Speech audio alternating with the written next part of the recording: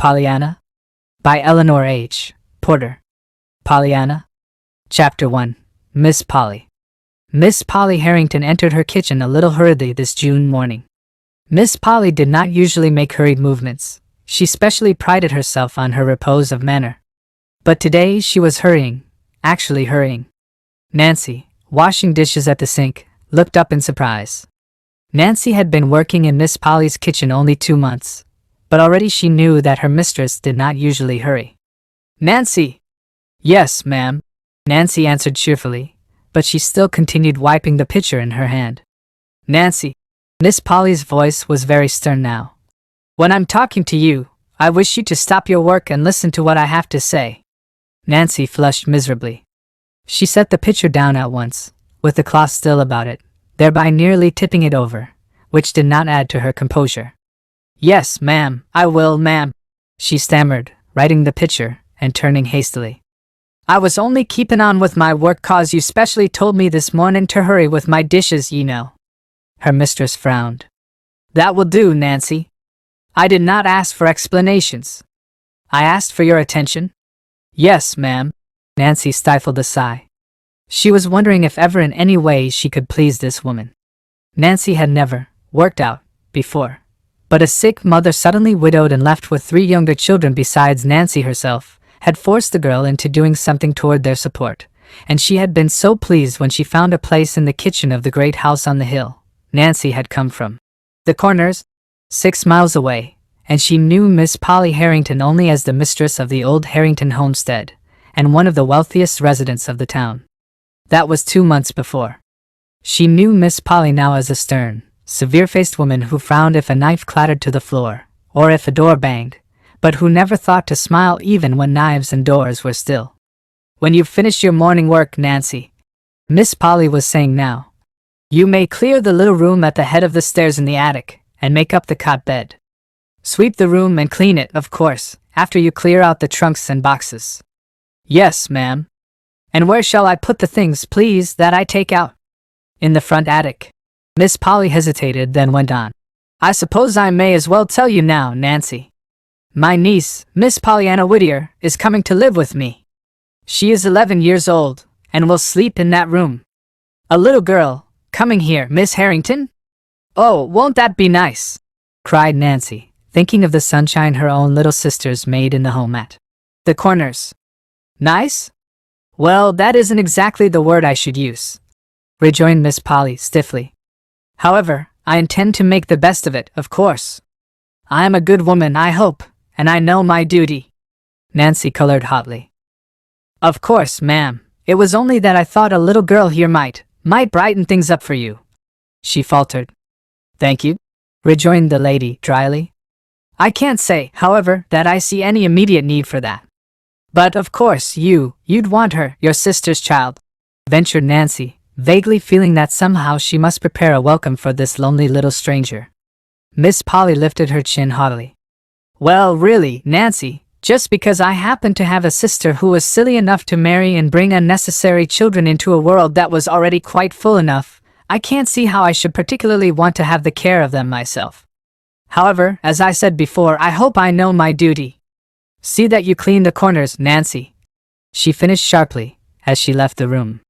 "Yes, ma'am," sighed Nancy, picking up the half-dried pitcher, now so cold it must be rinsed again. In her own room, Miss Polly took out once more the letter which she had received 2 days before from the faraway western town, and which had been so unpleasant a surprise to her. The letter was addressed to Miss Polly Harrington, Beldingsville, Vermont, and it read as follows. "Dear Madam, I regret to inform you that the Rev. John Whittier died 2 weeks ago, leaving one child, a girl 11 years old. He left practically nothing else save a few books, for, as you doubtless know, he was the pastor of this small mission church, and had a very meager salary. I believe he was your deceased sister's husband, but he gave me to understand the families were not on the best of terms. He thought, however, that for your sister's sake you might wish to take the child and bring her up among her own people in the East. Hence I am writing to you.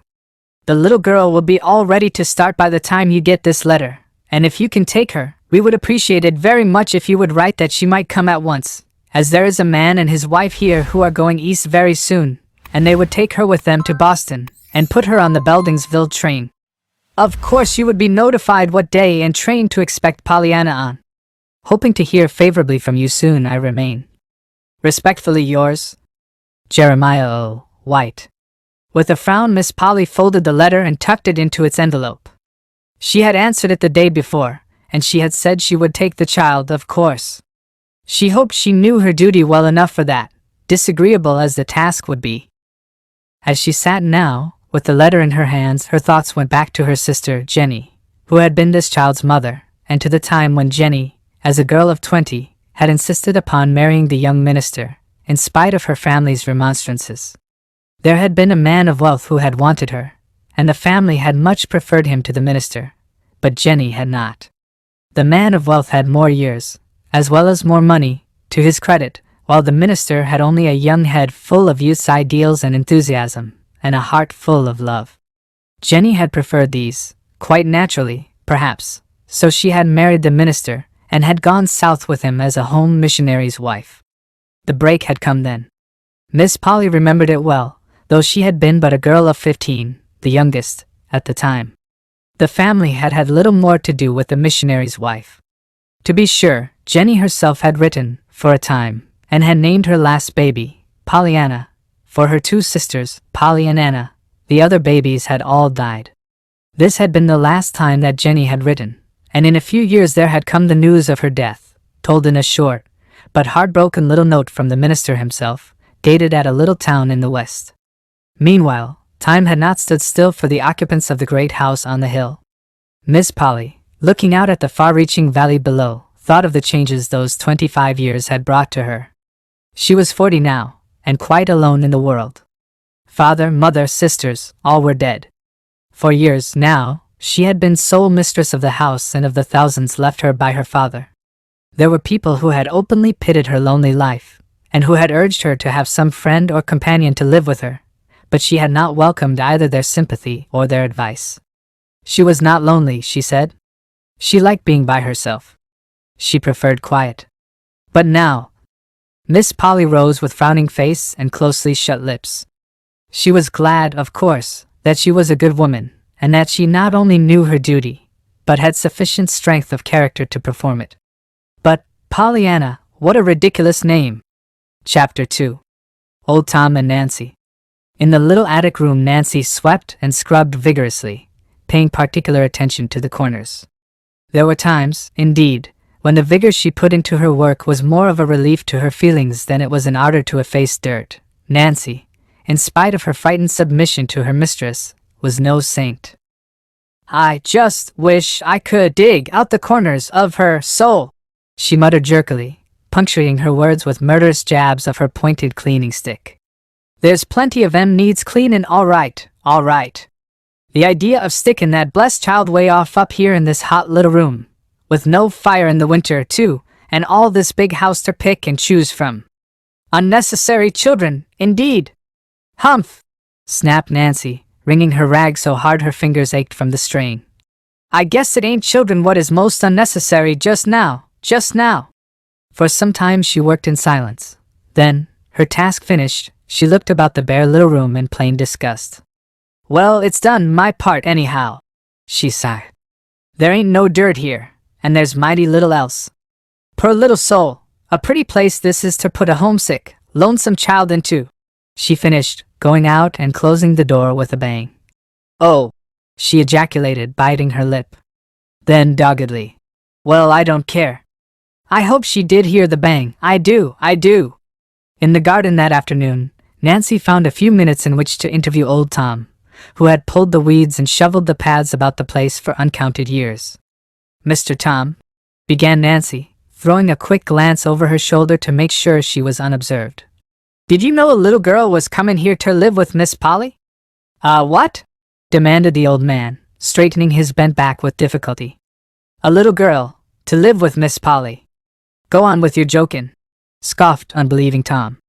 "Why don't you tell me the sun is a-goin' ter set in the east or more?" "But it's true. She told me so herself," maintained Nancy. "It's her niece, and she's 11 years old." The man's jaw fell. "Sho, I wonder now," he muttered, Then a tender light came into his faded eyes. It ain't, but it must be, Miss Jenny's little gal.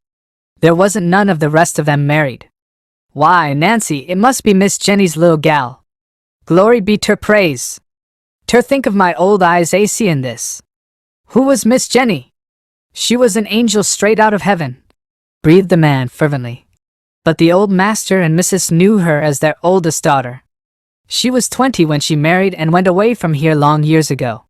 Her babies all died, I heard, except the last one, and that must be the one what's a comin' dot. She's 11 years old. Yes, she might be, nodded the old man. And she's going ter sleep in the attic. More shame to her, scolded Nancy, with another glance over her shoulder toward the house behind her. Old Tom frowned. The next moment a curious smile curved his lips. I'm wonderin' what Miss Polly will do with the child in the house, he said. Humph! Well, I'm wonderin' what a child will do with Miss Polly in the house, snapped Nancy. The old man laughed. I'm afraid you ain't fond of Miss Polly. He grinned. As if ever anybody could be fond of her, scorned Nancy. Old Tom smiled oddly. He stooped and began to work again. I guess maybe you didn't know about Miss Polly's love affair, he said slowly. Love affair, her? No, and I guess nobody else didn't either. Oh, yes they did, nodded the old man. And the fellers live in Turday, right in this town too. Who is he? I ain't tellin' that. It ain't fit that I should. The old man drew himself erect. In his dim blue eyes as he faced the house, there was the loyal servant's honest pride in the family he has served and loved for long years. But it don't seem possible, her and a lover, still maintained Nancy. Old Tom shook his head. You didn't know Miss Polly as I did, he argued. She used to be real handsome, and she would be now, if she'd let herself be. Handsome? Miss Polly? Yes. If she'd just let that tight hair of hern all out loose and careless like, as it used to be, and wear the sort of bonnets with posies in 'em, and the kind o' dresses all lace and white things, you'd see she'd be handsome. Miss Polly ain't old, Nancy. Ain't she, though? Well, then she's got an awfully good imitation of it. She has, sniffed Nancy. Yes, I know. It begun then, at the time of the trouble with her lover, nodded old Tom. And it seems as if she'd been feedin' on wormwood and thistles ever since. She's that bitter and prickly to deal with. I should say she was, declared Nancy indignantly. There's no pleasing her, nohow, no matter how you try. I wouldn't stay if TWA ain't for the wages and the folks at home what's needin' 'em. But someday I shall just be all over, and when I do, of course it'll be goodbye Nancy for me. It will. Old Tom shook his head. I know. I've felt it. It's nardrel, but 'tain't best, child, 'tain't best. Take my word for it, 'tain't best. And again he bent his old head to the work before him. Nancy, called a sharp voice. Why yes, ma'am, stammered Nancy, and hurried toward the house. Chapter 3. The Coming of Pollyanna. In due time came the telegram announcing that Pollyanna would arrive in Beldingsville the next day, the 25th of June, at 4 o'clock. Miss Polly read the telegram, frowned, then climbed the stairs to the attic room. She still frowned as she looked about her. The room contained a small bed, neatly made, 2 straight-backed chairs, a washstand, a bureau, without any mirror, and a small table. There were no drapery curtains at the dormer windows, no pictures on the wall. All day the sun had been pouring down upon the roof, and the little room was like an oven for heat. As there were no screens, the windows had not been raised. A big fly was buzzing angrily at one of them now, up and down, trying to get out. Miss Polly killed the fly, swept it through the window, raising the sash an inch for the purpose, straightened a chair, frowned again, and left the room. Nancy, she said a few minutes later, at the kitchen door. I found a fly upstairs in Miss Pollyanna's room. The window must have been raised at some time. I have ordered screens, but until they come I shall expect you to see that the windows remain closed. My niece will arrive tomorrow at 4 o'clock. I desire you to meet her at the station. Timothy will take the open buggy and drive you over. The telegram says light hair, red check gingham dress, and straw hat. That is all I know, but I think it is sufficient for your purpose. Yes, ma'am, but you... Miss Polly evidently read the pause aright, for she frowned and said crisply, "No, I shall not go. It is not necessary that I should, I think. That is all." And she turned away. Miss Polly's arrangements for the comfort of her niece, Pollyanna, were complete. In the kitchen, Nancy sent her flat iron with a vicious dig across the dish towel she was ironing. "Light hair, red check gingham dress, and straw hat. All she knows, indeed. Well, I'd be ashamed to own it up, that I would, and her my unliest niece what was a comin' from way across the continent." Promptly at 20 minutes to 4 the next afternoon, Timothy and Nancy drove off in the open buggy to meet the expected guest. Timothy was Old Tom's son. It was sometimes said in the town that if Old Tom was Miss Polly's right-hand man, Timothy was her left. Timothy was a good-natured youth, and a good-looking one, as well. Short as had been Nancy's stay at the house, the two were already good friends. Today, however, Nancy was too full of her mission to be her usual talkative self, and almost in silence she took the drive to the station and alighted to wait for the train. Over and over in her mind she was saying it. Light hair, red check dress, straw hat. Over and over again she was wondering just what sort of child this Pollyanna was, anyway. "I hope for her sake she's quiet and sensible, and don't drop knives nor bang doors," she sighed to Timothy, who had sauntered up to her. "Well, if she ain't, nobody knows what'll become of the rest of us," grinned Timothy. "Imagine Miss Polly and a noisy kid. Gory! There goes the whistle now. Oh, Timothy, I think it was mean ter send me," chattered the suddenly frightened Nancy, as she turned and hurried to a point where she could best watch the passengers alight at the little station. It was not long before Nancy saw her, the slender little girl in the red check gingham with 2 fat braids of flaxen hair hanging down her back. Beneath the straw hat, an eager, freckled little face turned to the right and to the left, plainly searching for someone. Nancy knew the child at once, but not for some time could she control her shaking knees sufficiently to go to her. The little girl was standing quite by herself when Nancy finally did approach her. "Are you Miss Pollyanna?" she faltered. The next moment she found herself half smothered in the clasp of 2 gingham-clad arms. "Oh, I'm so glad to see you," cried an eager voice in her ear. "Of course I'm Pollyanna, and I'm so glad you came to meet me. I hoped you would." You did?" stammered Nancy, vaguely wondering how Pollyanna could possibly have known her and wanted her. You did?" she repeated, trying to straighten her hat. "Oh, yes, and I've been wondering all the way here what you looked like," cried the little girl, dancing on her toes, and sweeping the embarrassed Nancy from head to foot with her eyes. "And now I know, and I'm glad you look just like you do look." Nancy was relieved just then to have Timothy come up. Pollyanna's words had been most confusing. "This is Timothy. Maybe you have a trunk," she stammered. "Yes, I have," nodded Pollyanna, importantly. "I've got a brand new one. The ladies' aid bought it for me, and wasn't it lovely of them, when they wanted the carpet so? Of course I don't know how much red carpet a trunk could buy, but it ought to buy some anyhow, much as half an aisle, don't you think? I've got a little thing here in my bag that Mr. Gray said was a check, and I must give it to you before I could get my trunk. Mr. Gray is Mrs. Gray's husband. They're cousins of Deacon Carr's wife. I came east with them, and they're lovely. And there, here 'tis," she finished, producing the check after much fumbling in the bag she carried. Nancy drew a long breath. Instinctively she felt that someone had to draw one, after that speech.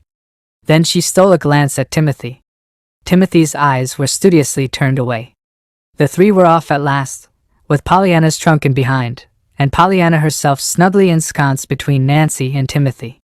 During the whole process of getting started, the little girl had kept up an uninterrupted stream of comments and questions, until the somewhat dazed Nancy found herself quite out of breath trying to keep up with her. "There! Isn't this lovely? Is it far? I hope 'tis. I love to ride," sighed Pollyanna, as the wheels began to turn. "Of course, if 'tisn't far, I shan't mind though, 'cause I'll be glad to get there all the sooner, you know. What a pretty street! I knew 'twas going to be pretty, Father told me." She stopped with a little choking breath. Nancy, looking at her apprehensively, saw that her small chin was quivering, and that her eyes were full of tears. In a moment, however, she hurried on, with a brave lifting of her head. Father told me all about it. He remembered. And I ought to have explained before. Mrs. Gray told me to, at once, about this red gingham dress, you know, and why I'm not in black. She said you'd think 'twas queer. But there weren't any black things in the last missionary barrel, only a lady's velvet basque which Deacon Carr's wife said wasn't suitable for me at all. Besides, it had white spots, worn, you know, on both elbows, and some other places. Part of the ladies' aid wanted to buy me a black dress and hat, but the other part thought the money ought to go toward the red carpet they're trying to get, for the church, you know. Mrs. White said maybe it was just as well anyway, for she didn't like children in black. That is, I mean, she liked the children, of course, but not the black part. Pollyanna paused for breath, and Nancy managed to stammer. Well, I'm sure it'll be all right. I'm glad you feel that way. I do, too, nodded Pollyanna, again with that choking little breath.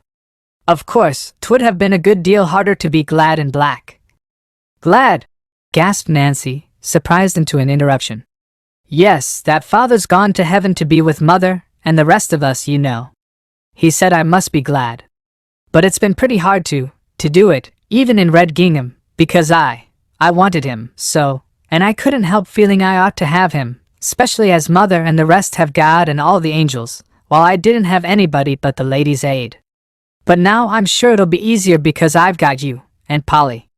I'm so glad I've got you.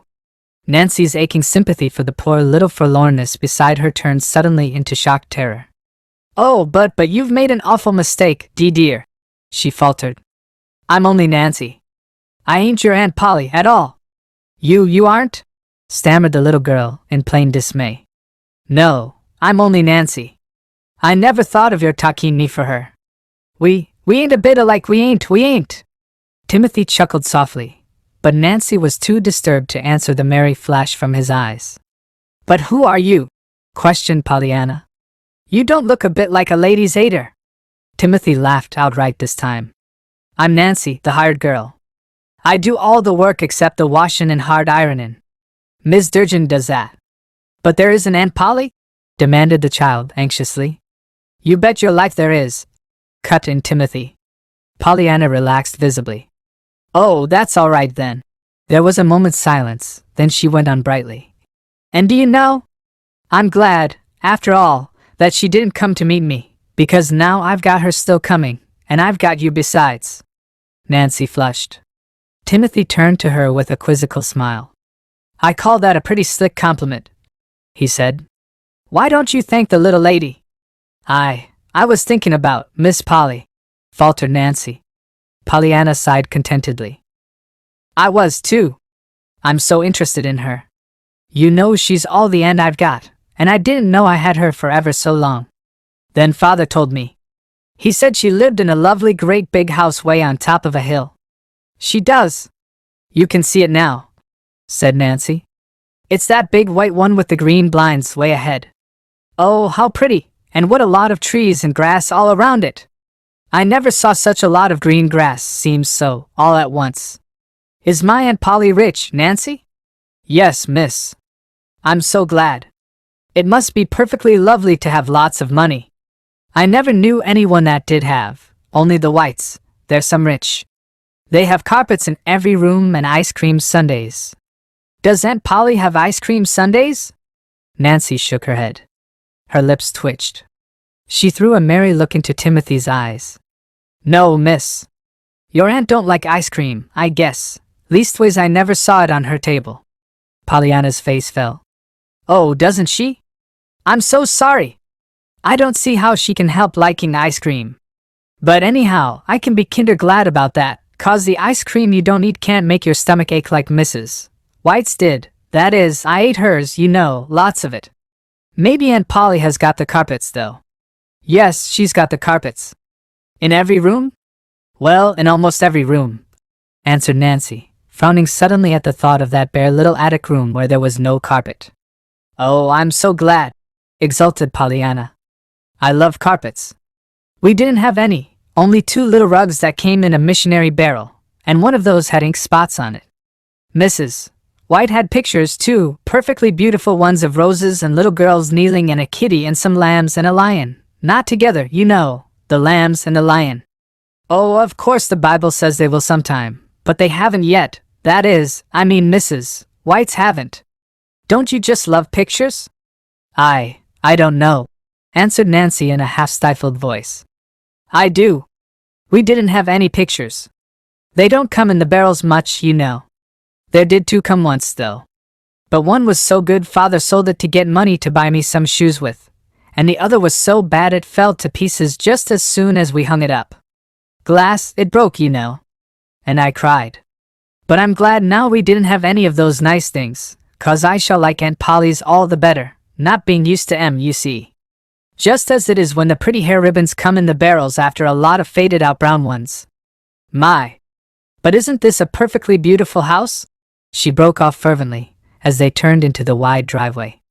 It was when Timothy was unloading the trunk that Nancy found an opportunity to mutter low in his ear. Don't you never say nothin' to me again about leavin', Timothy Durgin. You couldn't hire me ter leave. Leave? I should say not, grinned the youth. You couldn't drag me away. It'll be more fun here now, with that kid round, than movin' picture shows, every day. Fun, fun, repeated Nancy indignantly. I guess it'll be somethin' more than fun for that blessed child, when them two tries ter live together, and I guess she'll be a-needin' some rock ter fly to for refuge. Well, I may go and ter be that rock, Timothy. I am, she vowed, as she turned and led Pollyanna up the broad steps. Chapter 4. The Little Attic Room. Miss Polly Harrington did not rise to meet her niece. She looked up from her book, it is true, as Nancy and the little girl appeared in the sitting-room doorway, and she held out a hand with "Duty" written large on every coldly extended finger. How do you do, Pollyanna? She had no chance to say more. Pollyanna had fairly flown across the room and flung herself into her aunt's scandalized, unyielding lap. Oh, Aunt Polly, I don't know how to be glad enough that you let me come to live with you. She was sobbing. You don't know how perfectly lovely it is to have you and Nancy, and all this after you've had just the Ladies' Aid.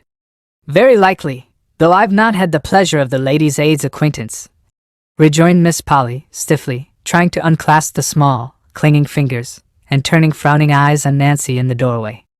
Nancy, that will do. You may go. Pollyanna, be good enough, please, to stand erect in a proper manner. I don't know yet what you look like. Pollyanna drew back at once, laughing a little hysterically. No, I suppose you don't. But you see I'm not very much to look at, anyway, on account of the freckles. Oh, and I ought to explain about the red gingham and the black velvet basque with white spots on the elbows. I told Nancy how Father said. Yes, well, never mind now what your father said, interrupted Miss Polly, crisply. You had a trunk, I presume? Oh, yes, indeed, Aunt Polly. I've got a beautiful trunk that the Ladies' Aid gave me. I haven't got so very much in it, of my own, I mean. The barrels haven't had many clothes for little girls in them lately, but there were all Father's books, and Mrs. White said she thought I ought to have those. You see, Father. Pollyanna, interrupted her aunt again, sharply. There is one thing that might just as well be understood right away at once, and that is, I do not care to have you keep talking of your father to me. The little girl drew in her breath tremulously. Why, Aunt Polly, you mean... She hesitated, and her aunt filled the pause. We will go upstairs to your room. Your trunk is already there, I presume. I told Timothy to take it up, if you had one. You may follow me, Pollyanna. Without speaking, Pollyanna turned and followed her aunt from the room. Her eyes were brimming with tears, but her chin was bravely high. After all, I reckon I'm glad she doesn't want me to talk about Father, Pollyanna was thinking. It'll be easier, maybe, if I don't talk about him. Probably, anyhow, that is why she told me not to talk about him. And Pollyanna, convinced anew of her aunt's kindness, blinked off the tears and looked eagerly about her. She was on the stairway now. Just ahead, her aunt's black silk skirt rustled luxuriously. Behind her an open door allowed a glimpse of soft-tinted rugs and satin-covered chairs. Beneath her feet a marvelous carpet was like green moss to the tread. On every side the gilt of picture frames or the glint of sunlight through the filmy mesh of lace curtains flashed in her eyes.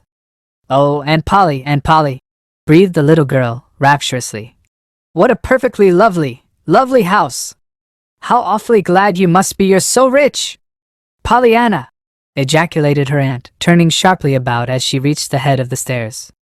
I'm surprised at you, making a speech like that to me. Why, Aunt Polly, aren't you? Queried Pollyanna, in frank wonder. Certainly not, Pollyanna.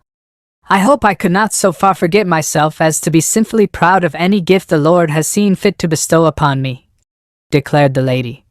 Certainly not of riches. Miss Polly turned and walked down the hall toward the attic stairway door. She was glad, now, that she had put the child in the attic room. Her idea at first had been to get her niece as far away as possible from herself, and at the same time place her where her childish heedlessness would not destroy valuable furnishings.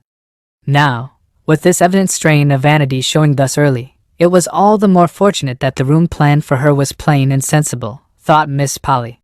Eagerly Pollyanna's small feet pattered behind her aunt. Still more eagerly her big blue eyes tried to look in all directions at once, that no thing of beauty or interest in this wonderful house might be passed unseen. Most eagerly of all her mind turned to the wondrously exciting problem about to be solved, behind which of all these fascinating doors was waiting now her room, the dear, beautiful room full of curtains, rugs, and pictures, that was to be her very own. Then, abruptly, her aunt opened a door and ascended another stairway. There was little to be seen here. A bare wall rose on either side. At the top of the stairs, wide reaches of shadowy space led to far corners where the roof came almost down to the floor, and where were stacked innumerable trunks and boxes. It was hot and stifling, too. Unconsciously Pollyanna lifted her head higher. It seemed so hard to breathe. Then she saw that her aunt had thrown open a door at the right. There, Pollyanna, here is your room, and your trunk is here, I see. Have you your key? Pollyanna nodded dumbly. Her eyes were a little wide and frightened. Her aunt frowned. When I ask a question, Pollyanna, I prefer that you should answer aloud, not merely with your head. Yes, Aunt Polly. Thank you, that is better. I believe you have everything that you need here, she added, glancing at the well-filled towel rack and water pitcher. I will send Nancy up to help you unpack. Supper is at 6 o'clock, she finished, as she left the room and swept downstairs. For a moment after she had gone, Pollyanna stood quite still, looking after her. Then she turned her wide eyes to the bare wall, the bare floor, the bare windows. She turned them last to the little trunk that had stood not so long before in her own little room in the faraway Western home. The next moment she stumbled blindly toward it, and fell on her knees at its side, covering her face with her hands. Nancy found her there when she came up a few minutes later. There, you poor lamb, she crooned, dropping to the floor and drawing the little girl into her arms. I was just fearin' I'd find you like this. Pollyanna shook her head. But I'm bad and wicked, Nancy, awful wicked, she sobbed. I just can't make myself understand that God and the angels needed my father more than I did. No more they did either, declared Nancy stoutly. Nancy! The burning horror in Pollyanna's eyes dried the tears. Nancy gave a shamefaced smile and rubbed her own eyes vigorously. There, child, I didn't mean it, of course, she cried briskly. Come, let's have your key and we'll get inside this trunk and take out your dresses in no time. Somewhat tearfully Pollyanna produced the key. There aren't very many there anyway, she faltered. Then they're all the sooner unpacked, declared Nancy. Pollyanna gave a sudden radiant smile. That's so! I can be glad of that, can't I? She cried. Nancy stared. Why, of course, she answered a little uncertainly. Nancy's capable hands made short work of unpacking the books, the patched undergarments, and a few pitifully unattractive dresses. Pollyanna, smiling bravely now, flew about, hanging the dresses in the closet, stacking the books on the table, and putting away the undergarments in the bureau drawers. I'm sure it's going to be a very nice room. Don't you think so? She stammered after a while. There was no answer. Nancy was very busy, apparently, with her head in the trunk. Pollyanna, standing at the bureau, gazed a little wistfully at the bare wall above. And I can be glad there isn't any looking glass here, too, 'cause where there isn't any glass I can't see my freckles. Nancy made a sudden queer little sound with her mouth, but when Pollyanna turned, her head was in the trunk again. At one of the windows, a few minutes later, Pollyanna gave a glad cry and clapped her hands joyously. Oh, Nancy, I hadn't seen this before, she breathed. Look, way off there, with those trees and the houses and that lovely church spire, and the river shining just like silver. Why, Nancy, there doesn't anybody need any pictures with that to look at. Oh, I'm so glad now she let me have this room. To Pollyanna's surprise and dismay, Nancy burst into tears. Pollyanna hurriedly crossed to her side. Why, Nancy, what is it? She cried, then fearfully. This wasn't your room, was it?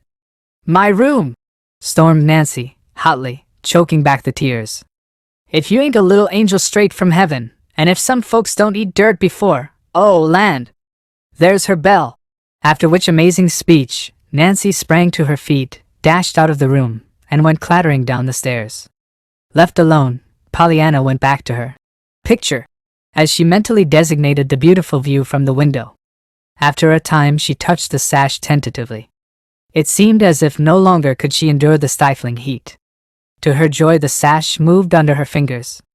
The next moment the window was wide open, and Pollyanna was leaning far out, drinking in the fresh, sweet air. She ran then to the other window. That too soon flew up under her eager hands. A big fly swept past her nose, and buzzed noisily about the room. Then another came, and another, but Pollyanna paid no heed. Pollyanna had made a wonderful discovery. Against this window a huge tree flung great branches. To Pollyanna they looked like arms outstretched, inviting her. Suddenly she laughed aloud. I believe I can do it, she chuckled. The next moment she had climbed nimbly to the window ledge. From there it was an easy matter to step to the nearest tree branch. Then, clinging like a monkey, she swung herself from limb to limb until the lowest branch was reached. The drop to the ground was, even for Pollyanna, who was used to climbing trees, a little fearsome. She took it, however, with bated breath, swinging from her strong little arms, and landing on all fours in the soft grass. Then she picked herself up and looked eagerly about her. She was at the back of the house. Before her lay a garden in which a bent old man was working. Beyond the garden a little path through an open field led up a steep hill, at the top of which a lone pine tree stood on guard beside the huge rock. To Pollyanna, at the moment, there seemed to be just one place in the world worth being in, the top of that big rock. With a run and a skillful turn, Pollyanna skipped by the bent old man, threaded her way between the orderly rows of green growing things, and, a little out of breath, reached the path that ran through the open field. Then, determinedly, she began to climb. Already, however, she was thinking what a long, long way off that rock must be, when back at the window it had looked so near. 15 minutes later the great clock in the hallway of the Harrington homestead struck 6. At precisely the last stroke Nancy sounded the bell for supper. 1, 2, 3 minutes passed. Miss Polly frowned and tapped the floor with her slipper. A little jerkily she rose to her feet, went into the hall, and looked upstairs, plainly impatient. For a minute she listened intently, then she turned and swept into the dining room. Nancy, she said with decision, as soon as the little serving maid appeared. My niece is late. No, you need not call her, she added severely, as Nancy made a move toward the hall door. I told her what time supper was, and now she will have to suffer the consequences. She may as well begin at once to learn to be punctual. When she comes down she may have bread and milk in the kitchen. Yes, ma'am. It was well, perhaps, that Miss Polly did not happen to be looking at Nancy's face just then. At the earliest possible moment after supper, Nancy crept up the back stairs and thence to the attic room. Bread and milk, indeed, and when the poor lamb hain't only just cried herself to sleep, she was muttering fiercely, as she softly pushed open the door. The next moment she gave a frightened cry. Where are you? Where have you gone? Where have you gone? She panted, looking in the closet, under the bed, and even in the trunk and down the water pitcher. Then she flew downstairs and out to old Tom in the garden.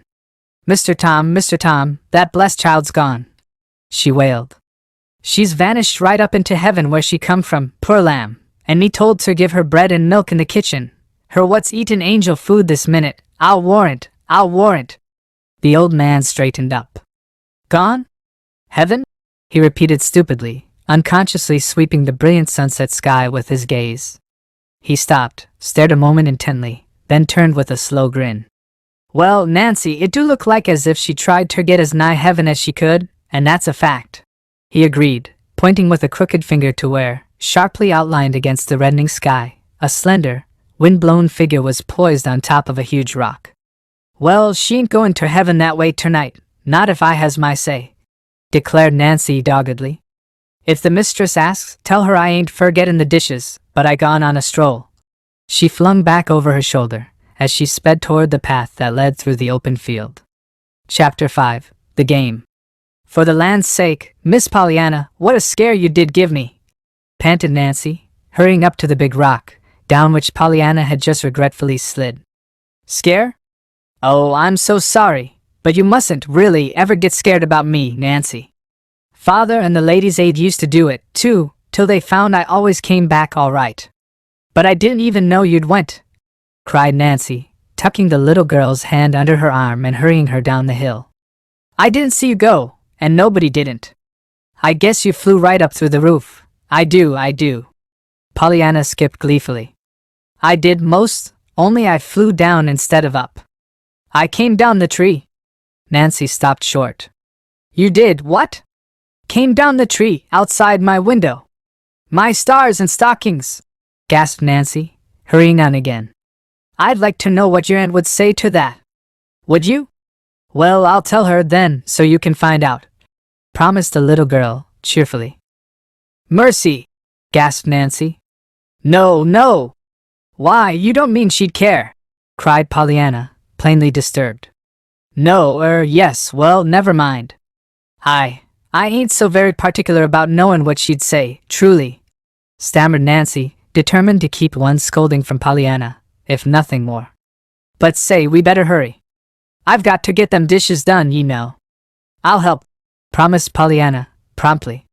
"Oh, Miss Pollyanna," demurred Nancy. For a moment there was silence. The sky was darkening fast. Pollyanna took a firmer hold of her friend's arm. "I reckon I'm glad, after all, that you did get scared, a little, 'cause then you came after me." She shivered. "Poor little lamb! And you must be hungry, too." I'm afraid you'll have to have bread and milk in the kitchen with me. Your aunt didn't like it, because you didn't come down to supper, you know." "But I couldn't. I was up here." "Yes, but she didn't know that, you see," observed Nancy, dryly, stifling a chuckle. "I'm sorry about the bread and milk. I am. Oh, I'm not. I'm glad." "Glad? Why?" "Why, I like bread and milk, and I'd like to eat with you." "I don't see any trouble about being glad about that." "You don't seem to see any trouble being glad about everything," retorted Nancy, choking a little over her remembrance of Pollyanna's brave attempts to like the bare little attic room. Pollyanna laughed softly. "Well, that's the game, you know, anyway." "The game?" "Yes, the just being glad game." "Whatever in the world are you talking about?" "Why, it's a game. Father told it to me, and it's lovely," rejoined Pollyanna. "We've played it always, ever since I was a little girl. I told the ladies' aid, and they played it, some of them." "What is it?" "I ain't much on games, though." Pollyanna laughed again, but she sighed, too, and in the gathering twilight her face looked thin and wistful. "Why, we began it on some crutches that came in a missionary barrel." "Crutches?" "Yes. You see, I'd wanted a doll, and Father had written them so. But when the barrel came, the lady wrote that there hadn't any dolls come in, but the little crutches had. So she sent them along as they might come in handy for some child, sometime. And that's when we began it." "Well, I must say I can't see any game about that, declared Nancy, almost irritably. "Oh yes, the game was to just find something about everything to be glad about, no matter what 'twas," rejoined Pollyanna, earnestly. "And we began right then, on the crutches." "Well, goodness me. I can't see anything to be glad about, getting a pair of crutches when you wanted a doll." Pollyanna clapped her hands. There is, she crowed. "But I couldn't see it either, Nancy, at first," she added, with quick honesty. "Father had to tell it to me." "Well then, suppose you tell me," almost snapped Nancy. "Goosey! Why, just be glad because you don't need 'em," exulted Pollyanna, triumphantly. "You see, it's just as easy, when you know how." "Well, of all the queer doin's," breathed Nancy, regarding Pollyanna with almost fearful eyes. "Oh, but it isn't queer, It's lovely," maintained Pollyanna enthusiastically. "And we've played it ever since. And the harder 'tis, the more fun 'tis to get 'em out. Only sometimes it's almost too hard, like when your father goes to heaven, and there isn't anybody but a lady's aid left. Yes, or when you're put in a snippy little room way at the top of the house with nothing in it," growled Nancy. Pollyanna sighed. "That was a hard one at first," she admitted, "especially when I was so kind of lonesome. I just didn't feel like playing the game, anyway, and I had been wanting pretty things, so. Then I happened to think how I hated to see my freckles in the looking glass, and I saw that lovely picture out the window, too, so then I knew I'd found the things to be glad about. You see, when you're hunting for the glad things, you sort of forget the other kind, like the doll you wanted, you know." "Humph!" choked Nancy, trying to swallow the lump in her throat. "Most generally it doesn't take so long," sighed Pollyanna. "And lots of times now I just think of them without thinking, you know. I've got so used to playing it. It's a lovely game. Father and I used to like it so much," she faltered. "I suppose, though, it'll be a little harder now, as long as I haven't anybody to play it with. Maybe Aunt Polly will play it, though," she added, as an afterthought. "My stars and stockings, her," breathed Nancy, behind her teeth. Then, aloud, she said doggedly, "See here, Miss Pollyanna, I ain't saying that I'll play it very well, and I ain't saying that I know how anyway, but I'll play it with ye, after a fashion. I just will, I will."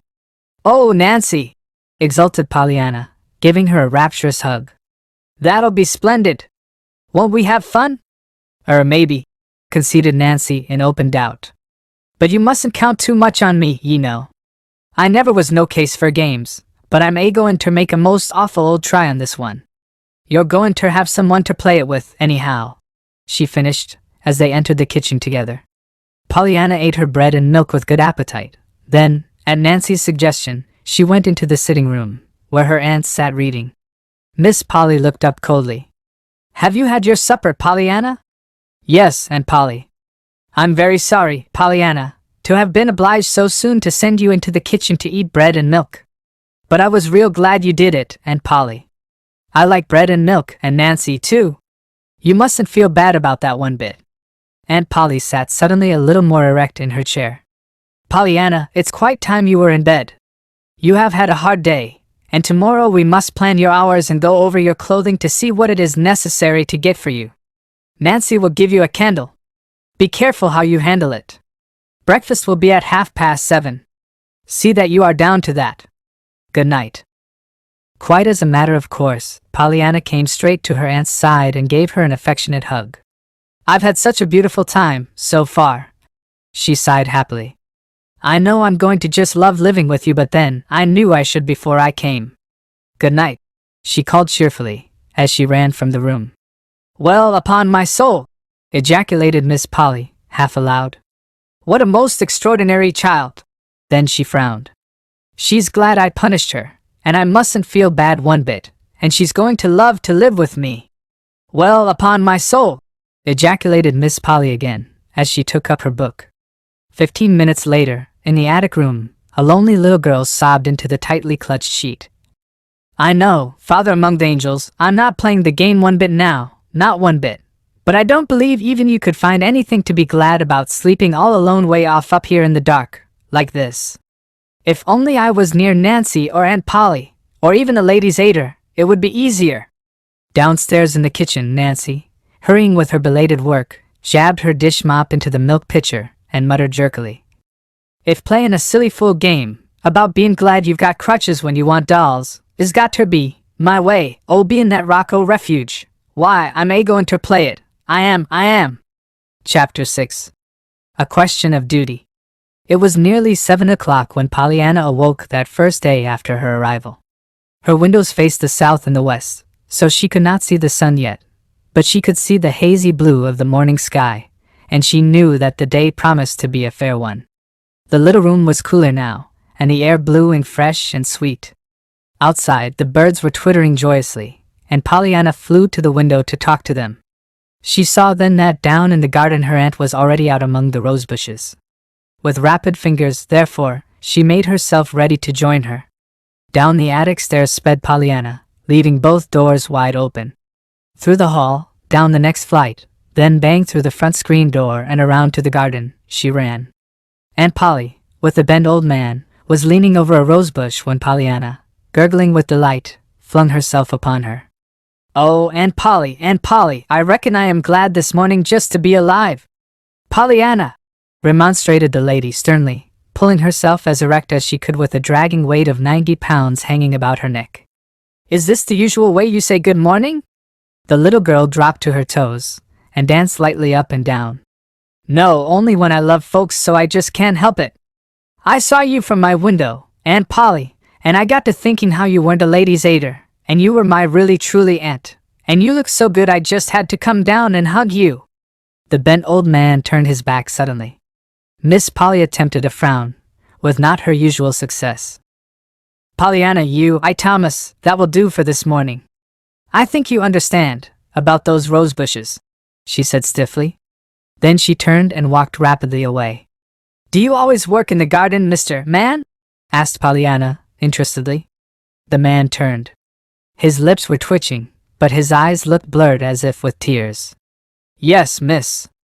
I'm old Tom, the gardener," he answered. Timidly, but as if impelled by an irresistible force, he reached out a shaking hand and let it rest for a moment on her bright hair. "You are so like your mother, little miss. I used to know her when she was even littler than you be. You see, I used to work in the garden then." Pollyanna caught her breath audibly. "You did? And you knew my mother really, when she was just a little earth angel, and not a heaven one? Oh, please tell me about her." And down plumped Pollyanna in the middle of the dirt path by the old man's side. A bell sounded from the house. The next moment Nancy was seen flying out the back door. "Miss Pollyanna, that bell means breakfast, mornings," she panted, pulling the little girl to her feet and hurrying her back to the house. "And other times it means other meals. But it always means that you're to run like time when you hear it, no matter where ye be.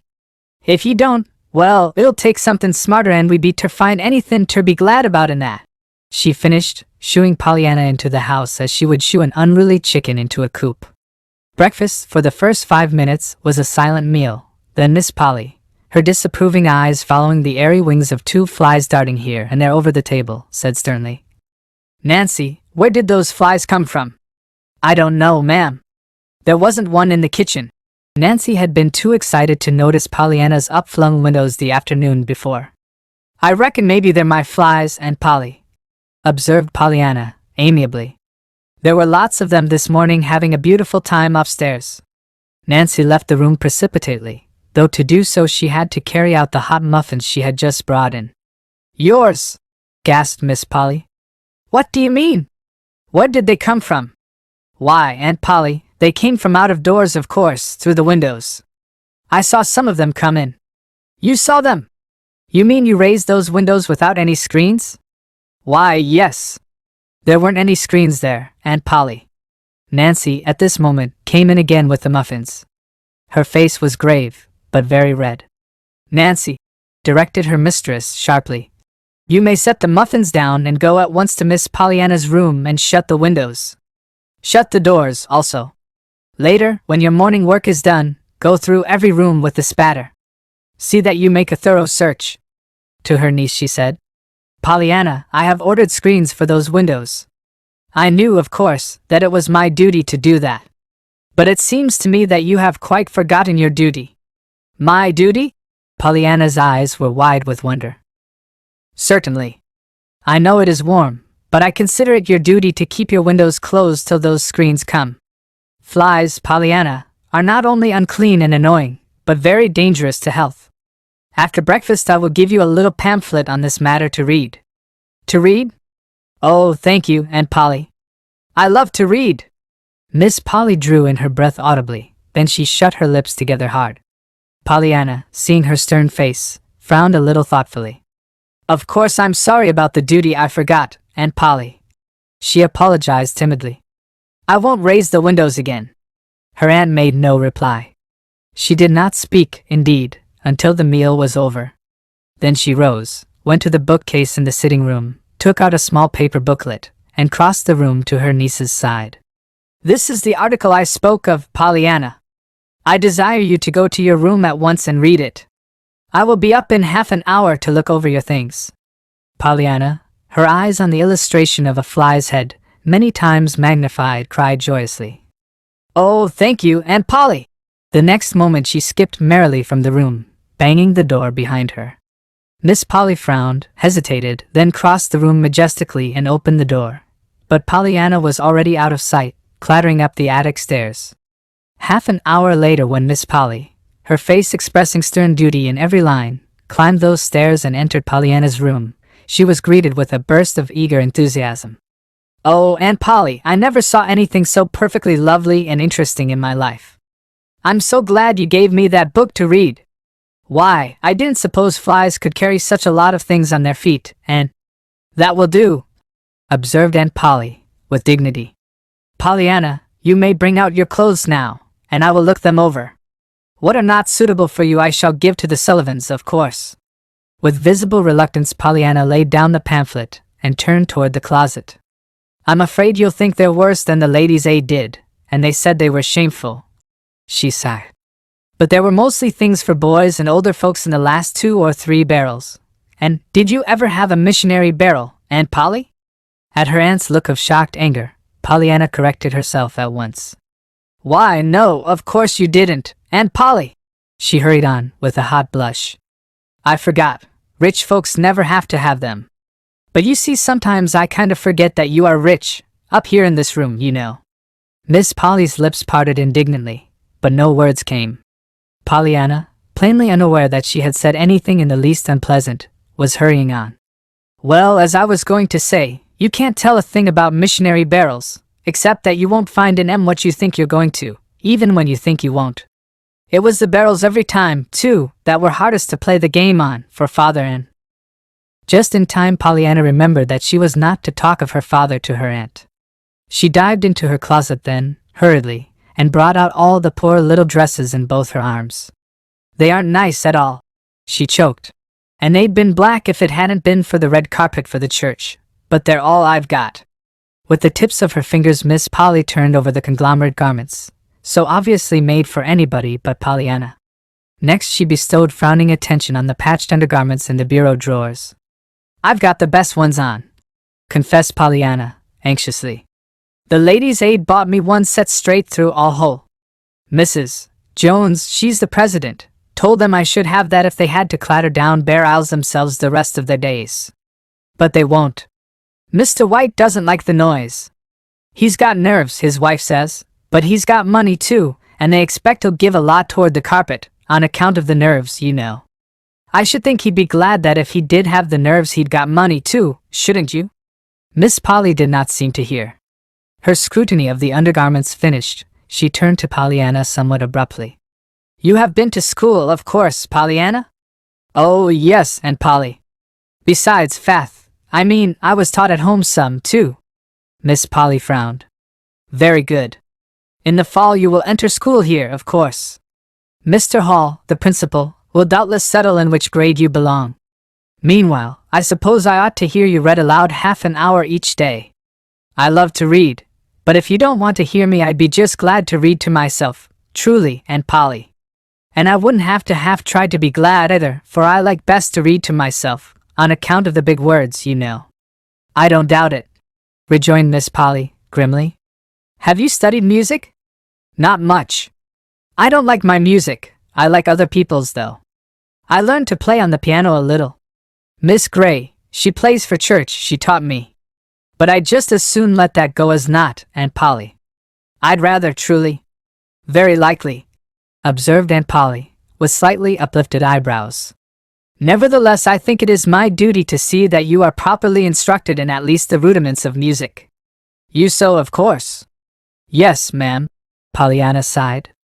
"The Ladies' Aid taught me that. But I had an awful time. Mrs.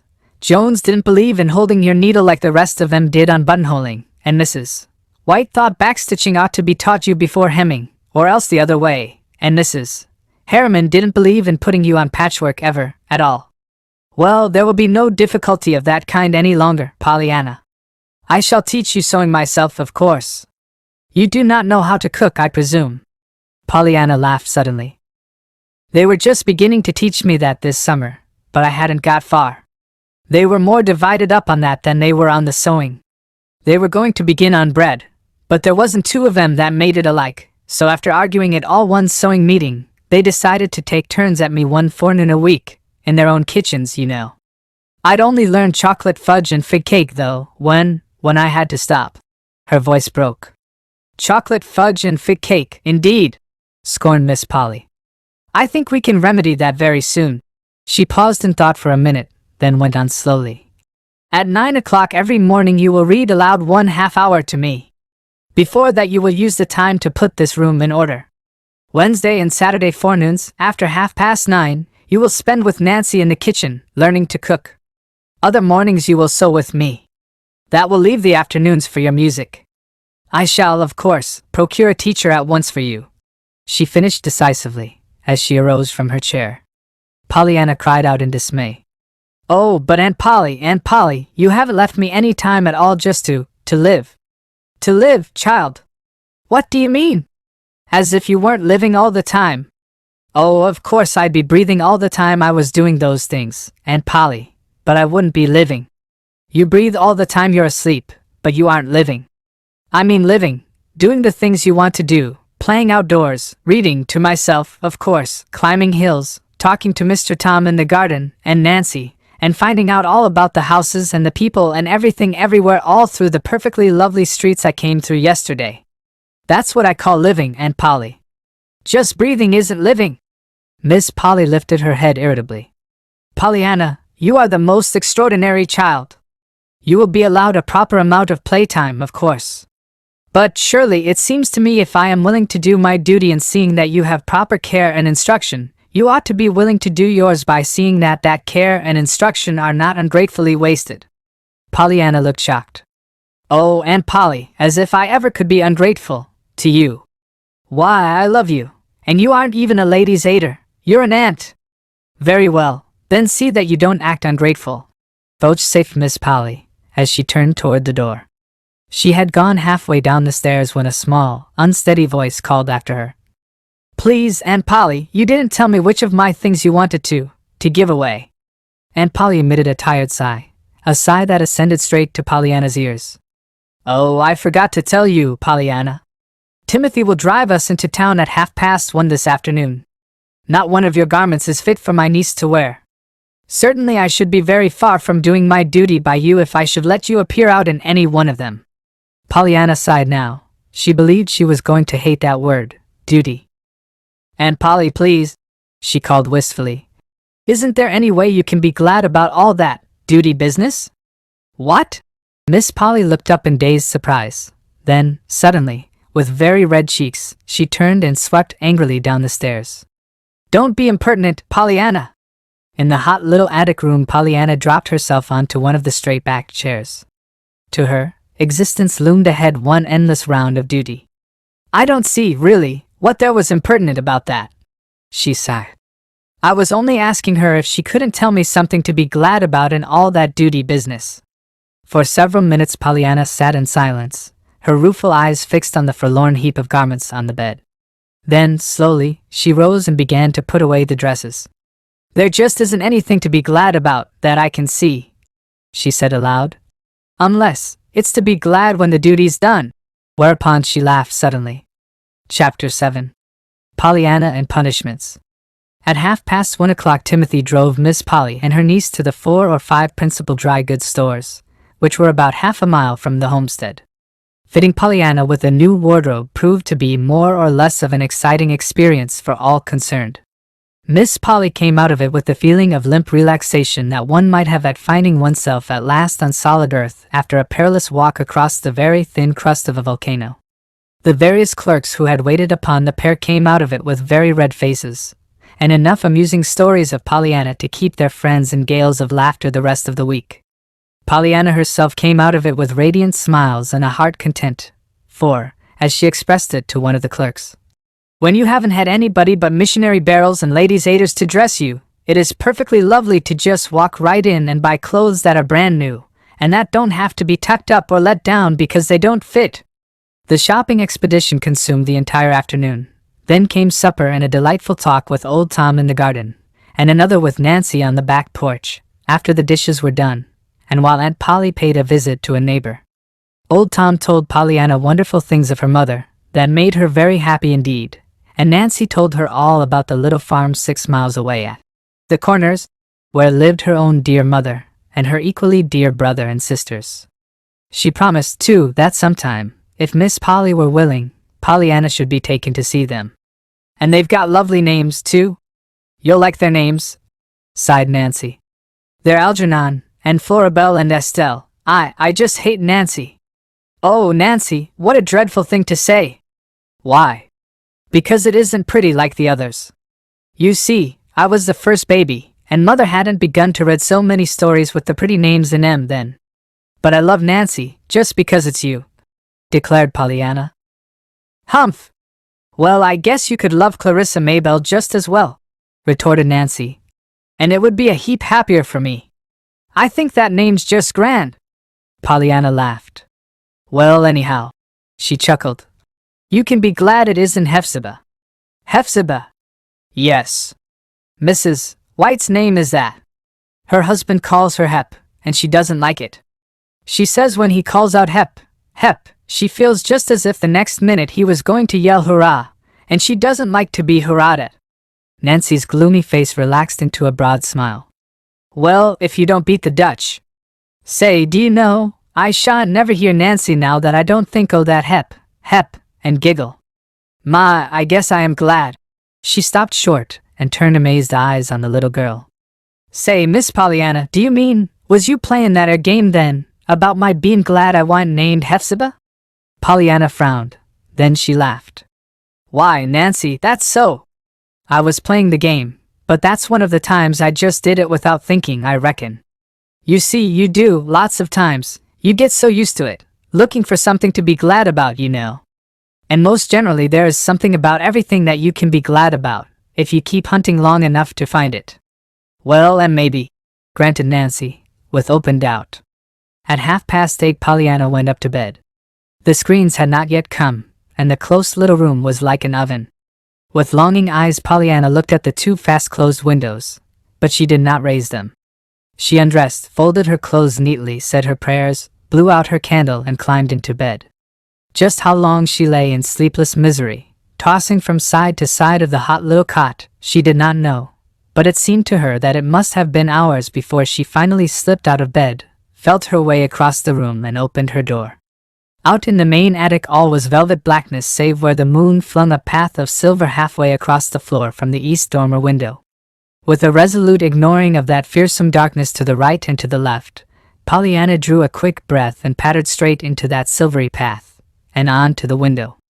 She had hoped, vaguely, that this window might have a screen, but it did not. Outside, however, there was a wide world of fairy-like beauty, and there was, too, she knew, fresh, sweet air that would feel so good to hot cheeks and hands.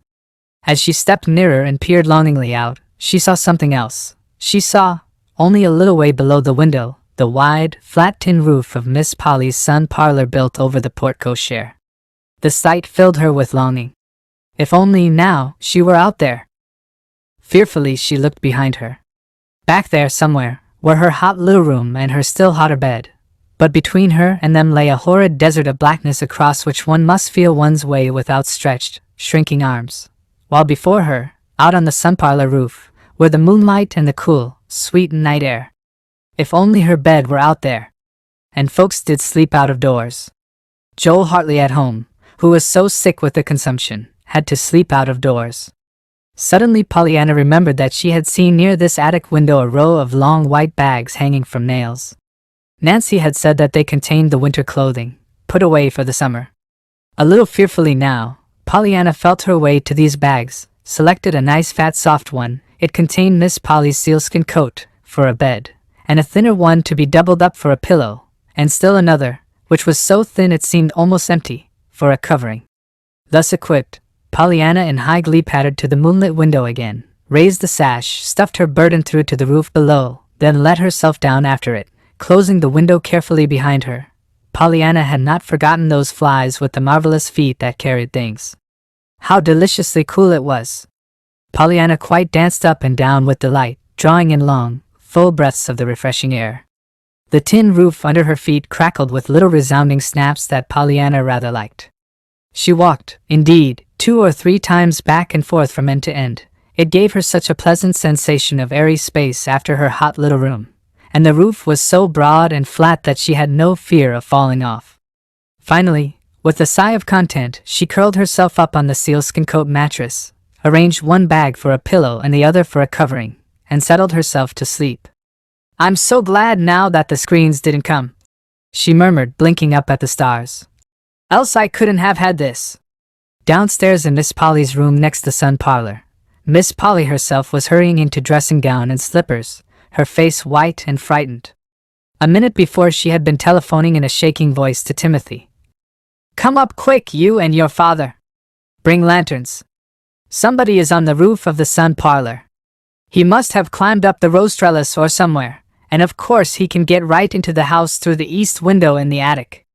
I have locked the attic door down here, but hurry, quick." Some time later, Pollyanna, just dropping off to sleep, was startled by a lantern flash and a trio of amazed ejaculations.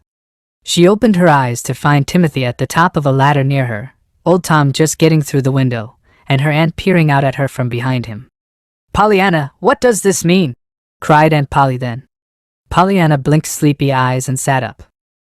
"Why, Mr. Tom, Aunt Polly," she stammered. "Don't look so scared.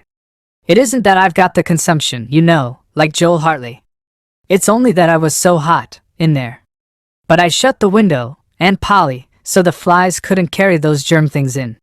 Timothy disappeared suddenly down the ladder. Old Tom, with almost equal precipitation, handed his lantern to Miss Polly, and followed his son. Miss Polly bit her lip hard until the men were gone, then she said sternly, "Pollyanna, hand those things to me at once and come in here. Of all the extraordinary children!" she ejaculated a little later, as, with Pollyanna by her side, and the lantern in her hand, she turned back into the attic. To Pollyanna the air was all the more stifling after that cool breath of the out-of-doors, but she did not complain. She only drew a long quivering sigh. At the top of the stairs Miss Polly jerked out crisply, "For the rest of the night, Pollyanna, you are to sleep in my bed with me. The screens will be here tomorrow, but until then I consider it my duty to keep you where I know where you are." Pollyanna drew in her breath. "With you, in your bed?" she cried rapturously. "Oh, Aunt Polly, how perfectly lovely of you! And when I've so wanted to sleep with someone sometime, someone that belonged to me, you know, not a lady's aider. I've had them. My! I reckon I am glad now those screens didn't come. Wouldn't you be?" There was no reply. Miss Polly was stalking on ahead. Miss Polly, to tell the truth, was feeling curiously helpless. For the 3rd time since Pollyanna's arrival, Miss Polly was punishing Pollyanna, and for the 3rd time she was being confronted with the amazing fact that her punishment was being taken as a special reward of merit. No wonder Miss Polly was feeling curiously helpless. Chapter 8. Pollyanna Pays a Visit. It was not long before life at the Harrington homestead settled into something like order, though not exactly the order that Miss Polly had at first prescribed. Pollyanna sewed, practiced, read aloud, and studied cooking in the kitchen, it is true, but she did not give to any of these things quite so much time as had first been planned. She had more time, also, to just live, as she expressed it, for almost all of every afternoon from 2 until 6 o'clock was hers to do with as she liked, provided she did not, like, to do certain things already prohibited by Aunt Polly. It is a question, perhaps, whether all this leisure time was given to the child as a relief to Pollyanna from work, or as a relief to Aunt Polly from Pollyanna. Certainly, as those first July days passed, Miss Polly found occasion many times to ejaculate, "What an extraordinary child!" And certainly the reading and sewing lessons found her at their conclusion each day somewhat dazed and wholly exhausted. Nancy, in the kitchen, fared better.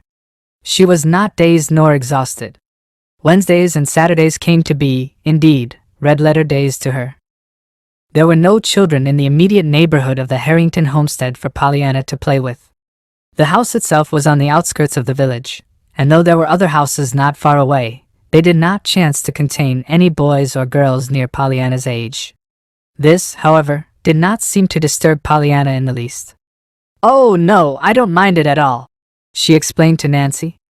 "I'm happy just to walk around and see the streets and the houses and watch the people. I just love people. Don't you, Nancy?" "Well, I can't say I do, all of them," retorted Nancy tersely. Almost every pleasant afternoon found Pollyanna begging for an errand to run, so that she might be off for a walk in one direction or another, and it was on these walks that frequently she met the man. To herself, Pollyanna always called him the man, no matter if she met a dozen other men the same day. The man often wore a long black coat and a high silk hat, two things that the just men never wore. His face was clean-shaven and rather pale, and his hair, showing below his hat, was somewhat gray. He walked erect and rather rapidly, and he was always alone, which made Pollyanna vaguely sorry for him. Perhaps it was because of this that she one day spoke to him. "How do you do, sir? Isn't this a nice day?" she called cheerily, as she approached him. The man threw a hurried glance about him, then stopped uncertainly. "Did you speak to me?" he asked in a sharp voice. "Yes, sir," beamed Pollyanna. "I say, it's a nice day, isn't it?" "Eh? Oh. Humph," he grunted, and strode on again. Pollyanna laughed. He was such a funny man, she thought. The next day she saw him again. "'Tisn't quite so nice as yesterday, but it's pretty nice," she called out cheerfully. "Eh? Oh. Humph," grunted the man as before, and once again Pollyanna laughed happily. When for the third time Pollyanna accosted him in much the same manner, the man stopped abruptly. "See here, child, who are you, and why are you speaking to me every day?" "I'm Pollyanna Whittier, and I thought you looked lonesome. I'm so glad you stopped. Now we're introduced, only I don't know your name yet." "Well, of all the—" The man did not finish his sentence, but strode on faster than ever. Pollyanna looked after him with a disappointed droop to her usually smiling lips. Maybe he didn't understand, but that was only half an introduction. "I don't know his name yet," she murmured as she proceeded on her way. Pollyanna was carrying calf's foot jelly to Mrs. Snow today. Miss Polly Harrington always sent something to Mrs. Snow once a week. She said she thought that it was her duty, inasmuch as Mrs. Snow was poor, sick, and a member of her church. It was the duty of all the church members to look out for her, of course. Miss Polly did her duty by Mrs. Snow usually on Thursday afternoons, not personally, but through Nancy. Today Pollyanna had begged the privilege, and Nancy had promptly given it to her in accordance with Miss Polly's orders. "And it's glad that I am to get rid of it," Nancy had declared in private afterwards to Pollyanna. "Though it's a shame to be tucking the job off onto you, poor lamb, so it is. But I'd love to do it, Nancy." "Well, you won't, after you've done it once," predicted Nancy sourly. "Why not?" "Because nobody does. If folks weren't sorry for her, there wouldn't a soul go near her from morning till night, she's that cantankerous. All is, I pity her daughter what has to take care of her." "But why, Nancy?" Nancy shrugged her shoulders. "Well, in plain words, it's just that nothing whatever has happened right in Miss Snow's eyes. Even the days of the week ain't run to her mind. If it's Monday, she's bound to say she wished 'twas Sunday, and if you take her jelly, you're pretty sure to hear she wanted chicken. But if you did bring her chicken, she'd be just hankering for lamb broth." "Why, what a funny woman," laughed Pollyanna. "I think I shall like to go to see her. She must be so surprising and different. I love different folks." "Humph! Well, Miss Snow's different, all right, I hope, for the sake of the rest of us," Nancy had finished grimly. Pollyanna was thinking of these remarks today as she turned in at the gate of the shabby little cottage. Her eyes were quite sparkling, indeed, at the prospect of meeting this different Mrs. Snow. A pale-faced, tired-looking young girl answered her knock at the door. "How do you do?" began Pollyanna politely. "I'm from Miss Polly Harrington, and I'd like to see Mrs. Snow, please." "Well, if you would, you're the first one that ever liked to see her," muttered the girl under her breath, but Pollyanna did not hear this. The girl had turned and was leading the way through the hall to a door at the end of it. In the sick room, after the girl had ushered her in and closed the door, Pollyanna blinked a little before she could accustom her eyes to the gloom. Then she saw, dimly outlined, a woman half sitting up in the bed across the room. Pollyanna advanced at once. "How do you do, Mrs. Snow? Aunt Polly says she hopes you are comfortable today, and she sent you some calf's foot jelly." "Dear me. Jelly?" murmured a fretful voice. "Of course I'm very much obliged, but I was hoping 'twould be lamb broth today." Pollyanna frowned a little. "Why, I thought it was chicken you wanted when folks brought you jelly," she said. "What?" The sick woman turned sharply. "Why, nothing much," apologized Pollyanna, hurriedly. "And of course it doesn't really make any difference. It's only that Nancy said it was chicken you wanted when we brought jelly, and lamb broth when we brought chicken, but maybe 'twas the other way, and Nancy forgot."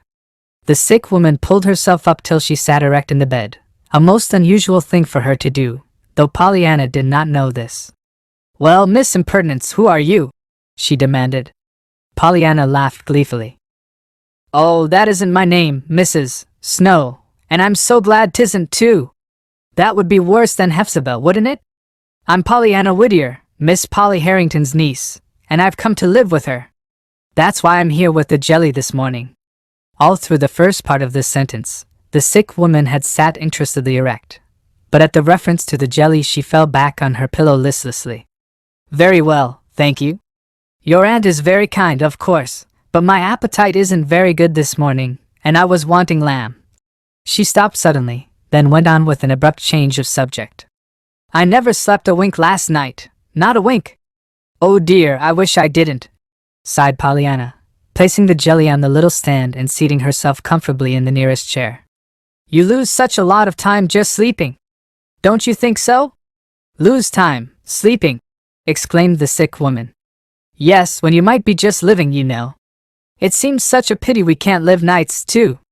Once again the woman pulled herself erect in her bed. "Well, if you ain't the amazing young one," she cried. "Here. Do you go to that window and pull up the curtain," she directed. "I should like to know what you look like." Pollyanna rose to her feet, but she laughed a little ruefully. "Oh dear! Then you'll see my freckles, won't you?" she sighed, as she went to the window. "And just when I was being so glad it was dark and you couldn't see 'em. There! Now you can, oh!" she broke off excitedly, as she turned back to the bed. "I'm so glad you wanted to see me, because now I can see you. They didn't tell me you were so pretty." "Me pretty?" scoffed the woman bitterly. "Why, yes. Didn't you know it?" cried Pollyanna.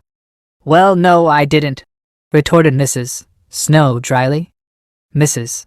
Snow had lived 40 years, and for 15 of those years she had been too busy wishing things were different to find much time to enjoy things as they were. "Oh, but your eyes are so big and dark, and your hair's all dark, too, and curly," cooed Pollyanna. "I love black curls. That's one of the things I'm going to have when I get to heaven, and you've got 2 little red spots in your cheeks. Why, Mrs. Snow, you are pretty. I should think you know it when you looked at yourself in the glass." "The glass?" snapped the sick woman, falling back on her pillow. "Yes, well, I hain't done much prinkin' before the mirror these days, and you wouldn't if you was flat on your back as I am." "Why, no, of course not," agreed Pollyanna, sympathetically.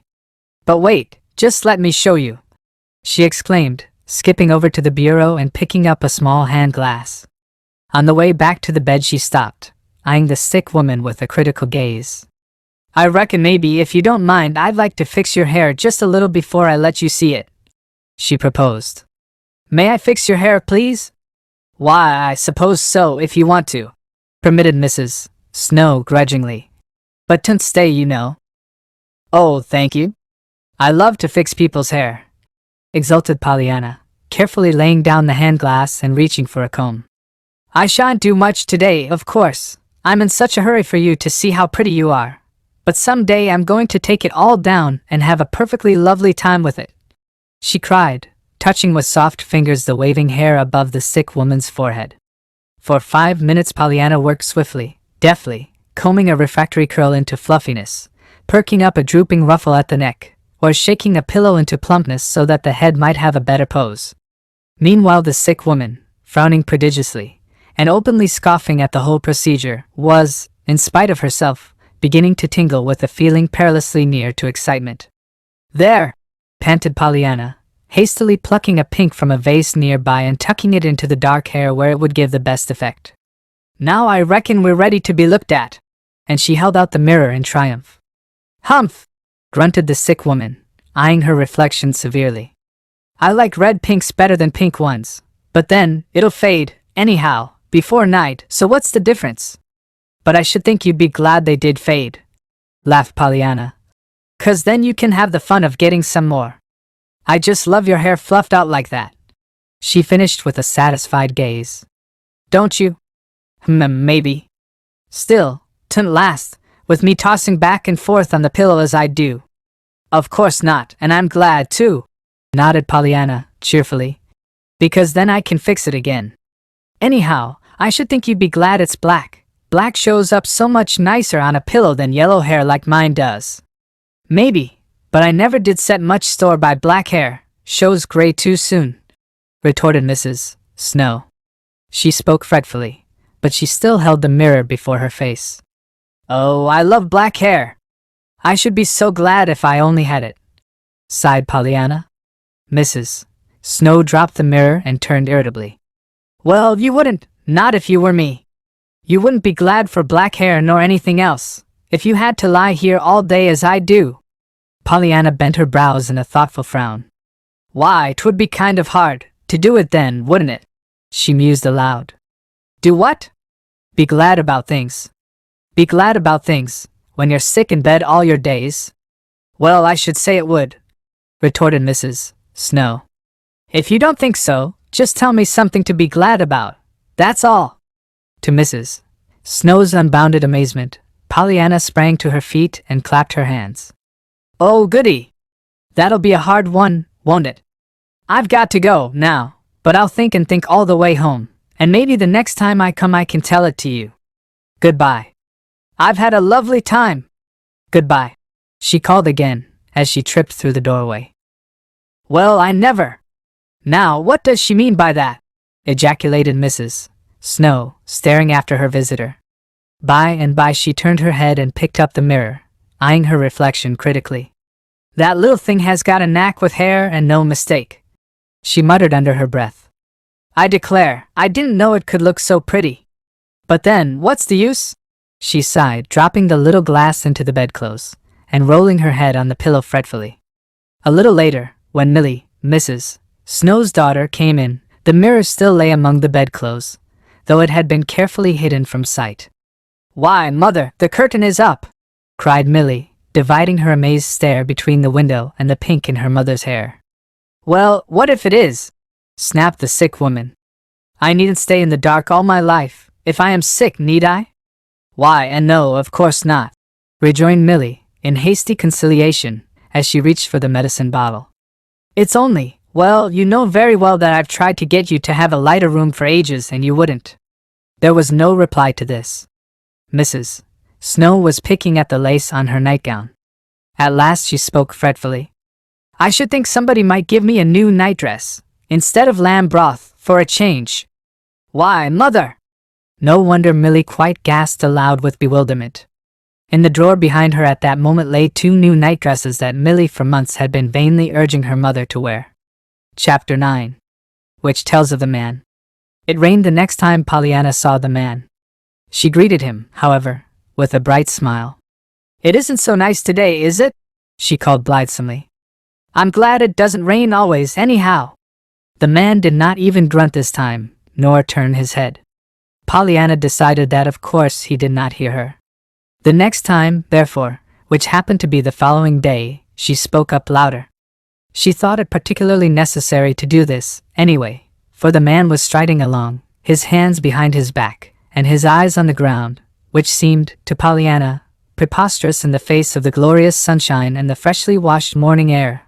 Pollyanna, as a special treat, was on a morning errand today. "How do you do?" she chirped. "I'm so glad it isn't yesterday, aren't you?" The man stopped abruptly. There was an angry scowl on his face. "See here, little girl, we might just as well settle this thing right now, once for all," he began testily. "I've got something besides the weather to think of. I don't know whether the sun shines or not." Pollyanna beamed joyously. "No, sir, I thought you didn't. That's why I told you." Yes, well, What? He broke off sharply, in sudden understanding of her words. I say, that's why I told you, so you would notice it, you know, that the sun shines and all that. I knew you'd be glad it did if you only stopped to think of it, and you didn't look a bit as if you were thinking of it. Well, of all the... ejaculated the man, with an oddly impotent gesture. He started forward again, but after the second step he turned back, still frowning. See here, why don't you find someone your own age to talk to? I'd like to, sir, but there aren't any round here, Nancy says. Still, I don't mind so very much. I like old folks just as well, maybe better sometimes, being used to the ladies' aid, so. Humph! The ladies' aid, indeed. Is that what you took me for? The man's lips were threatening to smile, but the scowl above them was still trying to hold them grimly stern. Pollyanna laughed gleefully. Oh no, sir. You don't look a mite like a ladies' aider, not but that you're just as good, of course, maybe better, she added in hurried politeness. You see, I'm sure you're much nicer than you look. The man made a queer noise in his throat. Well, of all the... he ejaculated again, as he turned and strode on as before. The next time Pollyanna met the man, his eyes were gazing straight into hers, with a quizzical directness that made his face look really pleasant, Pollyanna thought. Good afternoon, he greeted her a little stiffly. Perhaps I'd better say right away that I know the sun is shining today. But you don't have to tell me, nodded Pollyanna brightly. I knew you knew it just as soon as I saw you. Oh, you did you? Yes, sir, I saw it in your eyes, you know, and in your smile. Humph! Grunted the man, as he passed on. The man always spoke to Pollyanna after this, and frequently he spoke first, though usually he said little but, good afternoon. Even that, however, was a great surprise to Nancy, who chanced to be with Pollyanna one day when the greeting was given. Sakes alive, Miss Pollyanna, she gasped. Did that man speak to you? Why, yes, he always does, now, smiled Pollyanna. He always does. Goodness. Do you know who he is? Demanded Nancy. Pollyanna frowned and shook her head. I reckon he forgot to tell me one day. You see, I did my part of the introducing, but he didn't. Nancy's eyes widened.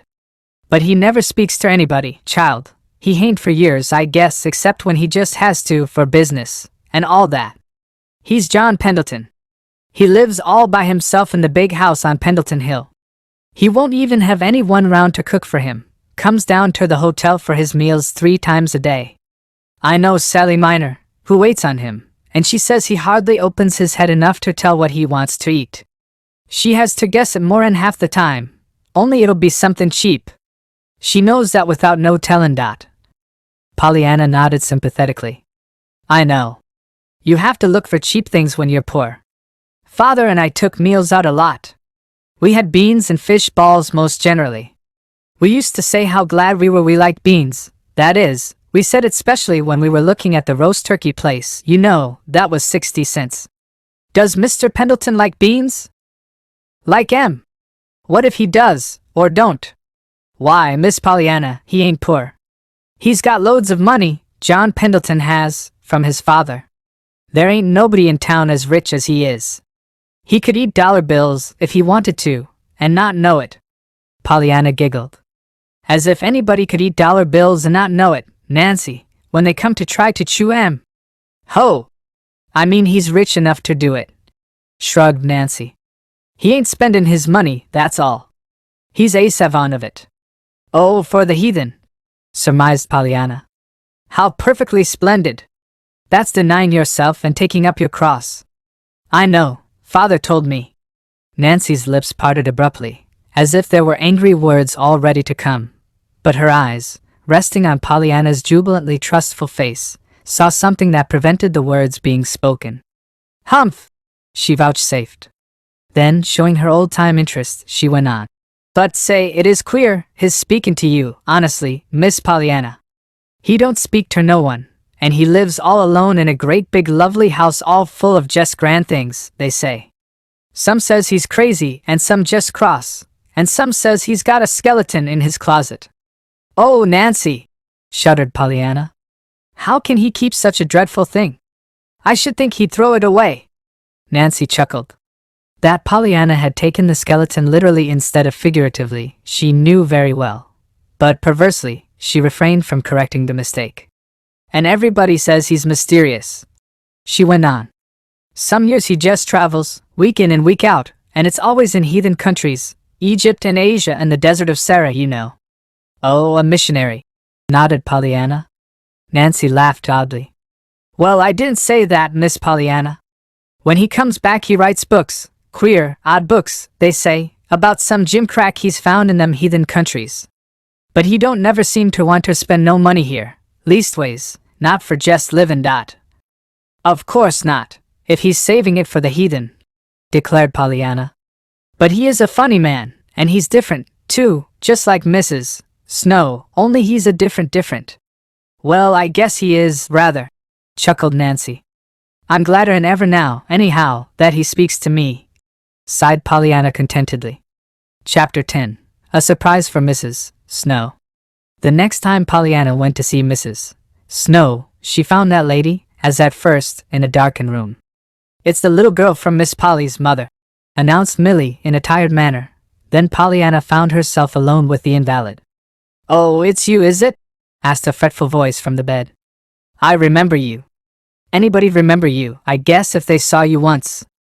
I wish you had come yesterday. I wanted you yesterday. Did you? Well, I'm glad 'tisn't any farther away from yesterday than today is then, laughed Pollyanna, advancing cheerily into the room, and setting her basket carefully down on a chair. My! But aren't you dark here, though? I can't see you a bit, she cried, unhesitatingly crossing to the window and pulling up the shade. I want to see if you've fixed your hair like I did. Oh, you haven't! But never mind, I'm glad you haven't, after all, 'cause maybe you'll let me do it, later. But now I want you to see what I brought you. The woman stirred restlessly. Just as if how it looks would make any difference in how it tastes. She scoffed, but she turned her eyes toward the basket. Well, what is it? Guess. What do you want? Pollyanna had skipped back to the basket. Her face was alight. The sick woman frowned. Why, I don't want anything as I know of, she sighed. After all, they all taste alike. Pollyanna chuckled. This won't. Guess. If you did want something, what would it be? The woman hesitated. She did not realize it herself, but she had so long been accustomed to wanting what she did not have, that to state offhand what she did want seemed impossible, until she knew what she had. Obviously, however, she must say something. This extraordinary child was waiting. Well, of course, there's lamb broth. I've got it, crowed Pollyanna. But that's what I didn't want, sighed the sick woman, sure now of what her stomach craved. It was chicken I wanted. Oh, I've got that too, chuckled Pollyanna. The woman turned in amazement. Both of them? She demanded. Yes, and calf's foot jelly, triumphed Pollyanna. I was just bound you should have what you wanted for once, so Nancy and I fixed it. Oh, of course, there's only a little of each, but there's some of all of them. I'm so glad you did want chicken, she went on contentedly, as she lifted the 3 little bowls from her basket. You see, I got to thinking on the way here, what if you should say tripe, or onions, or something like that, that I didn't have? Wouldn't it have been a shame, when I tried so hard? She laughed merrily. There was no reply. The sick woman seemed to be trying, mentally, to find something she had lost. There! I'm to leave them all, announced Pollyanna, as she arranged the 3 bowls in a row on the table. Like enough it'll be lamb broth you want tomorrow. How do you do today? She finished in polite inquiry. Very poorly, thank you, murmured Mrs. Snow, falling back into her usual listless attitude. I lost my nap this morning. Nellie Higgins next door has begun music lessons, and her practicing drives me nearly wild. She was at it all the morning, every minute. I'm sure I don't know what I shall do. Polly nodded sympathetically. I know. It is awful. Mrs. White had it once, one of my lady's aiders, you know. She had rheumatic fever, too, at the same time, so she couldn't thrash round. She said 'twould have been easier if she could have. Can you? Can I, what? Thrash round, move, you know, so as to change your position when the music gets too hard to stand.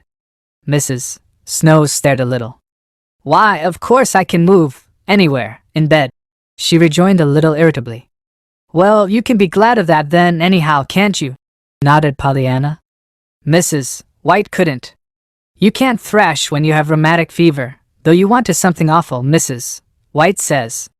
She told me afterwards she reckoned she'd have gone raving crazy if it hadn't been for Mr. White's sister's ears, being deaf, so. Sister's ears? What do you mean? Pollyanna laughed. Well, I reckon I didn't tell it all, and I forgot you didn't know Mrs. White. You see, Miss White was deaf, awfully deaf, and she came to visit Em and to help take care of Mrs. White and the house. Well, they had such an awful time making her understand anything, that after that, every time the piano commenced to play across the street, Mrs. White felt so glad she could hear it, that she didn't mind so much that she did hear it, 'cause she couldn't help thinking how awful 'twould be if she was deaf and couldn't hear anything, like her husband's sister. You see, she was playing the game, too. I told her about it. The game? Pollyanna clapped her hands. There! I most forgot, but I've thought it up, Mrs. Snow, what you can be glad about. Glad about? What do you mean? Why, I told you I would. Don't you remember? You asked me to tell you something to be glad about. Glad, you know, even though you did have to lie here abed all day. Oh, scoffed the woman. That? Yes, I remember that. But I didn't suppose you were in earnest any more than I was. Oh, yes, I was, nodded Pollyanna, triumphantly. And I found it too. But 'twas hard. It's all the more fun, though, always, when 'tis hard. And I will own up, honest to true, that I couldn't think of anything for a while. Then I got it. Did you really? Well, what is it? Mrs. Snow's voice was sarcastically polite. Pollyanna drew a long breath. I thought how glad you could be, that other folks weren't like you, all sick in bed like this, you know, she announced impressively. Mrs. Snow stared. Her eyes were angry. Well, really, she ejaculated then, in not quite an agreeable tone of voice. And now I'll tell you the game, proposed Pollyanna, blithely confident. It'll be just lovely for you to play, it'll be so hard. And there's so much more fun when it is hard. You see, it's like this. And she began to tell of the missionary barrel, the crutches, and the doll that did not come. The story was just finished when Millie appeared at the door. Your aunt is wanting you, Miss Pollyanna, she said with dreary listlessness. She telephoned down to the Harlows across the way. She says you're to hurry, that you've got some practicing to make up before dark. Pollyanna rose reluctantly. All right, she sighed. I'll hurry. Suddenly she laughed. I suppose I ought to be glad I've got legs to hurry with, hadn't I, Mrs. Snow? There was no answer. Mrs. Snow's eyes were closed. But Millie, whose eyes were wide open with surprise, saw that there were tears on the wasted cheeks.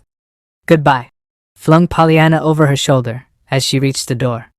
I'm awfully sorry about the hair. I wanted to do it. But maybe I can next time. One by one the July days passed.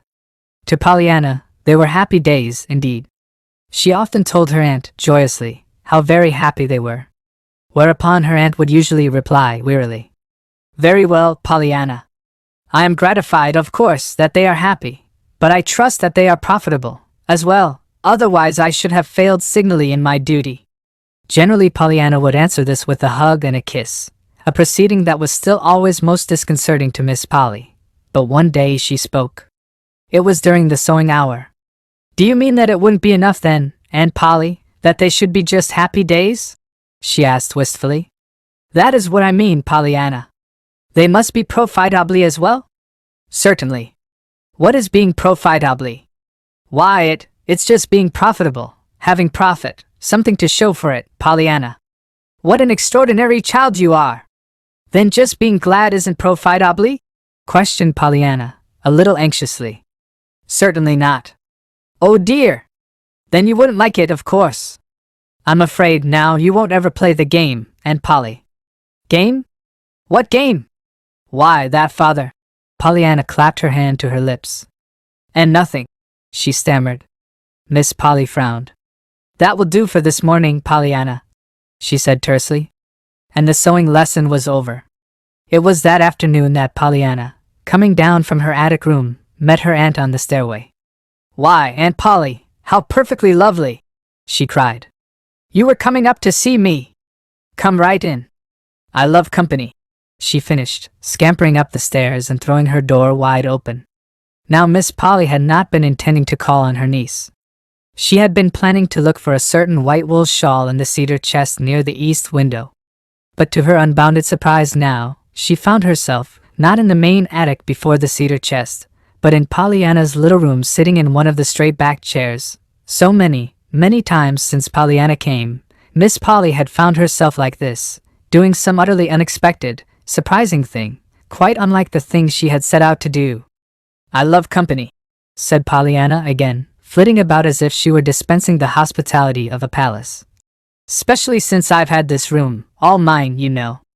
"Oh, of course I had a room, always, but 'twas a hired room, and hired rooms aren't half as nice as owned ones, are they? And of course I do own this one, don't I?" Why yes, Pollyanna," murmured Miss Polly, vaguely wondering why she did not get up at once and go to look for that shawl. "And of course now I just love this room, even if it hasn't got the carpets and curtains and pictures that I'd been want." With a painful blush, Pollyanna stopped short. She was plunging into an entirely different sentence when her aunt interrupted her sharply. "What's that, Pollyanna?" "And nothing, Aunt Polly, truly. I didn't mean to say it." "Probably not," returned Miss Polly coldly. "But you did say it, so suppose we have the rest of it." "But it wasn't anything, only that I'd been kind of planning on pretty carpets and lace curtains and things, you know." "But of course." "Planning on them," interrupted Miss Polly sharply. Pollyanna blushed still more painfully. "I ought not to have, of course, Aunt Polly," she apologized. "It was only because I'd always wanted them and hadn't had them, I suppose. Oh, we'd had 2 rugs in the barrels, but they were little, you know, and one had ink spots, and the other holes, and there never were only those 2 pictures, the one I mean the good one we sold, and the bad one that broke.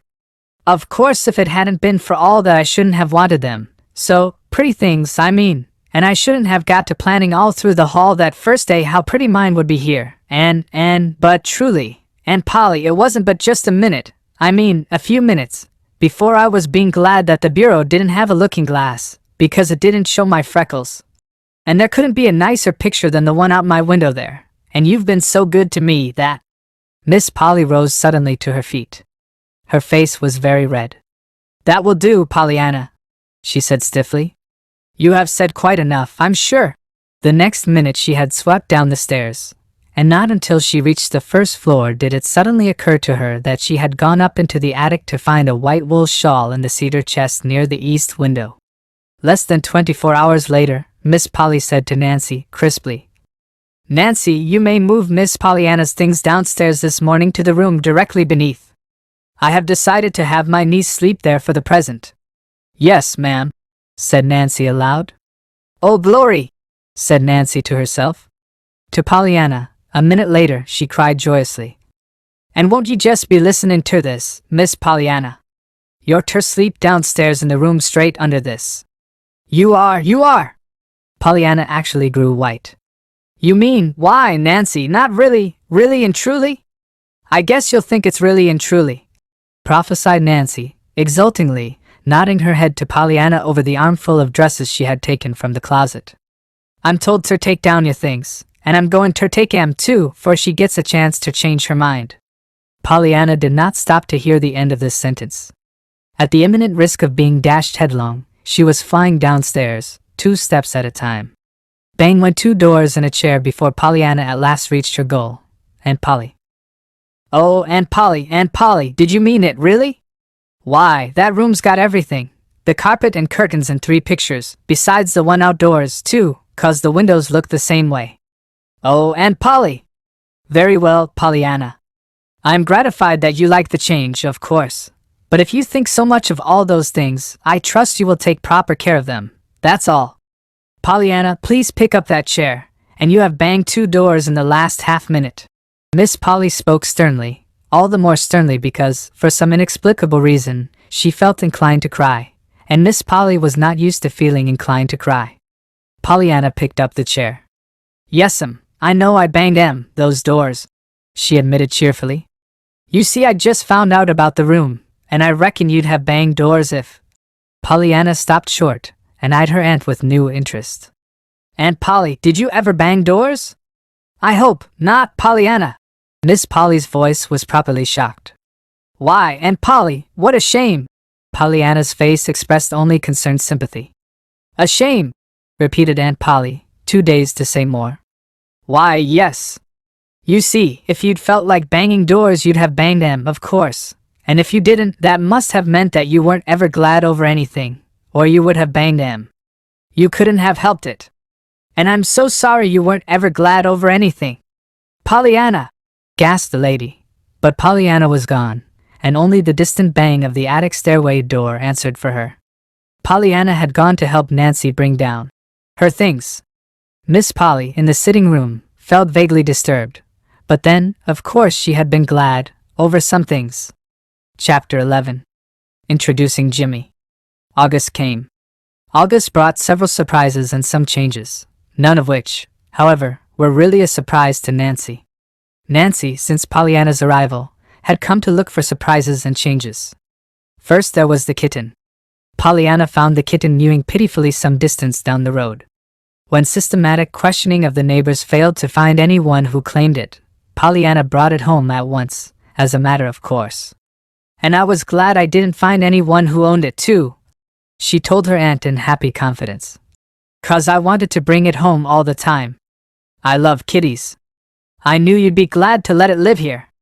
Miss Polly looked at the forlorn little gray bunch of neglected misery in Pollyanna's arms, and shivered. Miss Polly did not care for cats, not even pretty, healthy, clean ones. "Ugh! Pollyanna! What a dirty little beast! And it's sick, I'm sure, and all mangy and flea."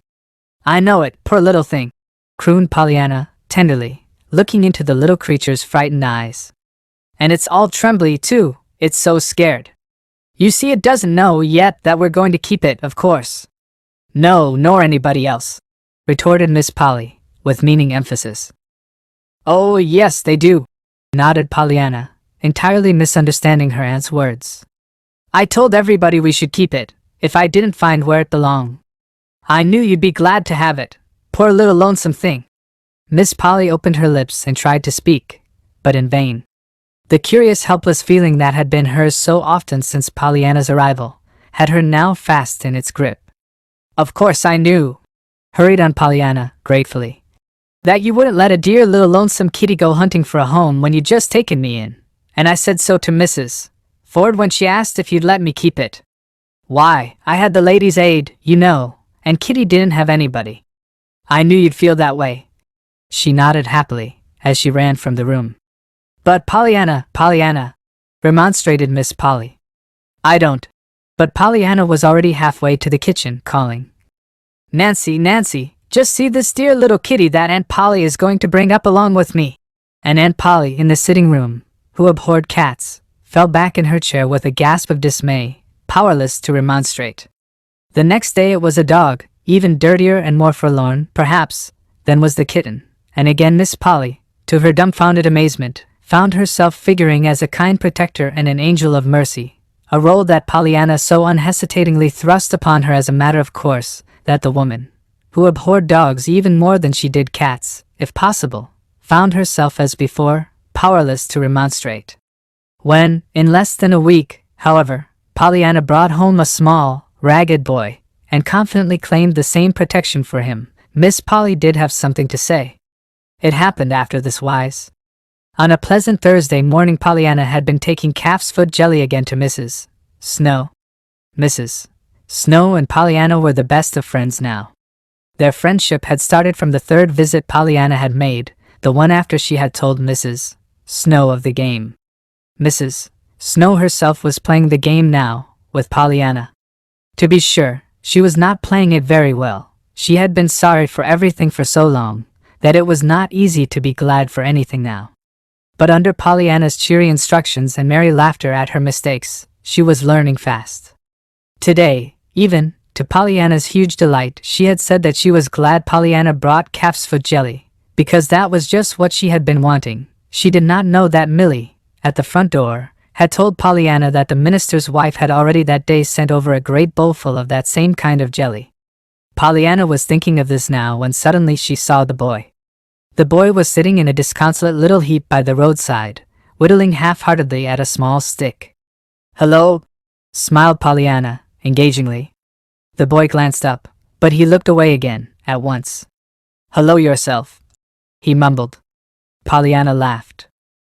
"Now you don't look as if you'd be glad even for calf's foot jelly," she chuckled, stopping before him.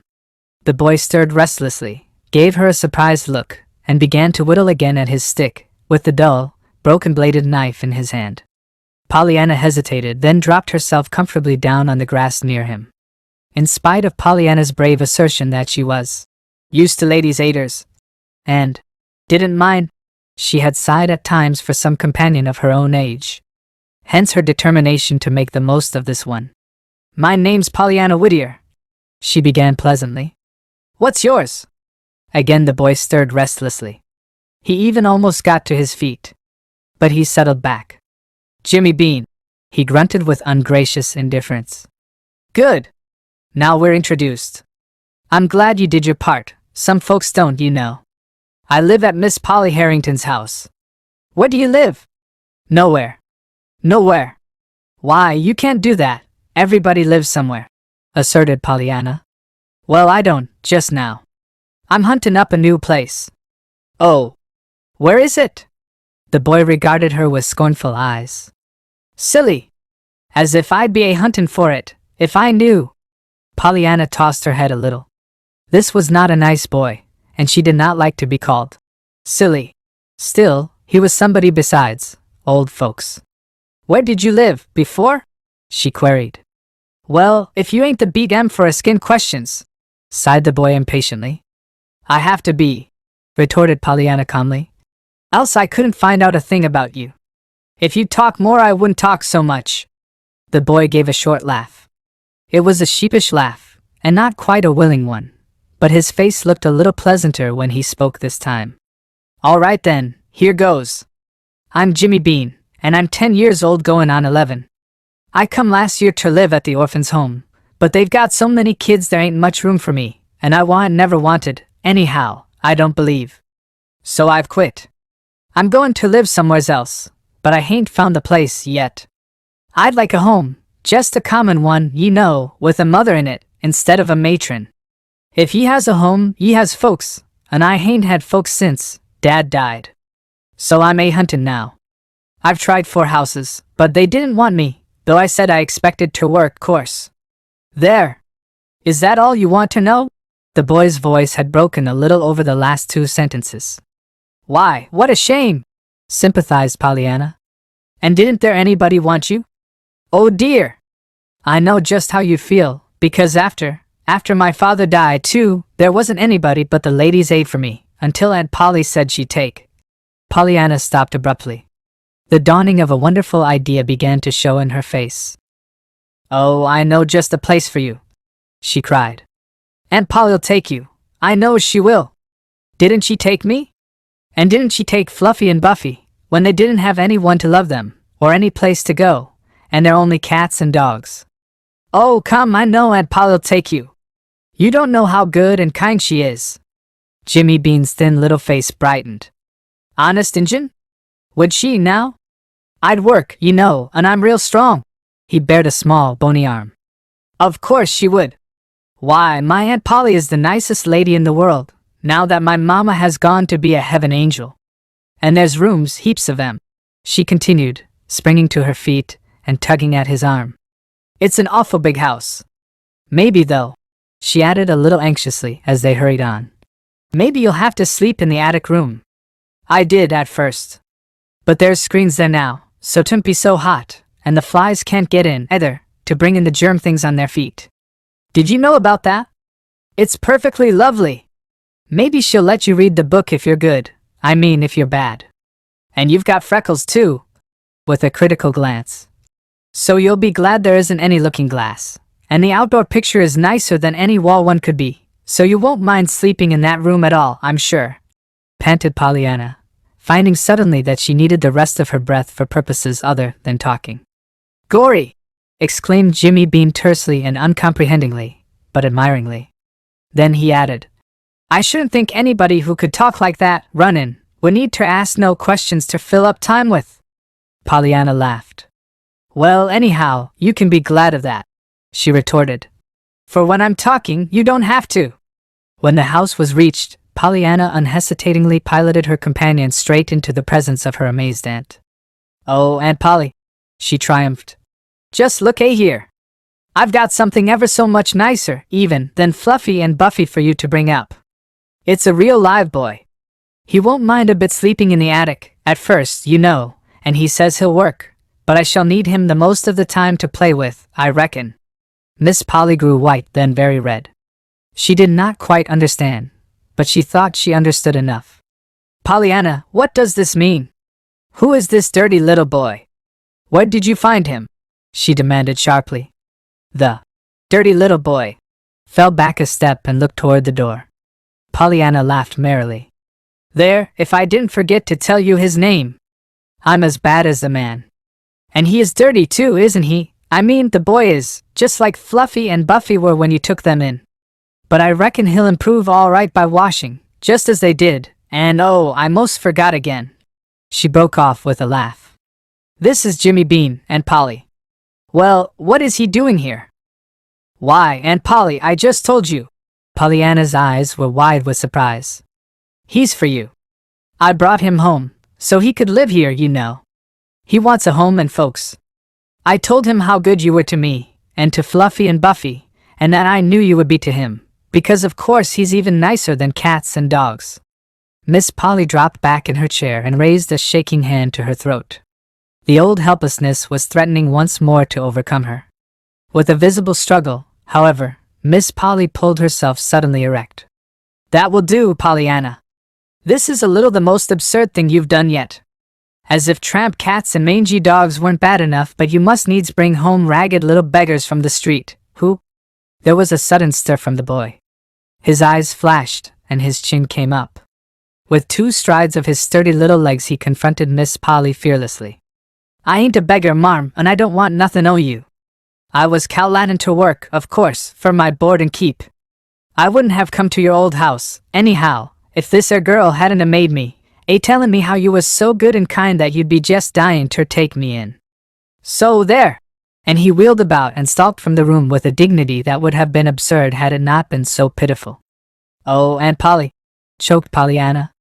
Why, I thought you'd be glad to have him here. I'm sure I should think you'd be glad. Miss Polly raised her hand with a peremptory gesture of silence. Miss Polly's nerves had snapped at last. The good and kind of the boy's words were still ringing in her ears, and the old helplessness was almost upon her, she knew. Yet she rallied her forces with the last atom of her willpower. Pollyanna, she cried sharply, will you stop using that everlasting word glad? It's glad, glad, glad from morning till night until I think I shall grow wild. From sheer amazement Pollyanna's jaw dropped. Why, Aunt Polly, she breathed. I should think you'd be glad to have me GL. Oh! She broke off, clapping her hand to her lips and hurrying blindly from the room. Before the boy had reached the end of the driveway, Pollyanna overtook him. Boy! Boy! Jimmy Bean, I want you to know how sorry I am, she panted, catching him with a detaining hand. Sorry nothin'. I ain't blamin' you, retorted the boy, sullenly. But I ain't no beggar, he added with sudden spirit. Of course you aren't. But you mustn't blame Auntie, appealed Pollyanna. Probably I didn't do the introducing right, anyhow, and I reckon I didn't tell her much who you were. She is good and kind, really, she's always been, but I probably didn't explain it right. I do wish I could find some place for you, though. The boy shrugged his shoulders and half turned away. Never mind. I guess I can find one myself. I ain't no beggar, you know. Pollyanna was frowning thoughtfully. Of a sudden she turned, her face illumined. Say, I'll tell you what I will do. The Ladies' Aid meets this afternoon. I heard Aunt Polly say so. I'll lay your case before them. That's what Father always did, when he wanted anything, educating the heathen and new carpets, you know. The boy turned fiercely. Well, I ain't a heathen or a new carpet. Besides, what is a lady's aid? Pollyanna stared in shocked disapproval. Why, Jimmy Bean, wherever have you been brought up, not to know what a lady's aid is? Oh, all right, if you ain't tellin', grunted the boy, turning and beginning to walk away indifferently. Pollyanna sprang to his side at once. It's just a lot of ladies that meet and sew and give suppers and raise money and talk. That's what a lady's aid is. They're awfully kind, that is, most of mine was, back home. I haven't seen this one here, but they're always good, I reckon. I'm going to tell them about you this afternoon. Again the boy turned fiercely. Not much you will. Maybe you think I'm going to stand round and hear a whole lot o' women call me a beggar, instead of just one. Not much. Oh, but you wouldn't be there, argued Pollyanna, quickly. I'd go alone, of course, and tell them. You would? Yes, and I'd tell it better this time, hurried on Pollyanna, quick to see the signs of relenting in the boy's face. And there'd be some of 'em, I know, that would be glad to give you a home. I'd work, don't forget to say that, cautioned the boy. Of course not, promised Pollyanna, happily, sure now that her point was gained. Then I'll let you know tomorrow. Where? By the road, where I found you today, near Mrs. Snow's house. All right. I'll be there. The boy paused before he went on slowly. Maybe I'd better go back, then, for tonight to the home. You see I hain't no other place to stay, and I didn't leave till this mornin'. I slipped out. I didn't tell 'em I wasn't comin' back, else they'd pretend I couldn't come, though I'm thinkin' they won't do no worryin' when I don't show up sometime. They ain't like folks, you know. They don't care. I know, nodded Pollyanna, with understanding eyes. But I'm sure, when I see you tomorrow, I'll have just a common home and folks that do care all ready for you. Goodbye, she called brightly, as she turned back toward the house. In the sitting room window at that moment, Miss Polly, who had been watching the two children, followed with somber eyes the boy until a bend of the road hid him from sight. Then she sighed, turned, and walked listlessly upstairs, and Miss Polly did not usually move listlessly. In her ears still was the boy's scornful, "You was so good and kind." In her heart was a curious sense of desolation, as of something lost. Chapter 12. Before the Ladies' Aid. Dinner, which came at noon in the Harrington homestead, was a silent meal on the day of the Ladies' Aid meeting. Pollyanna, it is true, tried to talk, but she did not make a success of it, chiefly because 4 times she was obliged to break off a glad in the middle of it, much to her blushing discomfort. The 5th time it happened, Miss Polly moved her head wearily. There, child, say it if you want to," she sighed. "I'm sure I'd rather you did than not if it's going to make all this fuss." Pollyanna's puckered little face cleared. "Oh, thank you. I'm afraid it would be pretty hard not to say it. You see, I've played it so long." "You've what?" demanded Aunt Polly. "Played it, the game, you know, that father." Pollyanna stopped with a painful blush at finding herself so soon again on forbidden ground. Aunt Polly frowned and said nothing. The rest of the meal was a silent one. Pollyanna was not sorry to hear Aunt Polly tell the minister's wife over the telephone, a little later, that she would not be at the Ladies' Aid meeting that afternoon, owing to a headache. When Aunt Polly went upstairs to her room and closed the door, Pollyanna tried to be sorry for the headache, but she could not help feeling glad that her aunt was not to be present that afternoon when she laid the case of Jimmy Bean before the Ladies' Aid. She could not forget that Aunt Polly had called Jimmy Bean a little beggar, and she did not want Aunt Polly to call him that before the Ladies' Aid. Pollyanna knew that the Ladies' Aid met at 2 o'clock in the chapel next the church, not quite half a mile from home. She planned her going, therefore, so that she should get there a little before 3. "I want them all to be there," she said to herself. "Else the very one that wasn't there might be the one who would be wanting to give Jimmy Bean a home, and of course, 2 o'clock always means 3, really, to Ladies' Aiders." Quietly, but with confident courage, Pollyanna ascended the chapel steps, pushed open the door, and entered the vestibule. A soft babble of feminine chatter and laughter came from the main room. Hesitating only a brief moment, Pollyanna pushed open one of the inner doors. The chatter dropped to a surprised hush. Pollyanna advanced a little timidly. Now that the time had come, she felt unwontedly shy. After all, these half-strange, half-familiar faces about her were not her own dear Ladies' Aid. "How do you do, Ladies' Aiders?" she faltered politely. I'm Pollyanna Whittier. Hi. I reckon some of you know me, maybe. Anyway, I do. Only I don't know you all together this way. The silence could almost be felt now. Some of the ladies did know this rather extraordinary niece of their fellow member, and nearly all had heard of her, but not one of them could think of anything to say just then.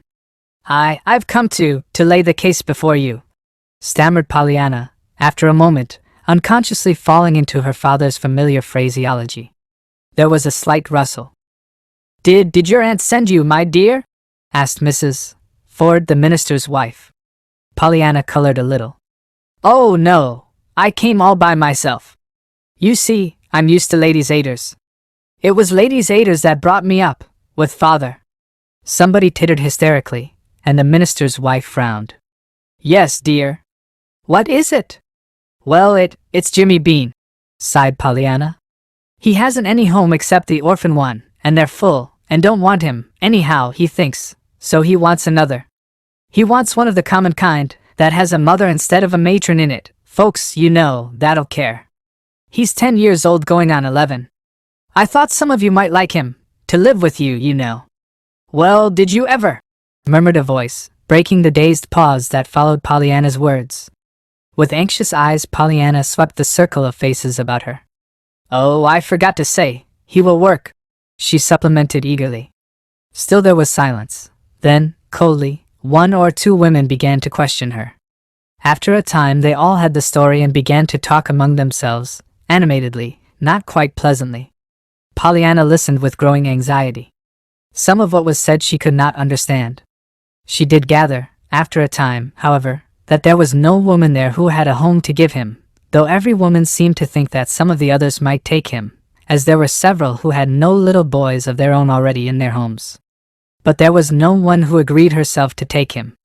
Then she heard the minister's wife suggest timidly that they, as a society, might perhaps assume his support and education instead of sending quite so much money this year to the little boys in faraway India. A great many ladies talked then, and several of them talked all at once, and even more loudly and more unpleasantly than before. It seemed that their society was famous for its offering to Hindu missions, and several said they should die of mortification if it should be less this year. Some of what was said at this time Pollyanna again thought she could not have understood, too, for it sounded almost as if they did not care at all what the money did, so long as the sum opposite the name of their society in a certain report headed the list. And of course that could not be what they meant at all. But it was all very confusing, and not quite pleasant, so that Pollyanna was glad, indeed, when at last she found herself outside in the hushed, sweet air. Only she was very sorry, too, for she knew it was not going to be easy, or anything but sad. To tell Jimmy Bean tomorrow that the Ladies' Aid had decided that they would rather send all their money to bring up the little India boys than to save out enough to bring up one little boy in their own town, for which they would not get a bit of credit in the report, according to the tall lady who wore spectacles. Not but that it's good, of course, to send money to the heathen, and I shouldn't want 'em not to send some there, sighed Pollyanna to herself, as she trudged sorrowfully along. But they acted as if little boys here weren't any account, only little boys way off. I should think, though, they'd rather see Jimmy Bean grow than just a report. Chapter 13. In Pendleton Woods. Pollyanna had not turned her steps toward home when she left the chapel. She had turned them, instead, toward Pendleton Hill. It had been a hard day, for all it had been a vacation one, as she termed the infrequent days when there was no sewing or cooking lesson, and Pollyanna was sure that nothing would do her quite so much good as a walk through the green quiet of Pendleton Woods. Up Pendleton Hill, therefore, she climbed steadily, in spite of the warm sun on her back. I don't have to get home till 5:30, anyway, she was telling herself.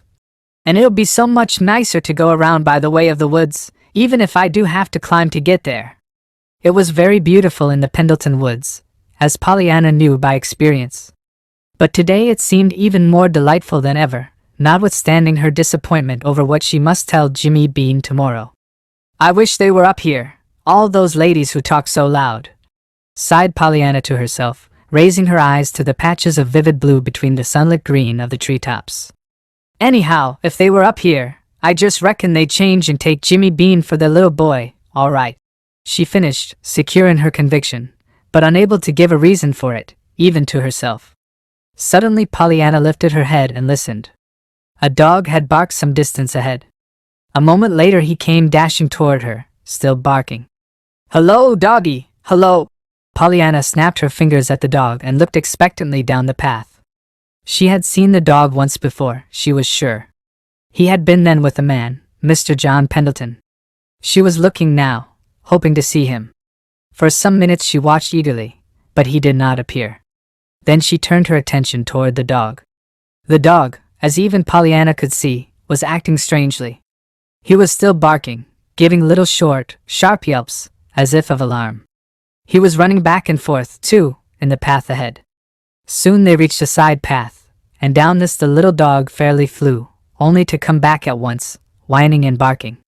"Ho! That isn't the way home," laughed Pollyanna, still keeping to the main path. The little dog seemed frantic now. Back and forth, between Pollyanna and the side path he vibrated, barking and whining pitifully. Every quiver of his little brown body, and every glance from his beseeching brown eyes were eloquent with appeal, so eloquent that at last Pollyanna understood, turned, and followed him. Straight ahead, now, the little dog dashed madly, and it was not long before Pollyanna came upon the reason for it all, a man lying motionless at the foot of a steep, overhanging mass of rock a few yards from the side path. A twig cracked sharply under Pollyanna's foot, and the man turned his head. With a cry of dismay, Pollyanna ran to his side. "Mr. Pendleton! Oh, are you hurt? Hurt? Oh, no! I'm just taking a siesta in the sunshine," snapped the man irritably. "See here, how much do you know? What can you do? Have you got any sense?"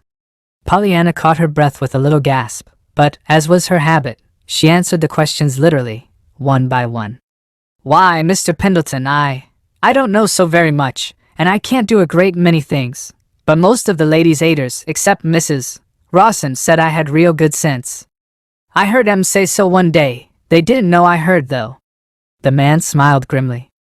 There, child, I beg your pardon, I'm sure. It's only this confounded leg of mine. Now listen." He paused, and with some difficulty reached his hand into his trousers pocket and brought out a bunch of keys, singling out one between his thumb and forefinger. "Straight through the path there, about 5 minutes' walk, is my house.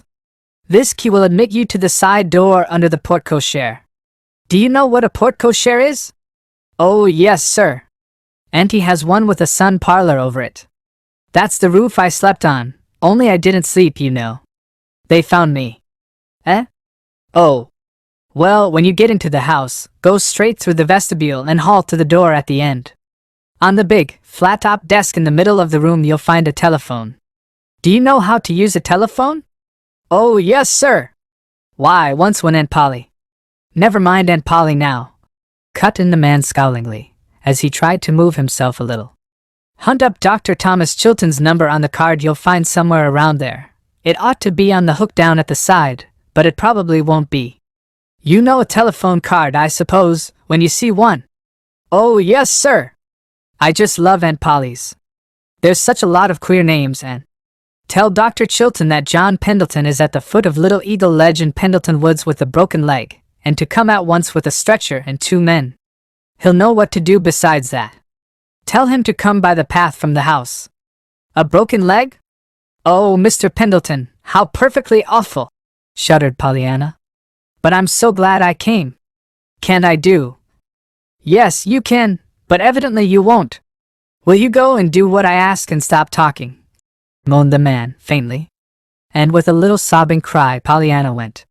Pollyanna did not stop now to look up at the patches of blue between the sunlit tops of the trees. She kept her eyes on the ground to make sure that no twig nor stone tripped her hurrying feet. It was not long before she came in sight of the house. She had seen it before, though never so near as this. She was almost frightened now at the massiveness of the great pile of gray stone with its pillared verandas and its imposing entrance. Pausing only a moment, however, she sped across the big neglected lawn and around the house to the side door under the porte-cochere.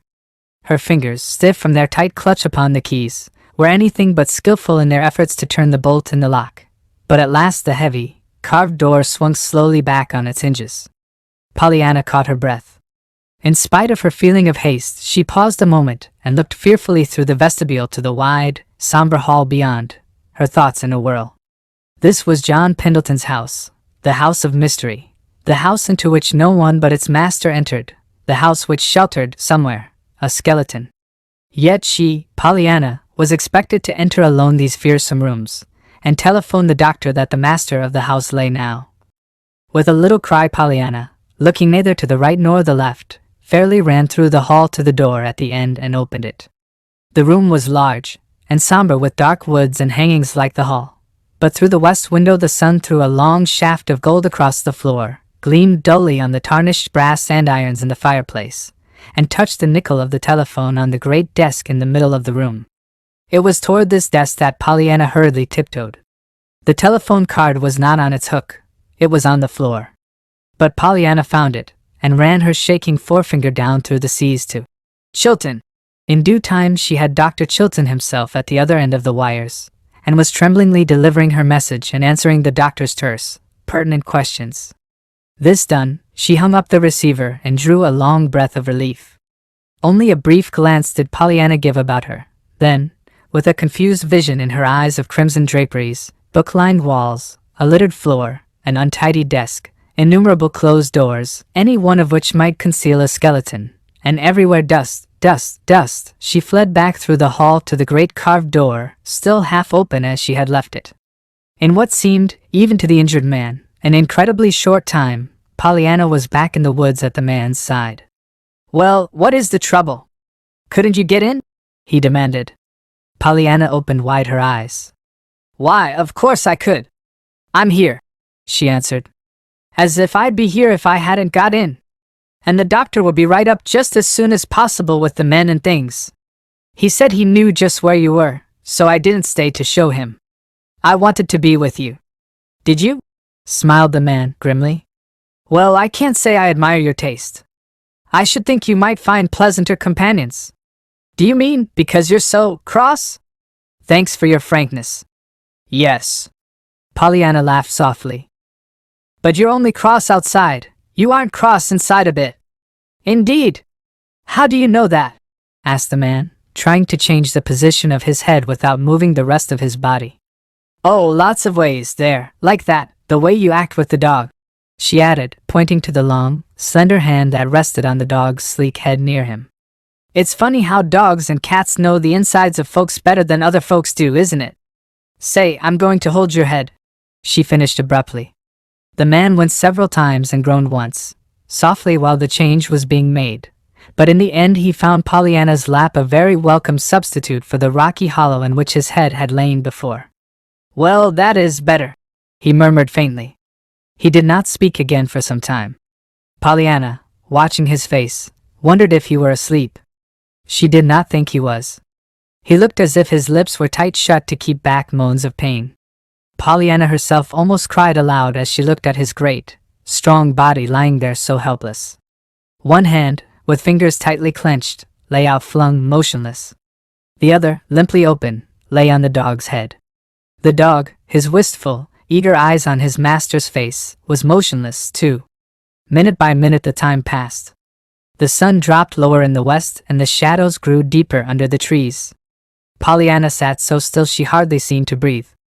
A bird alighted fearlessly within reach of her hand, and a squirrel whisked his bushy tail on a tree branch almost under her nose, yet with his bright little eyes all the while on the motionless dog.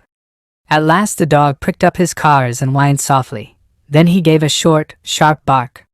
The next moment Pollyanna heard voices, and very soon their owners appeared, 3 men carrying a stretcher and various other articles. The tallest of the party, a smooth-shaven, kind-eyed man whom Pollyanna knew by sight as Dr. Chilton, advanced cheerily.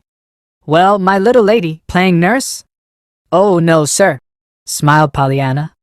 "I've only held his head. I haven't given him a mite of medicine. But I'm glad I was here." "So am I," nodded the doctor, as he turned his absorbed attention to the injured man. Chapter 14. Just a matter of jelly. Pollyanna was a little late for supper on the night of the accident to John Pendleton, but as it happened, she escaped without reproof. Nancy met her at the door. "Well, if I ain't glad to be setting my 2 eyes on you," She sighed in obvious relief. It's 6:30. I know it, admitted Pollyanna anxiously. But I'm not to blame, truly I'm not. And I don't think even Aunt Polly will say I am either. She won't have the chance, retorted Nancy, with huge satisfaction. She's gone. Gone, gasped Pollyanna. You don't mean that I've driven her away? Through Pollyanna's mind at the moment trooped remorseful memories of the morning with its unwanted boy, cat, and dog, and its unwelcome, glad, and forbidden father that would spring to her forgetful little tongue. Oh, I didn't drive her away? Not much you did, scoffed Nancy. Her cousin died suddenly down to Boston, and she had to go. She had one of them yeller telegram letters after you went away this afternoon, and she won't be back for 3 days. Now I guess we're glad all right. We'll be keeping house together, just you and me, all that time. We will. Pollyanna looked shocked. Glad? Oh, Nancy, when it's a funeral? Oh, but TW ain't the funeral I was glad for, Miss Pollyanna. It was. Nancy stopped abruptly. A shrewd twinkle came into her eyes. Why, Miss Pollyanna, as if it wa'n't yourself that was teaching me to play the game, she reproached her gravely. Pollyanna puckered her forehead into a troubled frown. I can't help it, Nancy, she argued with a shake of her head. It must be that there are some things that 'tisn't right to play the game on, and I'm sure funerals is one of them. There's nothing in a funeral to be glad about. Nancy chuckled. We can be glad 'tain't our'n, she observed demurely. But Pollyanna did not hear. She had begun to tell of the accident, and in a moment Nancy, open-mouthed, was listening.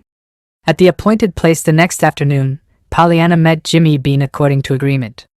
As was to be expected, of course, Jimmy showed keen disappointment that the lady's aide preferred a little India boy to himself.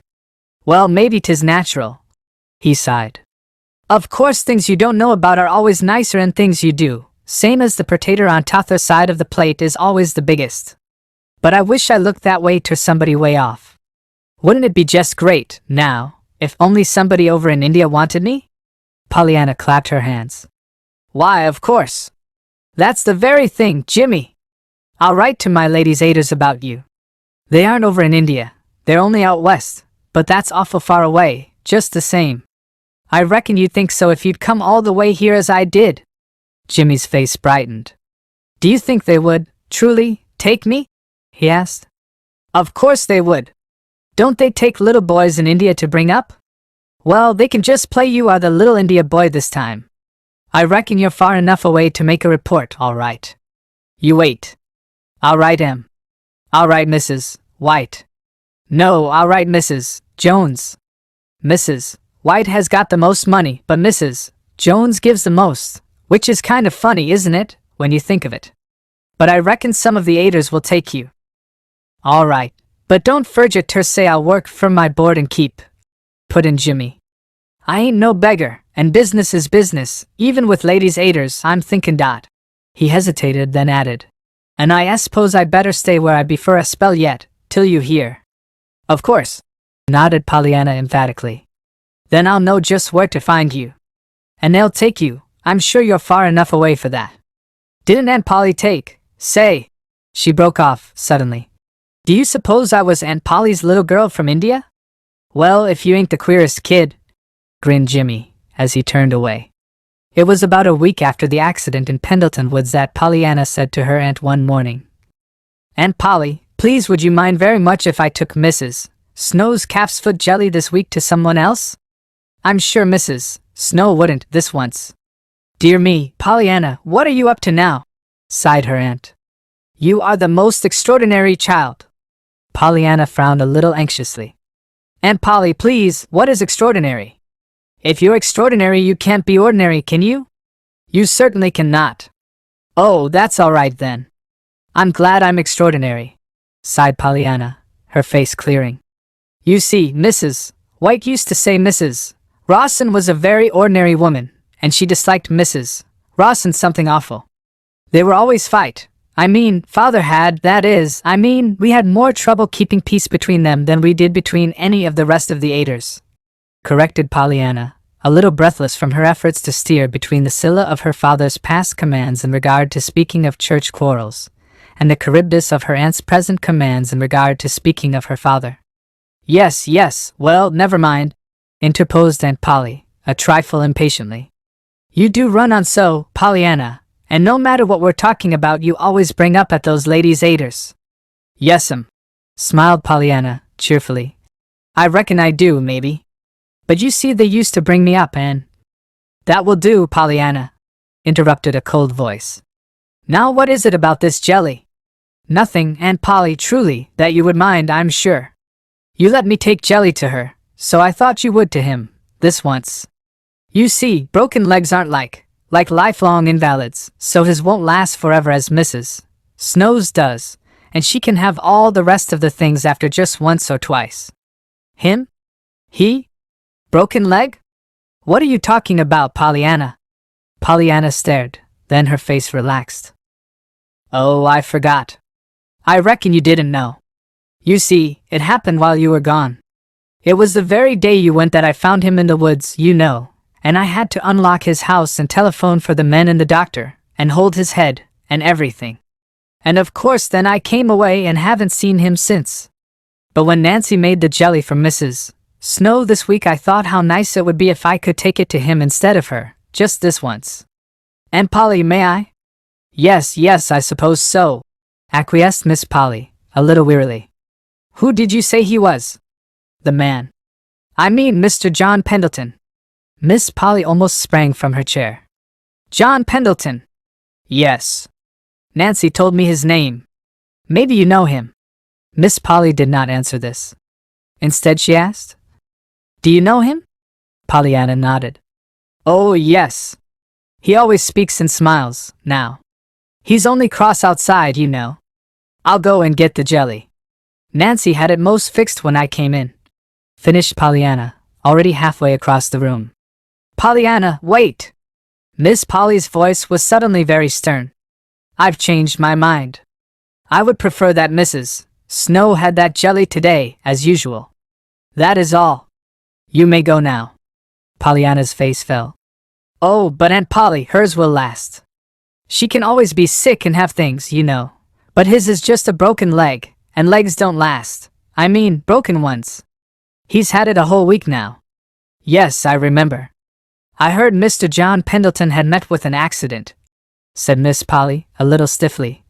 But I do not care to be sending jelly to John Pendleton, Pollyanna. I know, he is cross outside, admitted Pollyanna sadly. So I suppose you don't like him. But I wouldn't say 'twas you send it. I'd say 'twas me.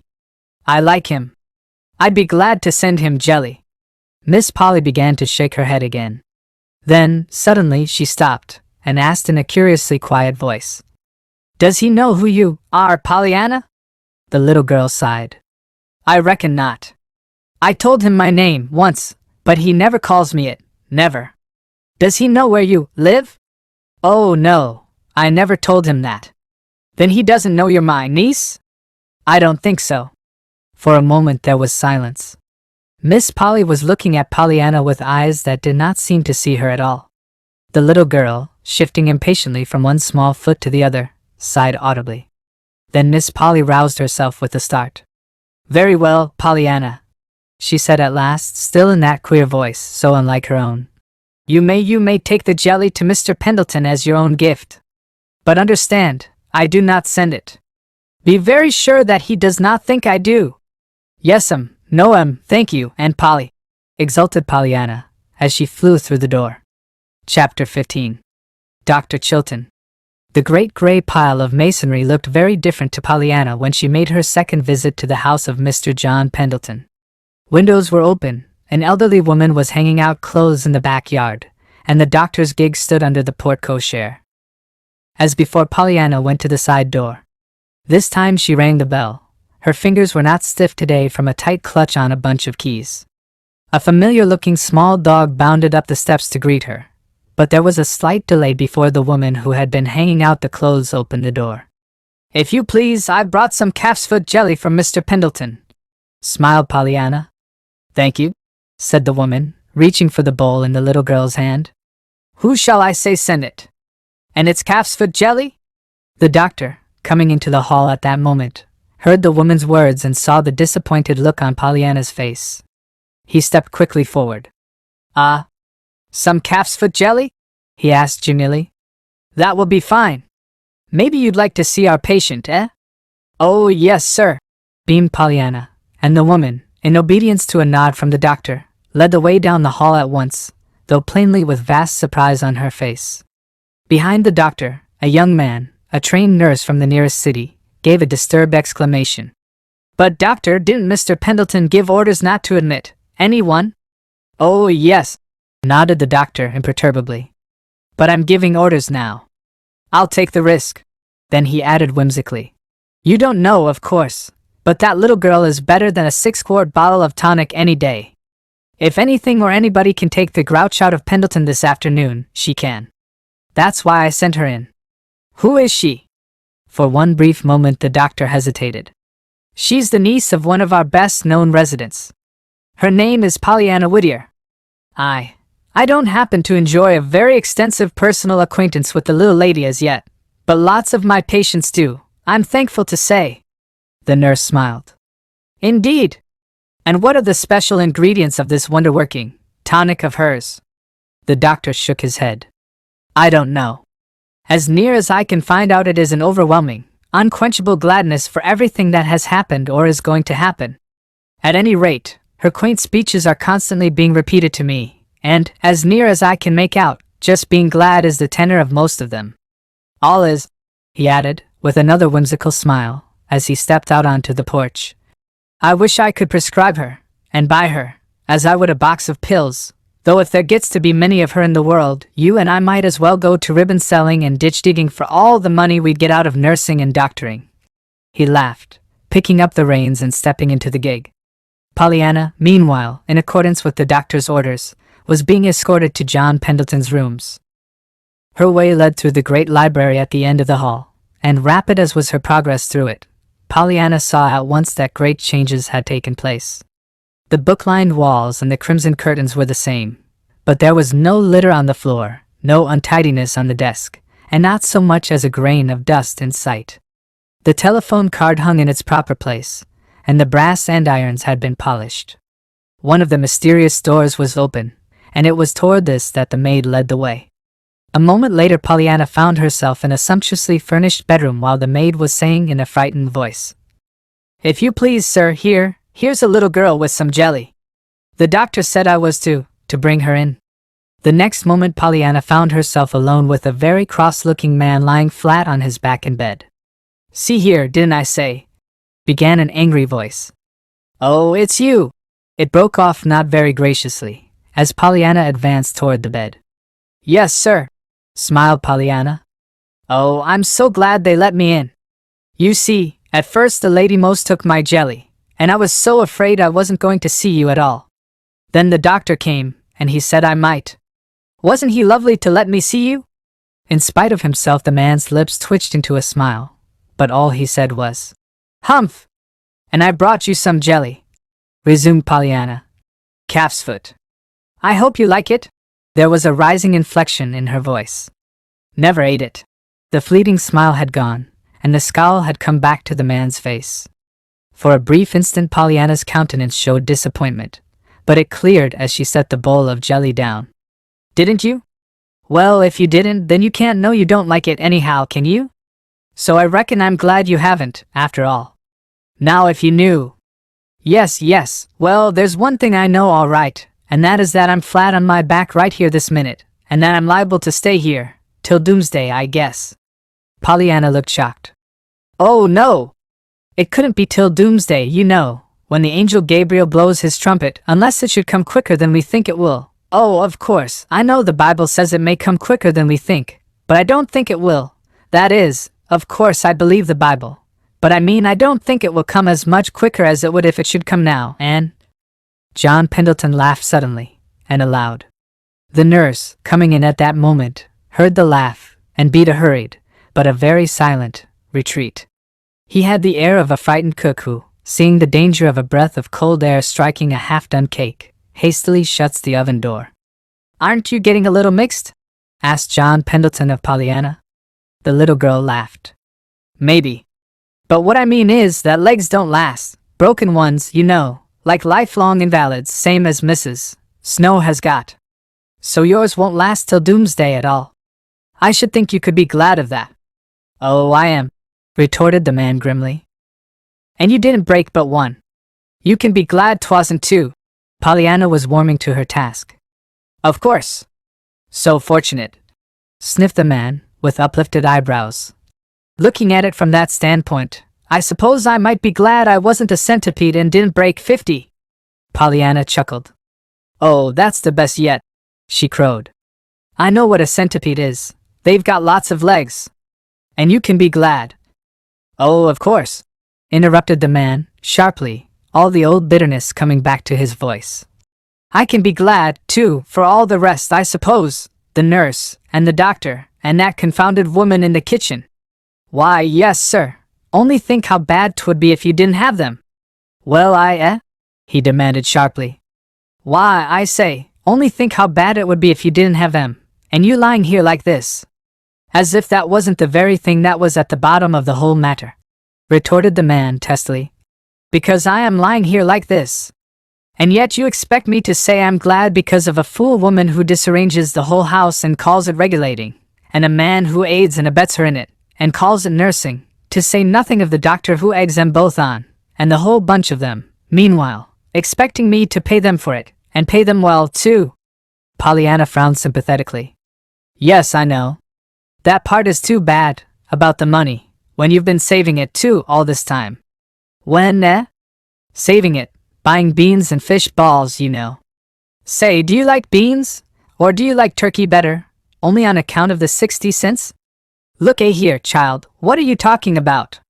Pollyanna smiled radiantly. About your money, you know, denying yourself, and saving it for the heathen. You see, I found out about it. Why, Mr. Pendleton, that's one of the ways I knew you weren't cross inside. Nancy told me. The man's jaw dropped. Nancy told you I was saving money for the, well, may I inquire who Nancy is? Our Nancy. She works for Aunt Polly. Aunt Polly? Well, who is Aunt Polly? She's Miss Polly Harrington. I live with her. The man made a sudden movement. Miss Polly Harrington, he breathed. You live with her? Yes, I'm her niece. She's taken me to bring up, on account of my mother, you know, faltered Pollyanna, in a low voice. She was her sister. And after father went to be with her and the rest of us in heaven, there wasn't anyone left for me down here but the lady's aid, so she took me. The man did not answer. His face, as he lay back on the pillow now, was very white, so white that Pollyanna was frightened. She rose uncertainly to her feet. I reckon maybe I'd better go now, she proposed. I hope you'll like the jelly. The man turned his head suddenly, and opened his eyes. There was a curious longing in their dark depths which even Pollyanna saw, and at which she marveled. And so you are Miss Polly Harrington's niece, he said gently. Yes, sir. Still the man's dark eyes lingered on her face, until Pollyanna, feeling vaguely restless, murmured, I suppose you know her. John Pendleton's lips curved in an odd smile. Oh, yes, I know her. He hesitated, then went on, still with that curious smile. But you can't mean that it was Miss Polly Harrington who sent that jelly to me? He said slowly. Pollyanna looked distressed. And no, sir, she didn't. She said I must be very sure not to let you think she did send it. But I thought as much, vouchsafed the man, shortly, turning away his head. And Pollyanna, still more distressed, tiptoed from the room. Under the porte-cochere she found the doctor waiting in his gig. The nurse stood on the steps. Well, Miss Pollyanna, may I have the pleasure of seeing you home? Asked the doctor smilingly. I started to drive on a few minutes ago. Then it occurred to me that I'd wait for you. Thank you, sir. I'm glad you did. I just love to ride, beamed Pollyanna, as he reached out his hand to help her in. Do you? Smiled the doctor, nodding his head in farewell to the young man on the steps. Well, as near as I can judge, there are a good many things you love to do, he added, as they drove briskly away. Pollyanna laughed. Why, I don't know. I reckon perhaps there are, she admitted. I like to do most everything that's living. Of course I don't like the other things very well, sewing, and reading out loud, and all that. But they aren't living. No? What are they, then? Aunt Polly says they're learning to live? Sighed Pollyanna, with a rueful smile. The doctor smiled now, a little queerly. Does she? Well, I should think she might say just that. Yes, responded Pollyanna. But I don't see it that way at all. I don't think you have to learn how to live. I didn't anyhow. The doctor drew a long sigh. After all, I'm afraid some of us do have to, little girl, he said. Then, for a time he was silent. Pollyanna, stealing a glance at his face, felt vaguely sorry for him. He looked so sad. She wished, uneasily, that she could do something. It was this, perhaps, that caused her to say in a timid voice, Dr. Chilton, I should think being a doctor would be the very gladdest kind of a business there was. The doctor turned in surprise. Gladdest, when I see so much suffering always, everywhere I go? He cried. She nodded. I know, but you're helping it, don't you see? And of course you're glad to help it. And so that makes you the gladdest of any of us, all the time. The doctor's eyes filled with sudden hot tears. The doctor's life was a singularly lonely one. He had no wife and no home save his 2-room office in a boarding house. His profession was very dear to him. Looking now into Pollyanna's shining eyes, he felt as if a loving hand had been suddenly laid on his head in blessing. He knew, too, that never again would a long day's work or a long night's weariness be quite without that newfound exaltation that had come to him through Pollyanna's eyes. God bless you, little girl, he said unsteadily. Then, with the bright smile his patients knew and loved so well, he added, And I'm thinking, after all, that it was the doctor, quite as much as his patients, that needed a draught of that tonic.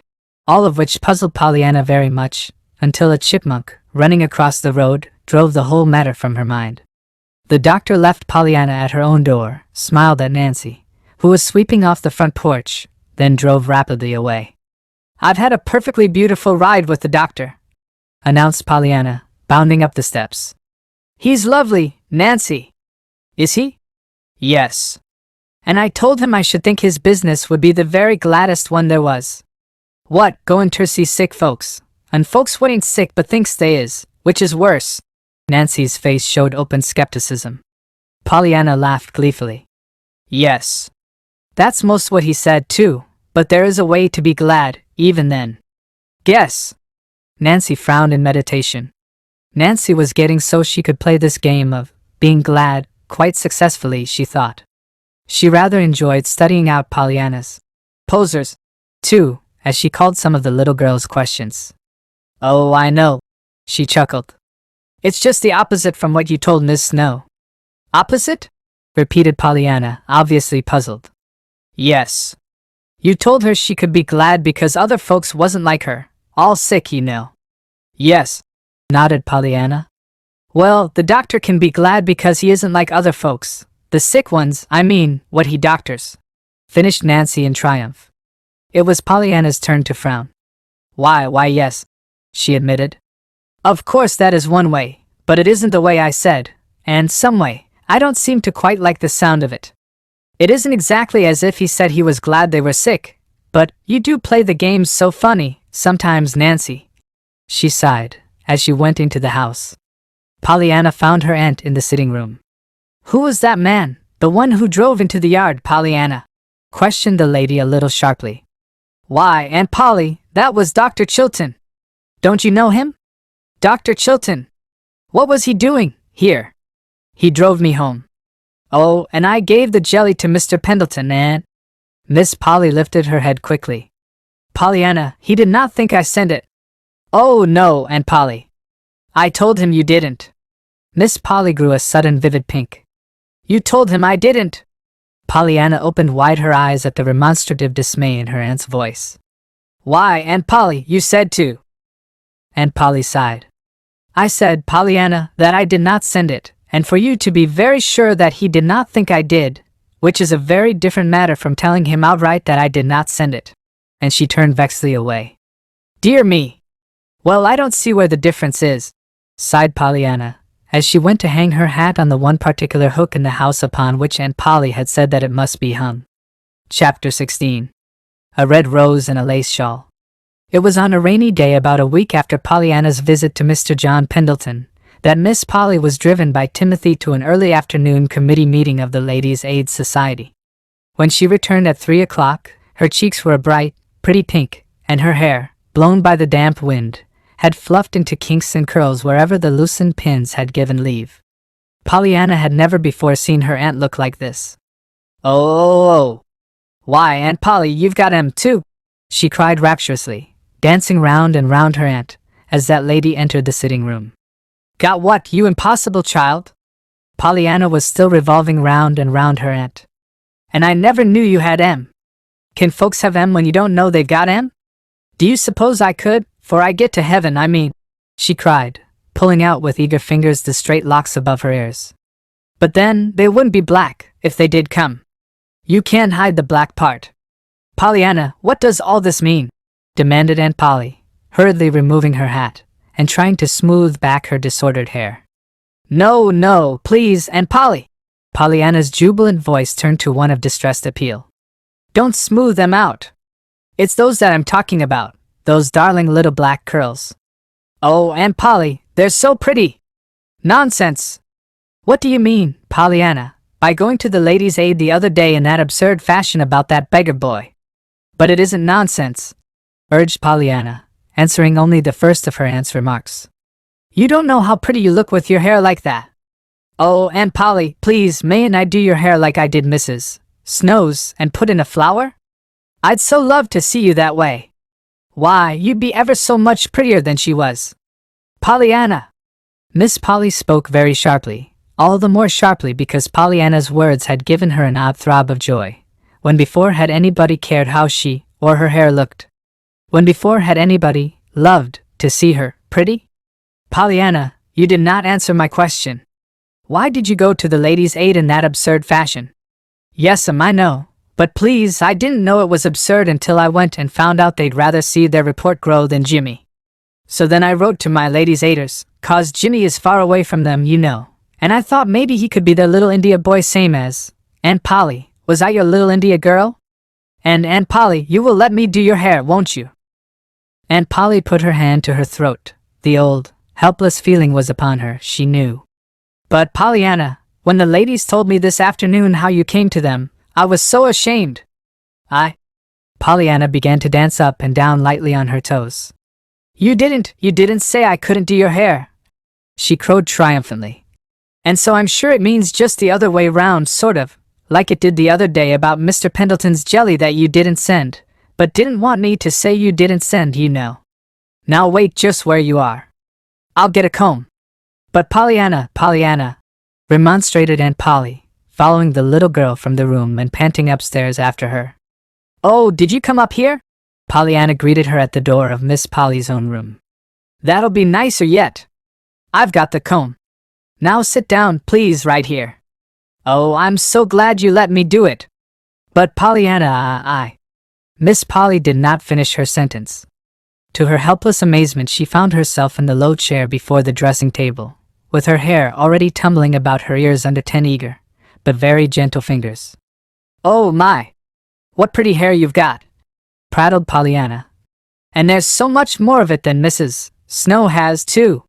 But of course you need more anyhow, because you're well and can go to places where folks can see it. My! I reckon folks'll be glad when they do see it, and surprised, too, 'cause you've hid it so long. Why, Aunt Polly, I'll make you so pretty everybody'll just love to look at you." "Pollyanna!" gasped a stifled but shocked voice from a veil of hair. I'm sure I don't know why I'm letting you do this silly thing." "Why, Aunt Polly, I should think you'd be glad to have folks like to look at you. Don't you like to look at pretty things?" "I'm ever so much happier when I look at pretty folks, 'cause when I look at the other kind I'm so sorry for them. But, and I just love to do folks' hair," purred Pollyanna, contentedly. "I did quite a lot of the Ladies' Aiders, but there wasn't any of them so nice as yours. Mrs. White's was pretty nice, though, and she looked just lovely one day when I dressed her up in— Oh, Aunt Polly, I've just happened to think of something. But it's a secret, and I shan't tell. Now your hair is almost done, and pretty quick. I'm going to leave you just a minute, and you must promise, Promise not to stir nor peek, even till I come back. Now remember, she finished, as she ran from the room. Aloud, Miss Polly said nothing. To herself she said that of course she should at once undo the absurd work of her niece's fingers, and put her hair up properly again. As for peeking, just as if she cared how. At that moment, unaccountably, Miss Polly caught a glimpse of herself in the mirror of the dressing table. And what she saw sent such a flush of rosy color to her cheeks that she only flushed the more at the sight. She saw a face, not young it is true, but just now alight with excitement and surprise. The cheeks were a pretty pink. The eyes sparkled. The hair, dark, and still damp from the outdoor air, lay in loose waves about the forehead and curved back over the ears in wonderfully becoming lines, with softening little curls here and there.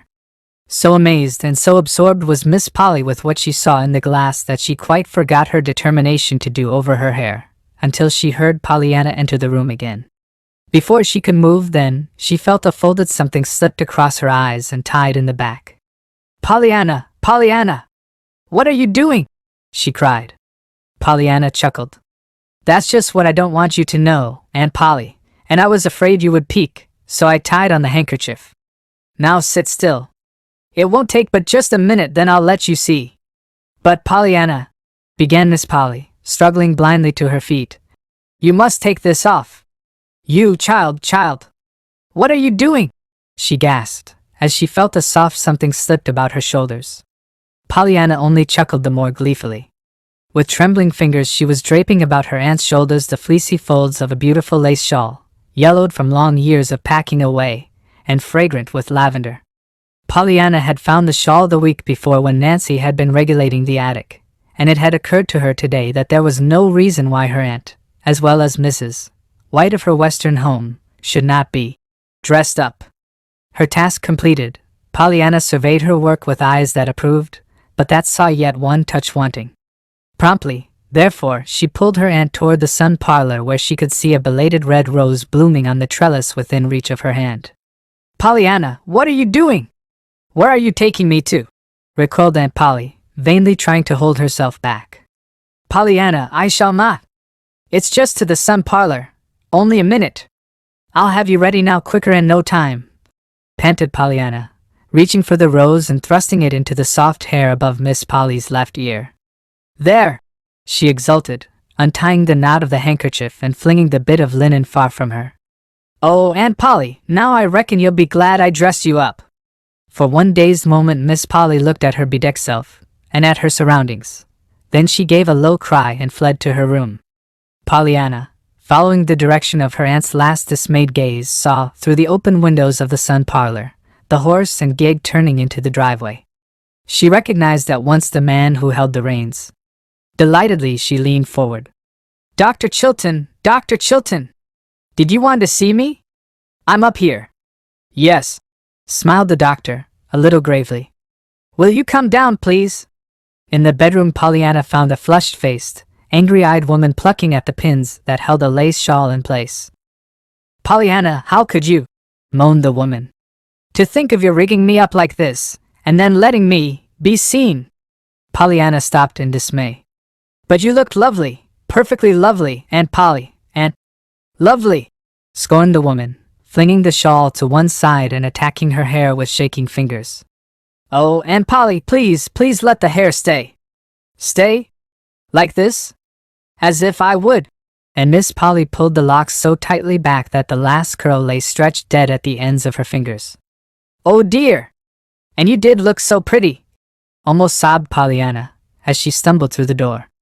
Downstairs Pollyanna found the doctor waiting in his gig. "I've prescribed you for a patient, and he's sent me to get the prescription filled," announced the doctor. "Will you go?" "You mean an errand to the drug store?" asked Pollyanna, a little uncertainly. "I used to go some, for the ladies' aiders." The doctor shook his head with a smile. "Not exactly. It's Mr. John Pendleton. He would like to see you today, if you'll be so good as to come. It stopped raining, so I drove down after you. Will you come? I'll call for you and bring you back before 6 o'clock. "I'd love to," exclaimed Pollyanna. "Let me ask Aunt Polly." In a few moments she returned, hat in hand, but with rather a sober face. Didn't your aunt want you to go? Asked the doctor, a little diffidently, as they drove away. Why, yes, sighed Pollyanna.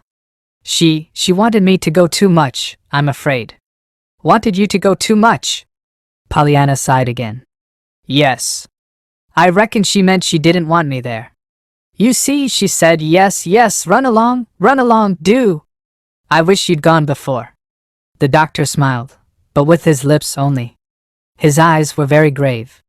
For some time he said nothing, then, a little hesitatingly, he asked, Wasn't it your aunt I saw with you a few minutes ago, in the window of the sun parlor? Pollyanna drew a long breath. Yes, that's what's the whole trouble, I suppose. You see, I'd dressed her up in a perfectly lovely lace shawl I found upstairs, and I'd fixed her hair and put on a rose, and she looked so pretty. Didn't you think she looked just lovely? For a moment the doctor did not answer. When he did speak, his voice was so low Pollyanna could but just hear the words. Yes, Pollyanna, I thought she did look just lovely. Did you? I'm so glad. I'll tell her, nodded the little girl, contentedly. To her surprise, the doctor gave a sudden exclamation. Never! Pollyanna, I'm afraid I shall have to ask you not to tell her that. Why, Dr. Chilton? Why not? I should think you'd be glad. But she might not be, cut in the doctor. Pollyanna considered this for a moment. That's so, maybe she wouldn't. She sighed. I remember now, 'twas 'cause she saw you that she ran. And she spoke afterwards about her being seen in that rig. I thought as much, declared the doctor under his breath. Still, I don't see why, maintained Pollyanna, when she looked so pretty. The doctor said nothing. He did not speak again, indeed, until they were almost to the great stone house in which John Pendleton lay with a broken leg. Chapter 17. Just like a book. John Pendleton greeted Pollyanna today with a smile. Well, Miss Pollyanna, I'm thinking you must be a very forgiving little person, else you wouldn't have come to see me again today. Why, Mr. Pendleton, I was real glad to come, and I'm sure I don't see why I shouldn't be either. Oh, well, you know, I was pretty cross with you, I'm afraid, both the other day when you so kindly brought me the jelly, and that time when you found me with the broken leg at first. By the way, too, I don't think I've ever thanked you for that. Now, I'm sure that even you would admit that you were very forgiving to come and see me, after such ungrateful treatment as that. Pollyanna stirred uneasily. But I was glad to find you, that is, I don't mean I was glad your leg was broken, of course, she corrected hurriedly. John Pendleton smiled. I understand. Your tongue does get away with you once in a while, doesn't it, Miss Pollyanna? I do thank you, however, and I consider you a very brave little girl to do what you did that day. I thank you for the jelly, too, he added in a lighter voice. Did you like it? Asked Pollyanna with interest. Very much. I suppose there isn't any more today that Aunt Polly didn't send, is there? He asked with an odd smile. His visitor looked distressed. And no, sir. She hesitated, then went on with heightened color. Please, Mr. Pendleton, I didn't mean to be rude the other day when I said Aunt Polly did not send the jelly. There was no answer. John Pendleton was not smiling now. He was looking straight ahead of him with eyes that seemed to be gazing through and beyond the object before them. After a time he drew a long sigh and turned to Pollyanna. When he spoke his voice carried the old nervous fretfulness. Well, this will never do at all. I didn't send for you to see me moping this time. Listen. Out in the library, the big room where the telephone is, you know, you will find a carved box on the lower shelf of the big case with glass doors in the corner not far from the fireplace. That is, it'll be there if that confounded woman hasn't regulated it to somewhere else. You may bring it to me. It is heavy, but not too heavy for you to carry, I think. Oh, I'm awfully strong, declared Pollyanna, cheerfully, as she sprang to her feet. In a minute she had returned with the box. It was a wonderful half-hour that Pollyanna spent then. The box was full of treasures, curios that John Pendleton had picked up in years of travel, and concerning each there was some entertaining story, whether it were a set of exquisitely carved chessmen from China, or a little jade idol from India.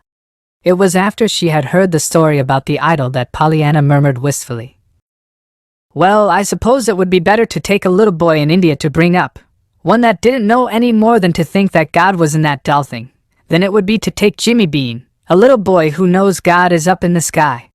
Still, I can't help wishing they had wanted Jimmy Bean, too, besides the India boys. John Pendleton did not seem to hear. Again his eyes were staring straight before him, looking at nothing.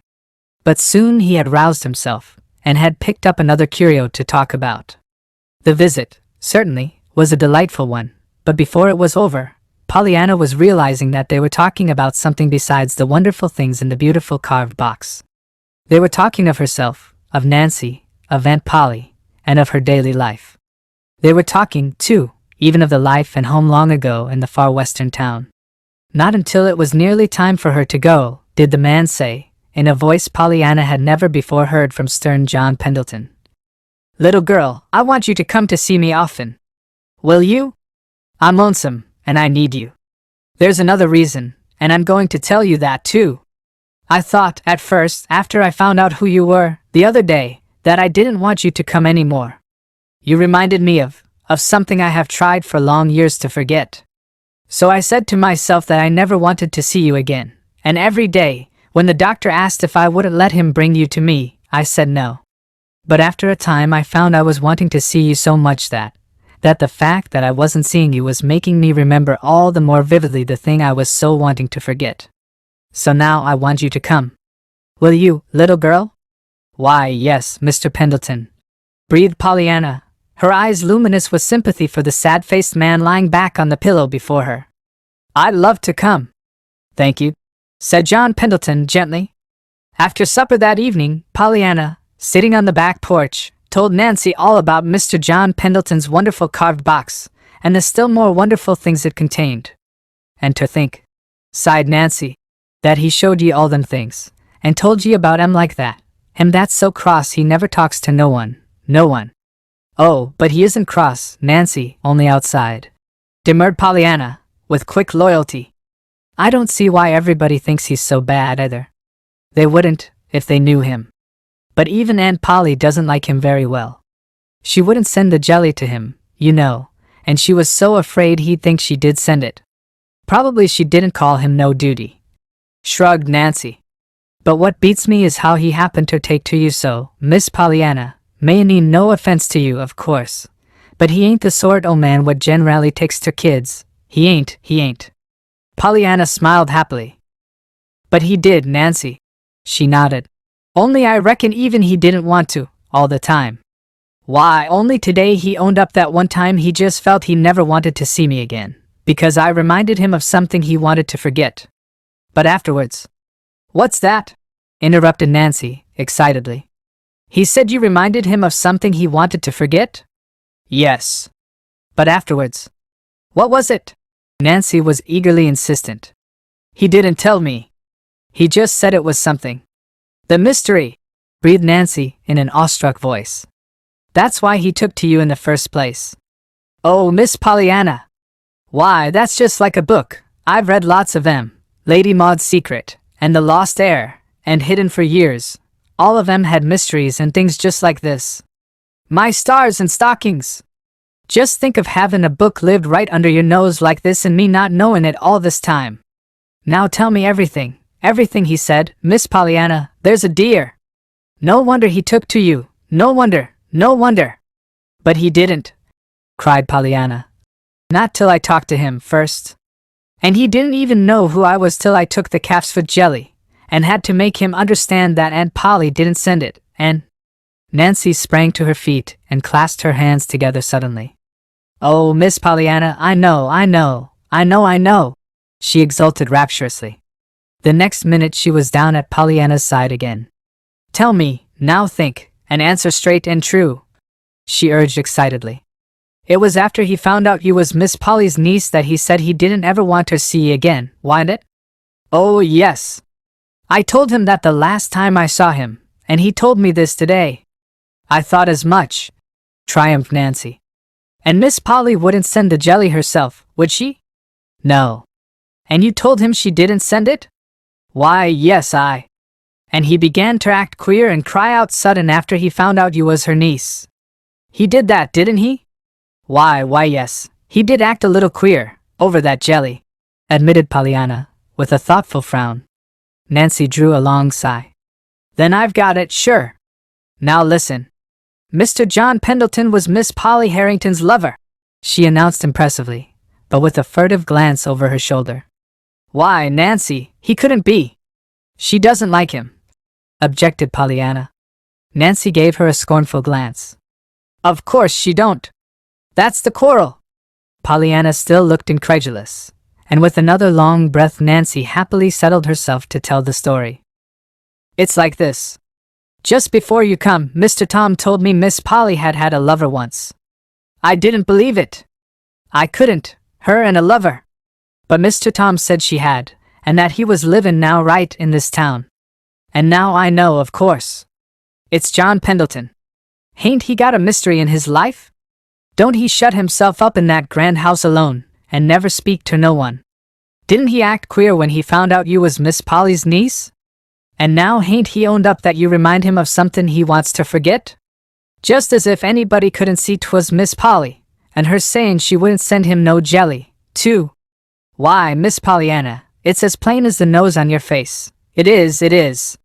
O.H., breathed Pollyanna, in wide-eyed amazement. But Nancy, I should think if they loved each other they'd make up some time. Both of them all alone, so, all these years. I should think they'd be glad to make up. Nancy sniffed disdainfully. I guess maybe you don't know much about lovers, Miss Pollyanna.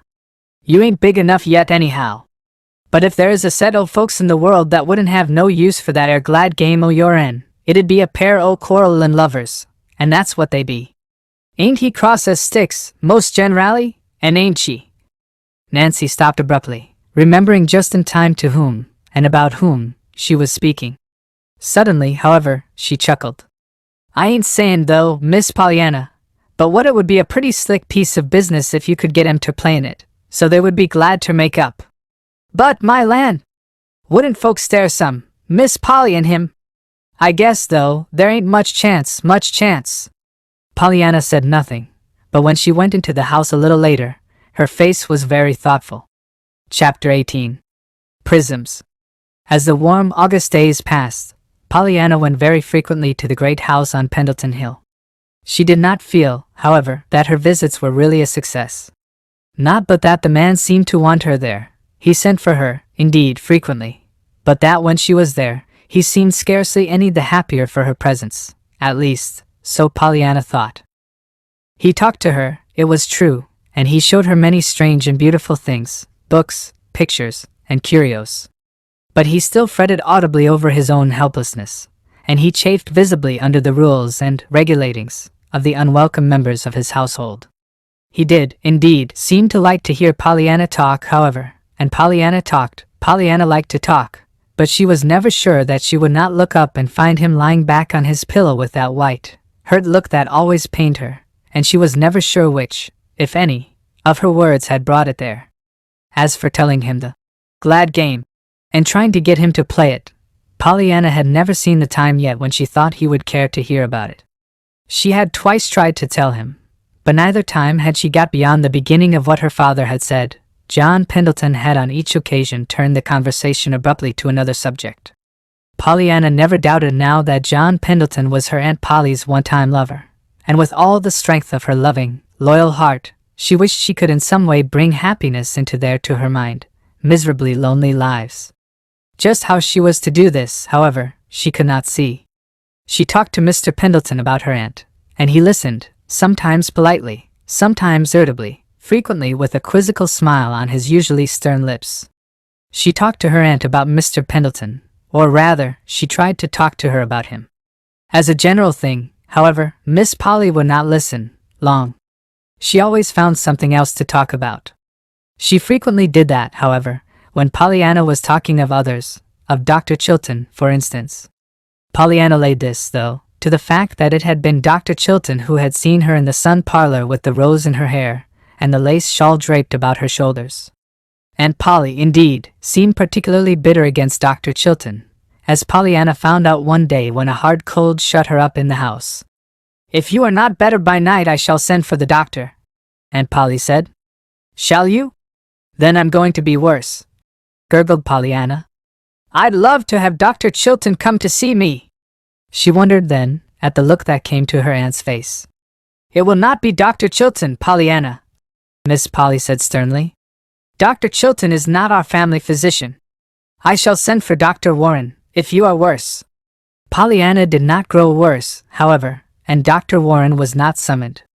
"And I'm so glad too," Pollyanna said to her aunt that evening. "Of course I like Dr. Warren, and all that, but I like Dr. Chilton better, and I'm afraid he'd feel hurt if I didn't have him. You see, he wasn't really to blame, after all, that he happened to see you when I dressed you up so pretty that day, Aunt Polly," she finished wistfully. "That will do, Pollyanna. I really do not wish to discuss Dr. Chilton, or his feelings," reproved Miss Polly, decisively. Pollyanna looked at her for a moment with mournfully interested eyes. Then she sighed. "I just love to see you when your cheeks are pink like that, Aunt Polly, but I would so like to fix your hair." Why, Aunt Polly?" But her aunt was already out of sight down the hall. It was toward the end of August that Pollyanna, making an early morning call on John Pendleton, found the flaming band of blue and gold and green edged with red and violet lying across his pillow. She stopped short in awed delight. "Why, Mr. Pendleton, it's a baby rainbow, a real rainbow come in to pay you a visit," she exclaimed, clapping her hands together softly. Oh, how pretty it is. But how did it get in?" she cried. The man laughed a little grimly. John Pendleton was particularly out of sorts with the world this morning. "Well, I suppose it got in through the beveled edge of that glass thermometer in the window," he said wearily. "The sun shouldn't strike it at all, but it does in the morning." "Oh, but it's so pretty, Mr. Pendleton. And does just the sun do that? My! If it was mine, I'd have it hang in the sun all day long." "Lots of good you'd get out of the thermometer then," laughed the man. "How do you suppose you could tell how hot it was, or how cold it was, if the thermometer hung in the sun all day?" "I shouldn't care," breathed Pollyanna, her fascinated eyes on the brilliant band of colors across the pillow. "Just as if anybody'd care when they were living all the time in a rainbow." The man laughed. He was watching Pollyanna's rapt face a little curiously. Suddenly a new thought came to him. He touched the bell at his side. "Nora," he said, when the elderly maid appeared at the door. "Bring me one of the big brass candlesticks from the mantel in the front drawing room." "Yes, sir," murmured the woman, looking slightly dazed. In a minute she had returned. A musical tinkling entered the room with her as she advanced wonderingly toward the bed. It came from the prism pendants encircling the old-fashioned candelabrum in her hand. "Thank you. You may set it here on the stand," directed the man. "Now get a string and fasten it to the sash curtain fixtures of that window there. Take down the sash curtain, and let the string reach straight across the window from side to side. That will be all." "Thank you," he said, when she had carried out his directions. As she left the room, he turned smiling eyes toward the wondering Pollyanna. "Bring me the candlestick now, please, Pollyanna." With both hands she brought it, and in a moment he was slipping off the pendants, one by one, until they lay, a round dozen of them, side by side on the bed. "Now, my dear, suppose you take them and hook them to that little string Nora fixed across the window. If you really want to live in a rainbow, I don't see but we'll have to have a rainbow for you to live in."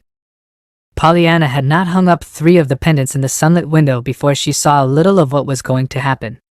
She was so excited then she could scarcely control her shaking fingers enough to hang up the rest. But at last her task was finished, and she stepped back with a low cry of delight.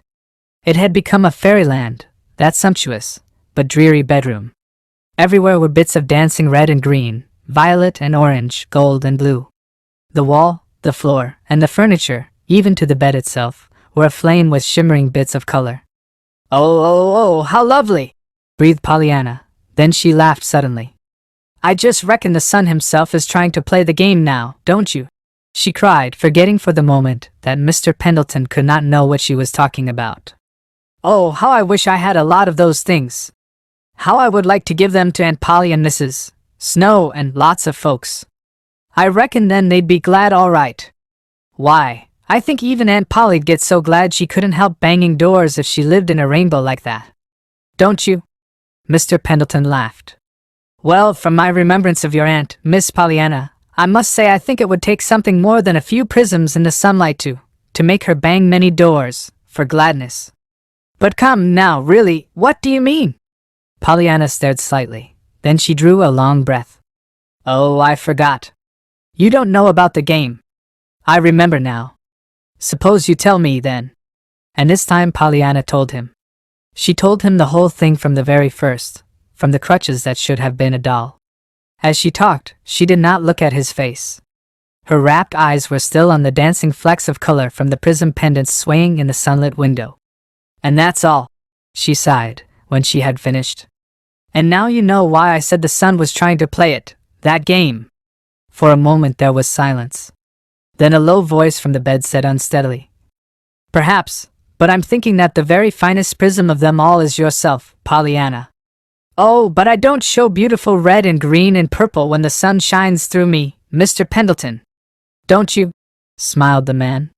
And Pollyanna, looking into his face, wondered why there were tears in his eyes. No, she said. Then, after a minute, she added mournfully, I'm afraid, Mr. Pendleton, the sun doesn't make anything but freckles out of me. Aunt Polly says it does make them. The man laughed a little, and again Pollyanna looked at him. The laugh had sounded almost like a sob. Chapter 19. Which is somewhat surprising. Pollyanna entered school in September. Preliminary examinations showed that she was well advanced for a girl of her years, and she was soon a happy member of a class of girls and boys her own age. School, in some ways, was a surprise to Pollyanna, and Pollyanna, certainly, in many ways, was very much of a surprise to school. They were soon on the best of terms, however, and to her Aunt Pollyanna confessed that going to school was living, after all, though she had had her doubts before. In spite of her delight in her new work, Pollyanna did not forget her old friends. True, she could not give them quite so much time now, of course, but she gave them what time she could. Perhaps John Pendleton, of them all, however, was the most dissatisfied. One Saturday afternoon he spoke to her about it. See here, Pollyanna, how would you like to come and live with me? He asked, a little impatiently. I don't see anything of you nowadays. Pollyanna laughed. Mr. Pendleton was such a funny man.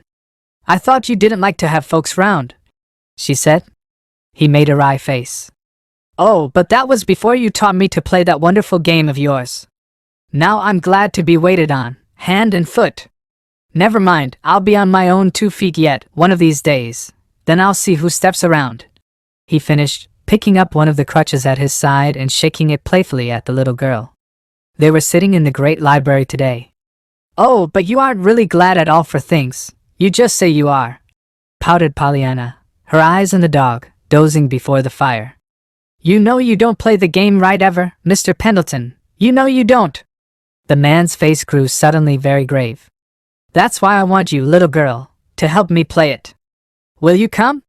Pollyanna turned in surprise. Mr. Pendleton, you don't really mean that? But I do. I want you.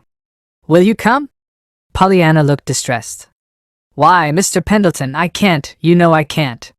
Why, I'm Aunt Polly's. A quick something crossed the man's face that Pollyanna could not quite understand. His head came up almost fiercely. You're no more hers then. Perhaps she would let you come to me. He finished more gently. Would you come, if she did? Pollyanna frowned in deep thought. But Aunt Polly has been so good to me, she began slowly. And she took me when I didn't have anybody left but the Ladies' Aid, and... Again that spasm of something crossed the man's face. But this time, when he spoke, his voice was low and very sad. Pollyanna, long years ago I loved somebody very much. I hoped to bring her, some day, to this house. I pictured how happy we'd be together in our home all the long years to come. Yes, pitted Pollyanna, her eyes shining with sympathy. But well, I didn't bring her here. Never mind why. I just didn't, that's all. And ever since then this great gray pile of stone has been a house, never a home. It takes a woman's hand and heart, or a child's presence, to make a home, Pollyanna, and I have not had either. Now will you come, my dear? Pollyanna sprang to her feet. Her face was fairly illumined. Mr. Pendleton, you mean that you wish you had had that woman's hand and heart all this time? Why yes, Pollyanna. Oh, I'm so glad. Then it's all right, sighed the little girl. Now you can take us both, and everything will be lovely. Take you both? Repeated the man dazedly. A faint doubt crossed Pollyanna's countenance. Well, of course, Aunt Polly isn't won over yet, but I'm sure she will be if you tell it to her just as you did to me, and then we both come, of course. A look of actual terror leaped to the man's eyes. Aunt Polly, come, here. Pollyanna's eyes widened a little. Would you rather go there? She asked. Of course the house isn't quite so pretty, but it's nearer. Pollyanna, what are you talking about? Asked the man, very gently now. Why, about where we're going to live, of course, rejoined Pollyanna, in obvious surprise. I thought you meant here at first. You said it was here that you had wanted Aunt Polly's hand and heart all these years to make a home, and an inarticulate cry came from the man's throat. He raised his hand and began to speak, but the next moment he dropped his hand nervously at his side. The doctor, sir, said the maid in the doorway. Pollyanna rose at once. John Pendleton turned to her feverishly. Pollyanna, for heaven's sake, say nothing of what I asked you yet, he begged, in a low voice. Pollyanna dimpled into a sunny smile. Of course not. Just as if I didn't know you'd rather tell her yourself, she called back merrily over her shoulder. John Pendleton fell limply back in his chair. Why, what's up? Demanded the doctor, a minute later, his fingers on his patient's galloping pulse. A whimsical smile trembled on John Pendleton's lips. Overdose of your tonic, I guess. He laughed, as he noted the doctor's eyes following Pollyanna's little figure down the driveway. Chapter 20. Which is more surprising? Sunday mornings Pollyanna usually attended church and Sunday school. Sunday afternoons she frequently went for a walk with Nancy. She had planned one for the day after her Saturday afternoon visit to Mr. John Pendleton. But on the way home from Sunday school Dr. Chilton overtook her in his gig and brought his horse to a stop. Suppose you let me drive you home, Pollyanna, he suggested. I want to speak to you a minute. I was just driving out to your place to tell you, he went on, as Pollyanna settled herself at his side. Mr. Pendleton sent a special request for you to go to see him this afternoon, sure. He says it's very important. Pollyanna nodded happily. Yes, it is, I know. I'll go. The doctor eyed her with some surprise. I'm not sure I shall let you, after all, he declared, his eyes twinkling. You seemed more upsetting than soothing yesterday, young lady. Pollyanna laughed. Oh, it wasn't me, truly, not really, you know, not so much as it was Aunt Polly. The doctor turned with a quick start. Your aunt? He ejaculated. Pollyanna gave a happy little bounce in her seat. Yes. And it's so exciting and lovely, just like a story, you know. I'm going to tell you, she burst out, with sudden decision. He said not to mention it, but he wouldn't mind your knowing, of course. He meant not to mention it to her. Her? Yes, Aunt Polly. And of course he would want to tell her himself instead of having me do it. Lovers, so. Lovers.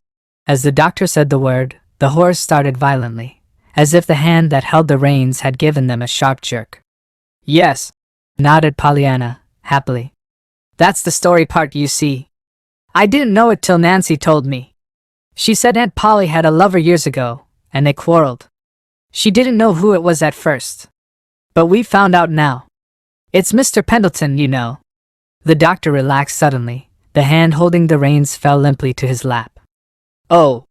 No, I didn't know, he said quietly. Pollyanna hurried on. They were nearing the Harrington homestead. Yes, and I'm so glad now. It's come out lovely. Mr. Pendleton asked me to come and live with him, but of course I wouldn't leave Aunt Polly like that, after she'd been so good to me. Then he told me all about the woman's hand and heart that he used to want, and I found out that he wanted it now, and I was so glad. For of course if he wants to make up the quarrel, everything will be all right now, and Aunt Polly and I will both go to live there, or else he'll come to live with us. Of course Aunt Polly doesn't know yet, and we haven't got everything settled, so I suppose that is why he wanted to see me this afternoon, sure. The doctor sat suddenly erect. There was an odd smile on his lips. Yes, I can well imagine that Mr. John Pendleton does want to see you, Pollyanna. He nodded, as he pulled his horse to a stop before the door. There's Aunt Polly now in the window, cried Pollyanna, then, a second later. Why, no, she isn't, but I thought I saw her. No, she isn't there, now. said the doctor. His lips had suddenly lost their smile. Pollyanna found a very nervous John Pendleton waiting for her that afternoon. Pollyanna, he began at once. I've been trying all night to puzzle out what you meant by all that yesterday, about my wanting your Aunt Polly's hand and heart here all those years. What did you mean? Why, because you were lovers, you know, once, and I was so glad you still felt that way now. Lovers, your Aunt Polly and I. At the obvious surprise in the man's voice, Pollyanna opened wide her eyes. Why, Mr. Pendleton, Nancy said you were. The man gave a short little laugh. Indeed? Well, I'm afraid I shall have to say that Nancy didn't know. Then you weren't lovers? Pollyanna's voice was tragic with dismay. Never. And it isn't all coming out like a book? There was no answer. The man's eyes were moodily fixed out the window. Oh dear! And it was all going so splendidly. Almost sobbed Pollyanna. I'd have been so glad to come, with Aunt Polly.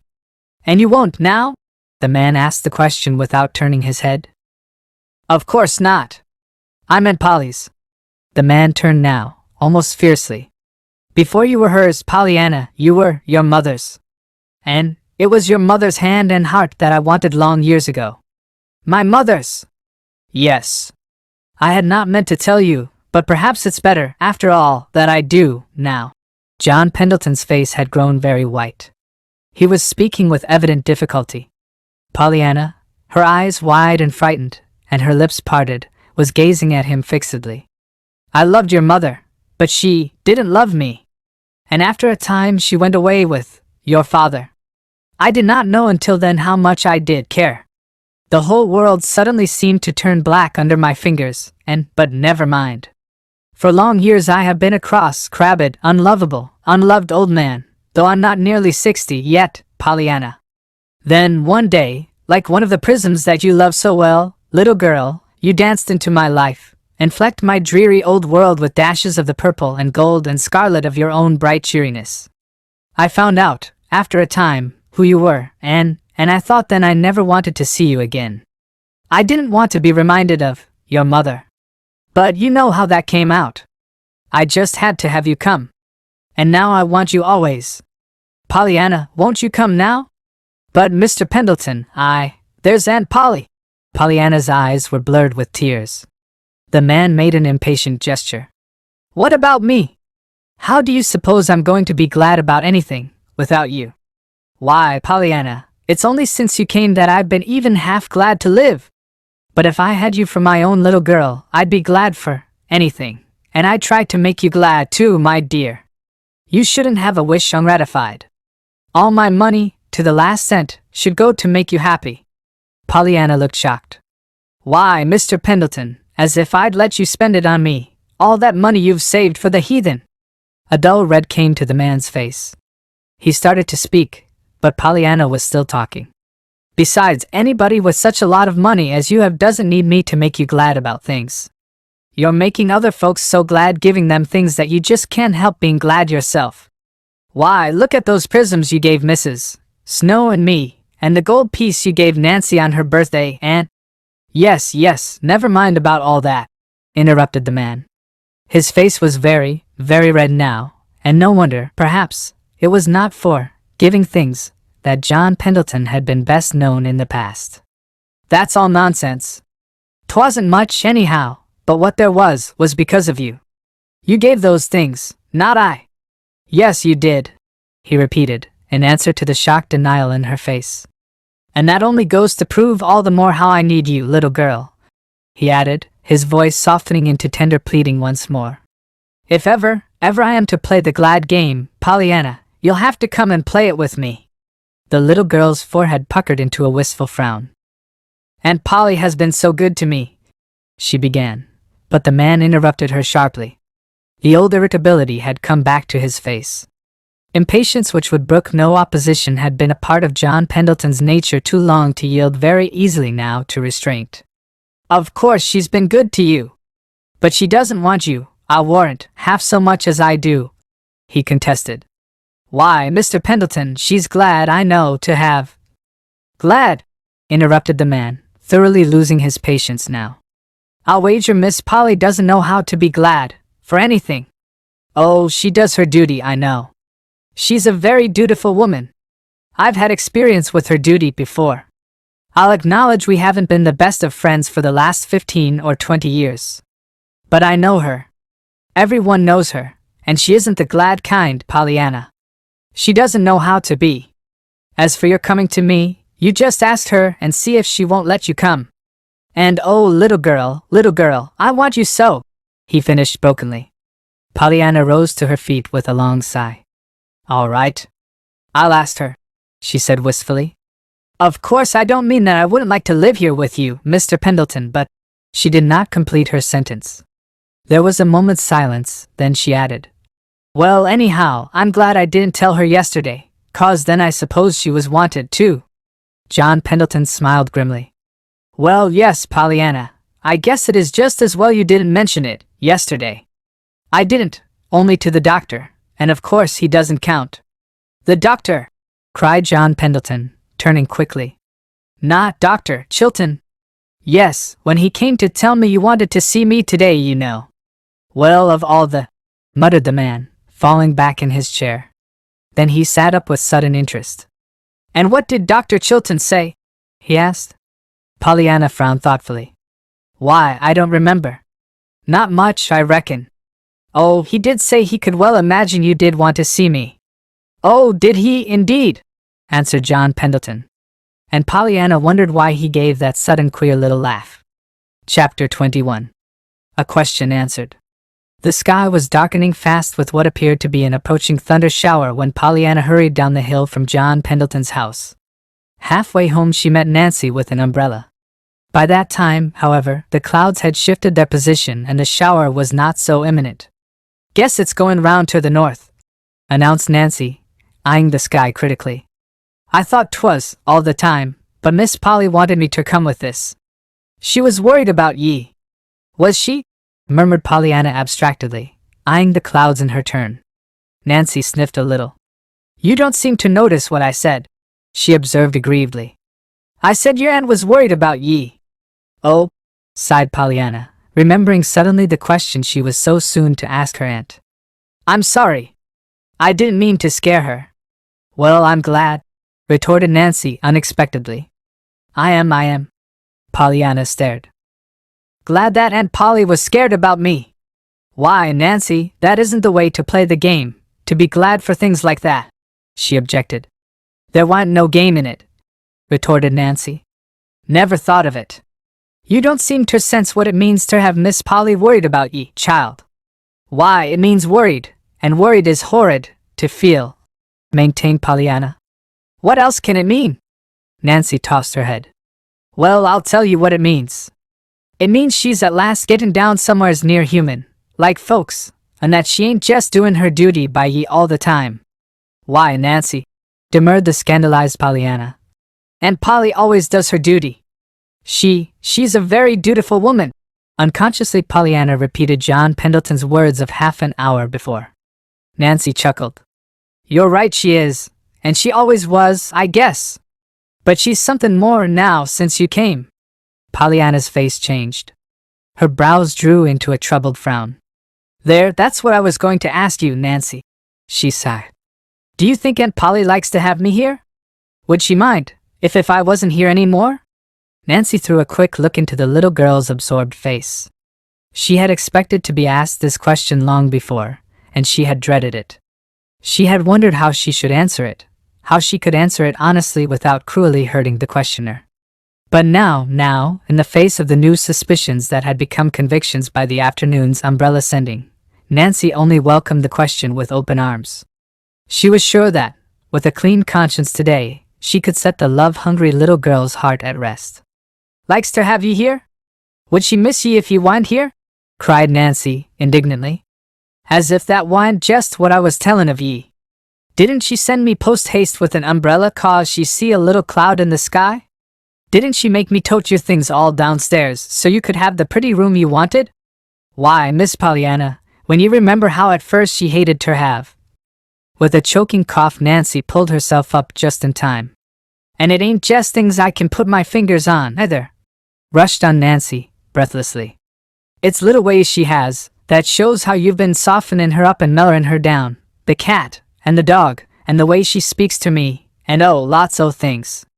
Why, Miss Pollyanna, there ain't no tellin' how she miss ye, if ye want here," finished Nancy, speaking with an enthusiastic certainty that was meant to hide the perilous admission she had almost made before.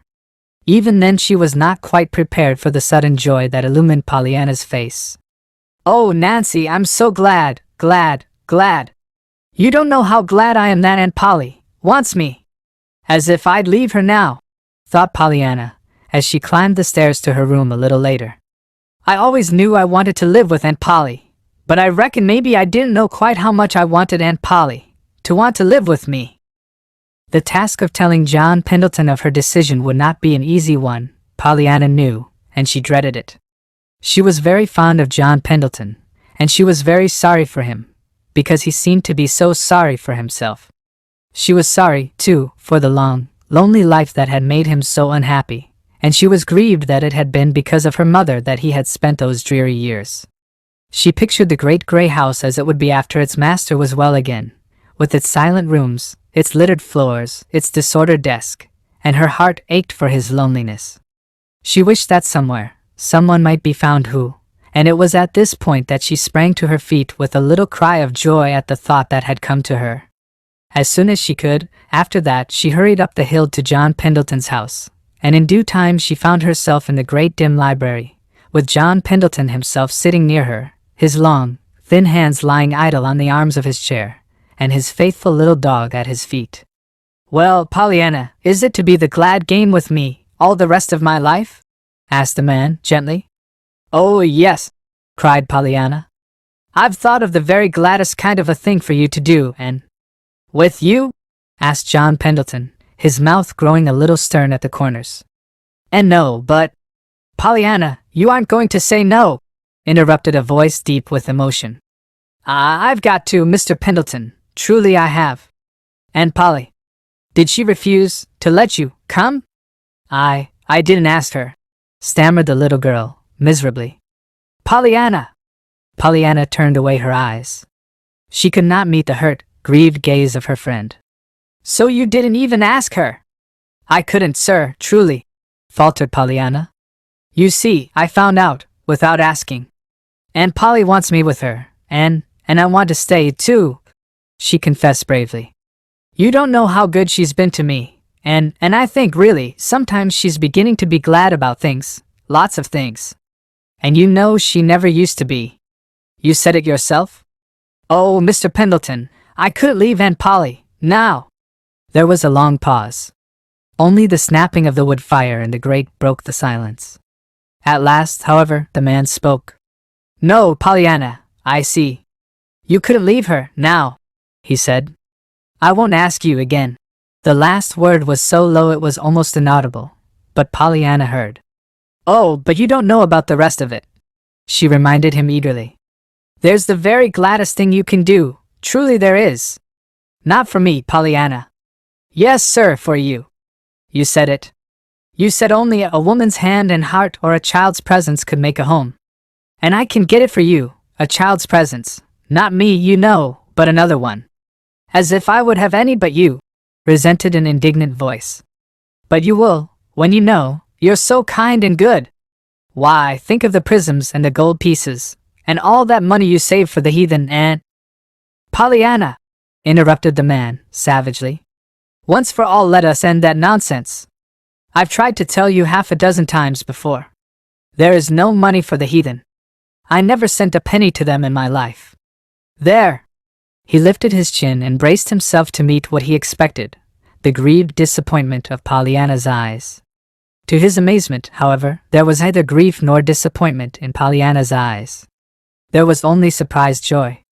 Oh, she cried, clapping her hands. "I'm so glad!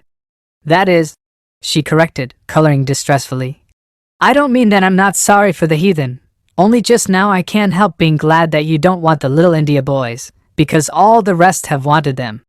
And so I'm glad you'd rather have Jimmy Bean. Now I know you'll take him." "Take who?" "Jimmy Bean. He's the child's presence, you know, and he'll be so glad to be it." I had to tell him last week that even my lady's aide out west wouldn't take him, and he was so disappointed. But now, when he hears of this, he'll be so glad. Will he? Well, I won't, ejaculated the man, decisively. Pollyanna, this is sheer nonsense. You don't mean you won't take him? I certainly do mean just that. But he'd be a lovely child's presence, faltered Pollyanna. She was almost crying now. And you couldn't be lonesome, with Jimmy round. I don't doubt it, rejoined the man. But I think I prefer the lonesomeness. It was then that Pollyanna, for the first time in weeks, suddenly remembered something Nancy had once told her. She raised her chin aggrievedly. Maybe you think a nice live little boy wouldn't be better than that old dead skeleton you keep somewhere, but I think it would. Skeleton? Yes. Nancy said you had one in your closet somewhere. Why, what? Suddenly the man threw back his head and laughed. He laughed very heartily indeed, so heartily that Pollyanna began to cry from pure nervousness. When he saw that, John Pendleton sat erect very promptly. His face grew grave at once. Pollyanna, I suspect you are right, more right than you know, he said gently. In fact, I know that a nice live little boy would be far better than my skeleton in the closet. Only, we aren't always willing to make the exchange. We are apt to still cling to our skeletons, Pollyanna. However, suppose you tell me a little more about this nice little boy. And Pollyanna told him. Perhaps the laugh cleared the air, or perhaps the pathos of Jimmy Bean's story as told by Pollyanna's eager little lips touched a heart already strangely softened. At all events, when Pollyanna went home that night she carried with her an invitation for Jimmy Bean himself to call at the great house with Pollyanna the next Saturday afternoon. And I'm so glad, and I'm sure you'll like him, sighed Pollyanna as she said goodbye. I do so want Jimmy Bean to have a home, and folks that care, you know. Chapter 22. Sermons and Woodboxes. On the afternoon that Pollyanna told John Pendleton of Jimmy Bean, the Rev. Paul Ford climbed the hill and entered the Pendleton woods, hoping that the hushed beauty of God's out-of-doors would still the tumult that his children of men had wrought. The Rev. Paul Ford was sick at heart. Month by month, for a year past, conditions in the parish under him had been growing worse and worse, until it seemed that now, turn which way he would, he encountered only wrangling, backbiting, scandal, and jealousy.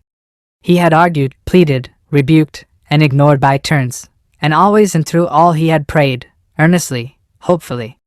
But today miserably he was forced to own that matters were no better, but rather worse. 2 of his deacons were at swords' points over a silly something that only endless brooding had made of any account.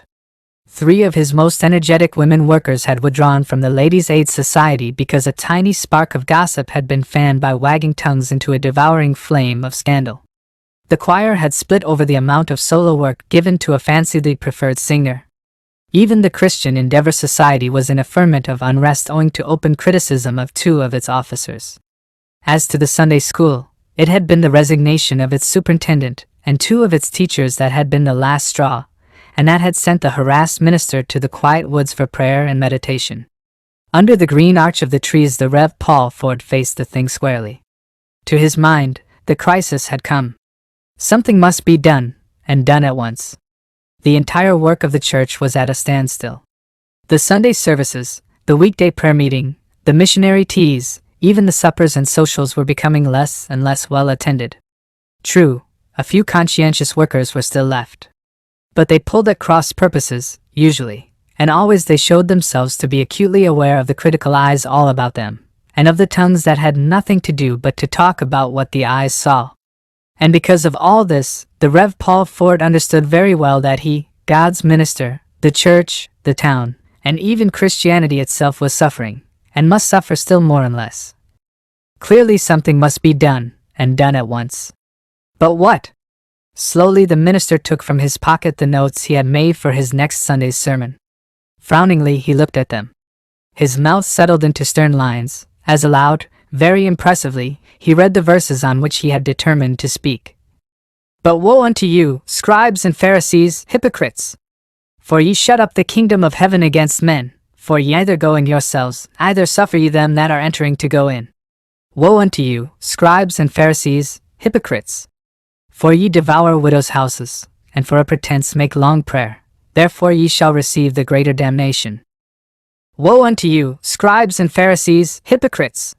For ye pay tithe of mint and anise and cumin, and have omitted the weightier matters of the law, judgment, mercy, and faith. These ought ye to have done, and not to leave the other undone. It was a bitter denunciation. In the green aisles of the woods, the minister's deep voice rang out with scathing effect. Even the birds and squirrels seemed hushed into awed silence. It brought to the minister a vivid realization of how those words would sound the next Sunday when he should utter them before his people in the sacred hush of the church. His people, they were his people. Could he do it? Dare he do it? Dare he not do it? It was a fearful denunciation, even without the words that would follow, his own words. He had prayed and prayed. He had pleaded earnestly for help, for guidance. He longed, oh, how earnestly he longed, to take now, in this crisis, the right step. But was this the right step? Slowly the minister folded the papers and thrust them back into his pocket. Then, with a sigh that was almost a moan, he flung himself down at the foot of a tree, and covered his face with his hands. It was there that Pollyanna, on her way home from the Pendleton house, found him. With a little cry she ran forward. Oh, Mr. Ford. You haven't broken your leg or anything, have you? She gasped. The minister dropped his hands and looked up quickly. He tried to smile. No, dear, no, indeed. I'm just resting. Oh, sighed Pollyanna, falling back a little. That's all right then. You see, Mr. Pendleton had broken his leg when I found him, but he was lying down, though. And you are sitting up. Yes, I am sitting up, and I haven't broken anything that doctors can mend. The last words were very low, but Pollyanna heard them. A swift change crossed her face. Her eyes glowed with tender sympathy. I know what you mean. Something plagues you. Father used to feel like that lots of times. I reckon ministers do, most generally. You see, there's such a lot depends on 'em somehow. The Rev. Paul Ford turned a little wonderingly. Was your father a minister, Pollyanna? Yes, sir. Didn't you know? I supposed everybody knew that. He married Aunt Polly's sister, and she was my mother. Oh, I understand. But you see, I haven't been here many years, so I don't know all the family histories. Yes, sir, I mean, no, sir, smiled Pollyanna. There was a long pause. The minister, still sitting at the foot of the tree, appeared to have forgotten Pollyanna's presence. He had pulled some papers from his pocket and unfolded them, but he was not looking at them. He was gazing, instead, at a leaf on the ground a little distance away, and it was not even a pretty leaf. It was brown and dead. Pollyanna, looking at him, felt vaguely sorry for him. It's a nice day, she began hopefully. For a moment there was no answer. Then the minister looked up with a start. What? Oh, yes, it is a very nice day. And 'tisn't cold at all either, even if 'tis October, observed Pollyanna, still more hopefully. Mr. Pendleton had a fire, but he said he didn't need it. It was just to look at. I like to look at fires, don't you?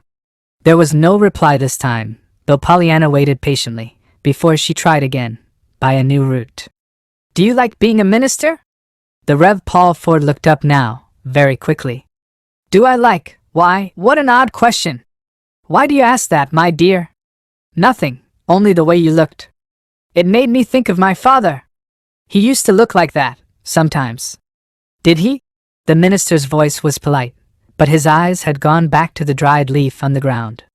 Yes, and I used to ask him just as I did you if he was glad he was a minister. The man under the tree smiled a little sadly. Well, what did he say? Oh, he always said he was, of course, but most always he said, too, that he wouldn't stay a minister a minute if 'twasn't for the rejoicing texts. The what? The Rev. Paul Ford's eyes left the leaf and gazed wonderingly into Pollyanna's merry little face. Well, that's what Father used to call him. She laughed. Of course the Bible didn't name him that. But it's all those that begin be glad in the Lord, or rejoice greatly, or shout for joy, and all that, you know, such a lot of 'em. Once, when Father felt specially bad, he counted 'em. There were 800 of 'em. 800! Yes, that told you to rejoice and be glad, you know. That's why Father named 'em the rejoicing texts. Oh, there was an odd look on the minister's face. His eyes had fallen to the words on the top paper in his hands. But woe unto you, scribes and Pharisees, hypocrites! And so your father, like those rejoicing texts, he murmured. Oh yes, nodded Pollyanna, emphatically. He said he felt better right away, that first day he thought to count them. He said if God took the trouble to tell us 800 times to be glad and rejoice, he must want us to do it, some. And father felt ashamed that he hadn't done it more. After that, they got to be such a comfort to him, you know, when things went wrong, when the ladies' aiders got to fight, when they didn't agree about something, corrected Pollyanna, hastily. Why, it was those texts too, father said, that made him think of the game. He began with me on the crutches, but he said 'twas the rejoicing texts that started him on it. And what game might that be? Asked the minister. About finding something and everything to be glad about, you know. As I said, he began with me on the crutches. And once more Pollyanna told her story, this time to a man who listened with tender eyes and understanding ears. A little later Pollyanna and the minister descended the hill, hand in hand. Pollyanna's face was radiant. Pollyanna loved to talk, and she had been talking now for some time. There seemed to be so many things about the game, her father, and the old home life that the minister wanted to know. At the foot of the hill their ways parted, and Pollyanna down one road, and the minister down another, walked on alone. In the Rev. Paul Ford's study that evening the minister sat thinking. Near him on the desk lay a few loose sheets of paper, his sermon notes. Under the suspended pencil in his fingers lay other sheets of paper, blank, his sermon to be. But the minister was not thinking either of what he had written, or of what he intended to write. In his imagination he was far away in a little western town with a missionary minister who was poor, sick, worried, and almost alone in the world, but who was poring over the Bible to find how many times his Lord and Master had told him to rejoice and be glad. After a time, with a long sigh, the Rev. Paul Ford roused himself, came back from the far western town, and adjusted the sheets of paper under his hand. Matthew 23, 13, 14 and 23, he wrote. Then, with a gesture of impatience, he dropped his pencil and pulled toward him a magazine left on the desk by his wife a few minutes before. Listlessly his tired eyes turned from paragraph to paragraph until these words arrested them. A father one day said to his son Tom, who he knew had refused to fill his mother's woodbox that morning, "Tom, I'm sure you'll be glad to go and bring in some wood for your mother." And without a word Tom went. Why? Just because his father showed so plainly that he expected him to do the right thing. Suppose he had said, "Tom, I overheard what you said to your mother this morning, and I'm ashamed of you. Go at once and fill that woodbox. I'll warrant that woodbox would be empty yet, so far as Tom was concerned." On and on read the minister, a word here, a line there, a paragraph somewhere else. What men and women need is encouragement. Their natural resisting powers should be strengthened, not weakened. Instead of always harping on a man's faults, tell him of his virtues. Try to pull him out of his rut of bad habits. Hold up to him his better self, his real self that can dare and do and win out.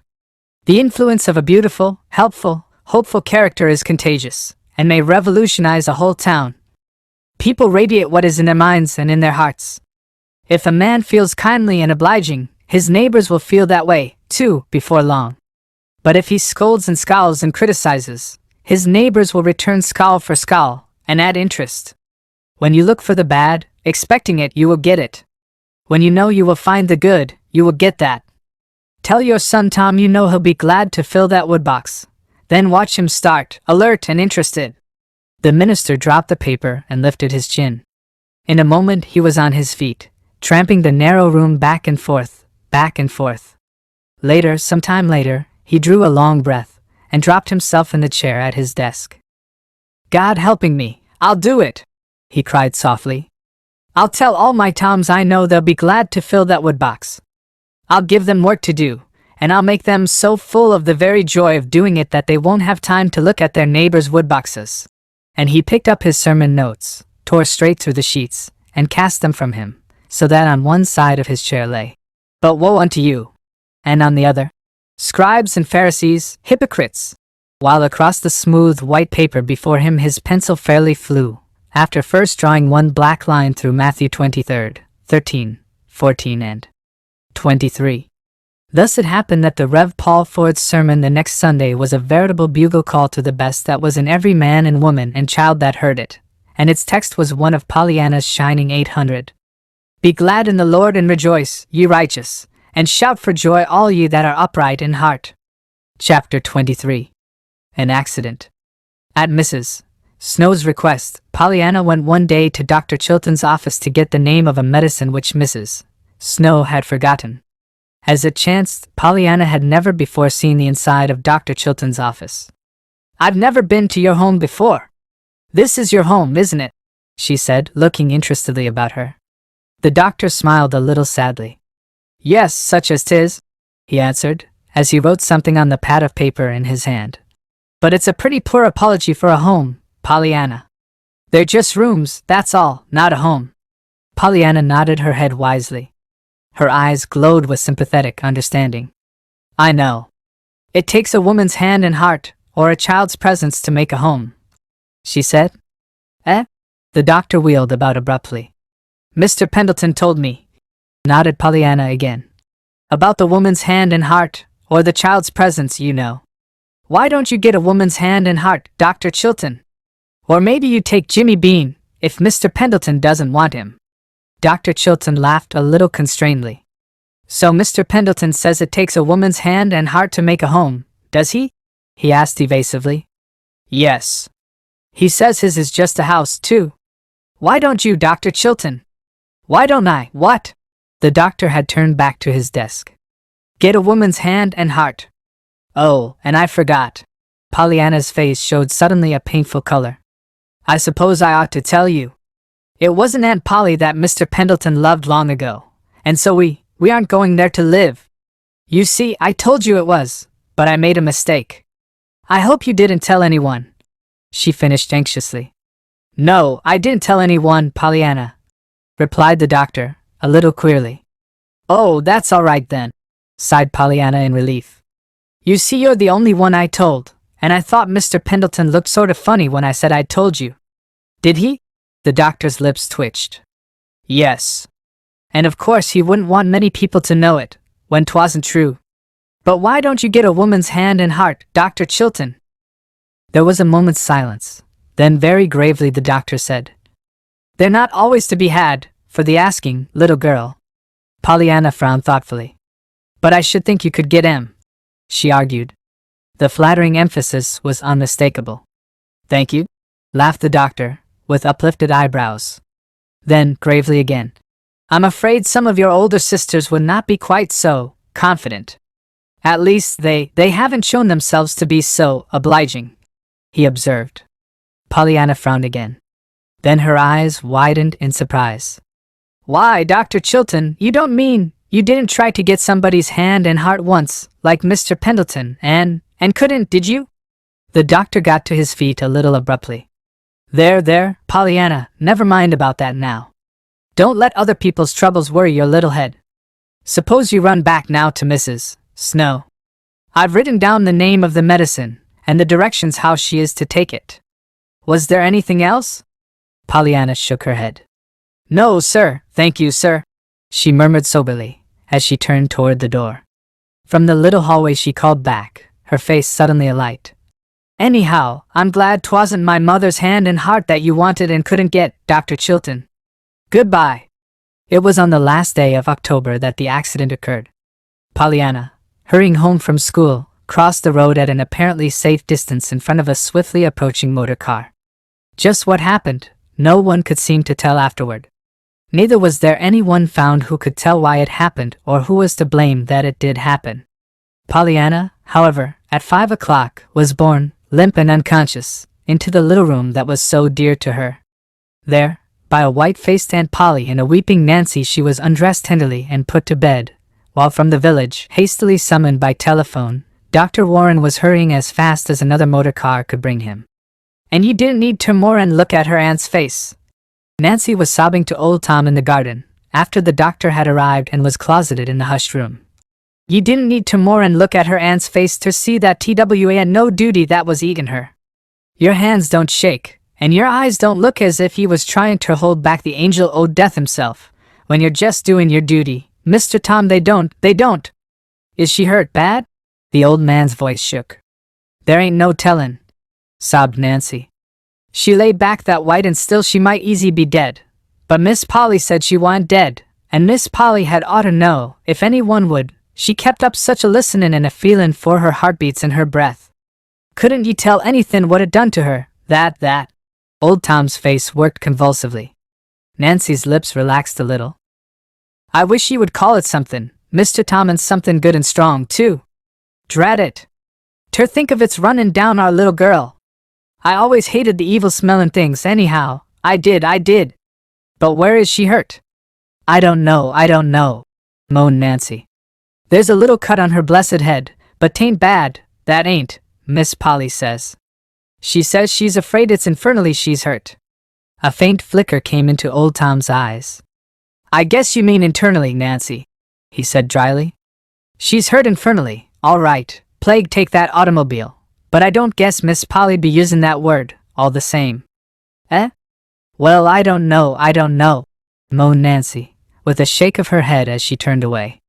Seems as if I just couldn't stand it till that doctor gets out o' there. I wish I had a washin' ter do, the biggest washin' I ever see, I do, she wailed, wringing her hands helplessly.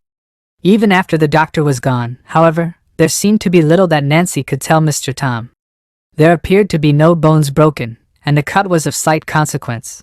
But the doctor had looked very grave, had shaken his head slowly, and had said that time alone could tell. After he had gone, Miss Polly had shown a face even whiter and more drawn-looking than before.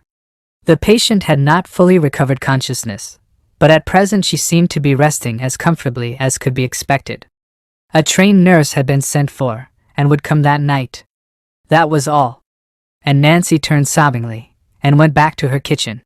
It was sometime during the next forenoon that Pollyanna opened conscious eyes and realized where she was. Why, Aunt Polly, what's the matter? Isn't it daytime? Why don't I get up? She cried. Why, Aunt Polly, I can't get up, she moaned, falling back on the pillow, after an ineffectual attempt to lift herself. No, dear, I wouldn't try just yet, soothed her aunt quickly, but very quietly. But what is the matter? Why can't I get up? Miss Polly's eyes asked an agonized question of the white-capped young woman standing in the window, out of the range of Pollyanna's eyes. The young woman nodded. Tell her, the lips said. Miss Polly cleared her throat, and tried to swallow the lump that would scarcely let her speak. You were hurt, dear, by the automobile last night. But never mind that now. Auntie wants you to rest and go to sleep again. Hurt? Oh, yes, I ran. Pollyanna's eyes were dazed. She lifted her hand to her forehead. Why, it's done up and it hurts. Yes, dear, but never mind. Just rest. But, Aunt Polly, I feel so funny and so bad. My legs feel so queer, only they don't feel, at all. With an imploring look into the nurse's face, Miss Polly struggled to her feet and turned away. The nurse came forward quickly. Suppose you let me talk to you now, she began cheerily. I'm sure I think it's high time we were getting acquainted, and I'm going to introduce myself. I am Miss Hunt, and I've come to help your aunt take care of you. And the very first thing I'm going to do is to ask you to swallow these little white pills for me. Pollyanna's eyes grew a bit wild. But I don't want to be taken care of, that is, not for long. I want to get up. You know I go to school. Can't I go to school tomorrow? From the window where Aunt Polly stood now there came a half-stifled cry. Tomorrow? Smiled the nurse brightly. Well, I may not let you out quite so soon as that, Miss Pollyanna. But just swallow these little pills for me, please, and we'll see what they'll do. All right, agreed Pollyanna, somewhat doubtfully. But I must go to school day after tomorrow. There are examinations then, you know. She spoke again, a minute later. She spoke of school, and of the automobile, and of how her head ached. But very soon her voice trailed into silence under the blessed influence of the little white pills she had swallowed. Chapter 24. John Pendleton. Pollyanna did not go to school tomorrow, nor the day after tomorrow. Pollyanna, however, did not realize this, except momentarily when a brief period of full consciousness sent insistent questions to her lips. Pollyanna did not realize anything, in fact, very clearly until a week had passed. Then the fever subsided, the pain lessened somewhat, and her mind awoke to full consciousness. She had then to be told all over again what had occurred. "And so it's hurt that I am, and not sick," she sighed at last. "Well, I'm glad of that." "Gee glad, Pollyanna?" asked her aunt, who was sitting by the bed. "Yes. I'd so much rather have broken legs like Mr. Pendleton's than lifelong invalids like Mrs. Snow, you know. Broken legs get well, and lifelong invalids don't." Miss Polly, who had said nothing whatever about broken legs, got suddenly to her feet and walked to the little dressing table across the room. She was picking up one object after another now, and putting each down, in an aimless fashion quite unlike her usual decisiveness. Her face was not aimless looking at all, however. It was white and drawn. On the bed Pollyanna lay blinking at the dancing band of colors on the ceiling, which came from one of the prisms in the window. "I'm glad it isn't smallpox that ails me, too," she murmured contentedly. "That would be worse than freckles. And I'm glad 'tisn't whooping cough. I've had that, and it's horrid. And I'm glad 'tisn't appendicitis nor measles, 'cause they're catching. Measles are, I mean, and they wouldn't let you stay here." "You seem to be glad for a good many things, my dear," faltered Aunt Polly, putting her hand to her throat as if her collar bound. Pollyanna laughed softly.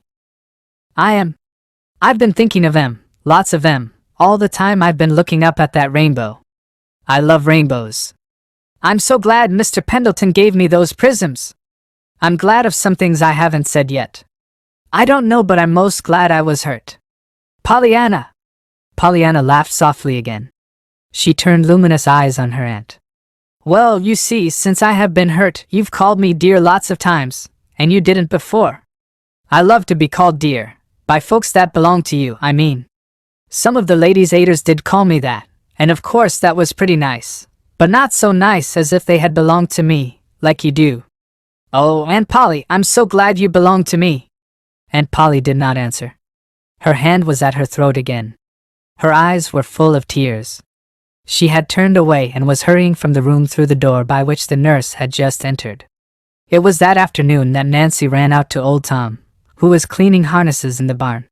Her eyes were wild. Mr. Tom, guess what's happened?" she panted. "You couldn't guess in 1,000 years. You couldn't." "Then I calculate I won't try," retorted the man grimly. "'Specially as I hain't got more 'n 10 to live, anyhow, probably. You'd better tell me first off, Nancy." "Well, listen, then. Who do you suppose is in the parlor now with the mistress?" "Who, I say?" Old Tom shook his head. "There's no tellin'," he declared. "Yes, there is. I'm tellin'. It's John Pendleton." "Sho, now. You're jokin', girl." "Not much I am, and me a lettin' him in myself, crutches and all. And the teen he come in a waitin' this minute at the door for him, just as if he wan't the cranky old crosspatch he is, what never talks to no one. Just think, Mr. Tom, him a callin' on her." "Well, why not?" demanded the old man, a little aggressively. Nancy gave him a scornful glance. "As if you didn't know better 'n me," she derided. "Eh? Oh, you needn't be so innocent," she retorted with mock indignation. "You what led me wild goose chasing in the first place." "What do you mean?" Nancy glanced through the open barn door toward the house, and came a step nearer to the old man. "Listen. 'Twas you that was tellin' me Miss Polly had a lover in the first place, wa'n't it? Well, one day I thinks I finds 2 and 2, and I puts 'em together and makes 4. But it turns out to be 5, and no 4 at all. With a gesture of indifference, old Tom turned and fell to work. "If you're going to talk to me, you've got to talk plain horse sense," he declared testily. "I never was no hand for figures." Nancy laughed. "Well, it's this," she explained. "I heard something that made me think him and Miss Polly was lovers." "Mr. Pendleton." Old Tom straightened up. "Yes. Oh, I know now. He wasn't. It was that blessed child's mother he was in love with, and that's why he wanted. But never mind that part," she added hastily, remembering just in time her promise to Pollyanna not to tell that Mr. Pendleton had wished her to come and live with him. "Well, I've been askin' folks about him some since, and I've found out that him and Miss Polly hain't been friends for years, and that she's been hatin' him like pies and owin' to the silly gossip that coupled their names together when she was 18 or 20. Yes, I remember, nodded old Tom. It was 3 or 4 years after Miss Jenny gave him the mitten and went off with the other chap. Miss Polly knew about it, of course, and was sorry for him. So she tried to be nice to him.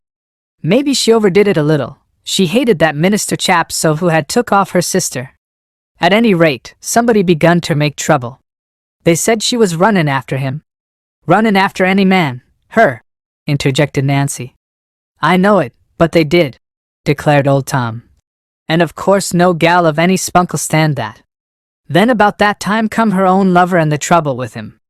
After that she shut up like an oyster and wouldn't have nothing to do with nobody for a spell. Her heart just seemed to turn bitter at the core. Yes, I know. I've heard about that now, rejoined Nancy. And that's why you could 'a' knocked me down with a feather when I see him at the door. Him, what she hain't spoke to for years. But I let him in and went and told her. What did she say? Old Tom held his breath suspended. Nothin', at first. She was so still I thought she hadn't heard, and I was just going to say it over when she speaks up quiet like, tell Mr. Pendleton I will be down at once. And I come and told him. Then I come out here and told you, finished Nancy, casting another backward glance toward the house. Humph, grunted old Tom, and fell to work again. In the ceremonious parlor of the Harrington homestead, Mr. John Pendleton did not have to wait long before a swift step warned him of Miss Polly's coming. As he attempted to rise, she made a gesture of remonstrance.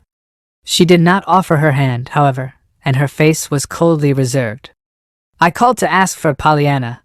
He began at once, a little brusquely. Thank you. She is about the same, said Miss Polly. And that is, won't you tell me how she is? His voice was not quite steady this time.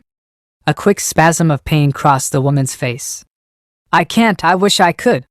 You mean, you don't know? Yes. But the doctor? Dr. Warren himself seems at sea. He is in correspondence now with a New York specialist. They have arranged for a consultation at once. But what were her injuries that you do know? A slight cut on the head, 1 or 2 bruises, and an injury to the spine which has seemed to cause paralysis from the hips down. A low cry came from the man. There was a brief silence. Then, huskily, he asked, And Pollyanna, how does she take it? She doesn't understand, at all, how things really are. And I can't tell her. But she must know something. Miss Polly lifted her hand to the collar at her throat in the gesture that had become so common to her of late. Oh, yes. She knows she can't move, but she thinks her legs are broken. She says she's glad it's broken legs like yours rather than lifelong invalids like Mrs.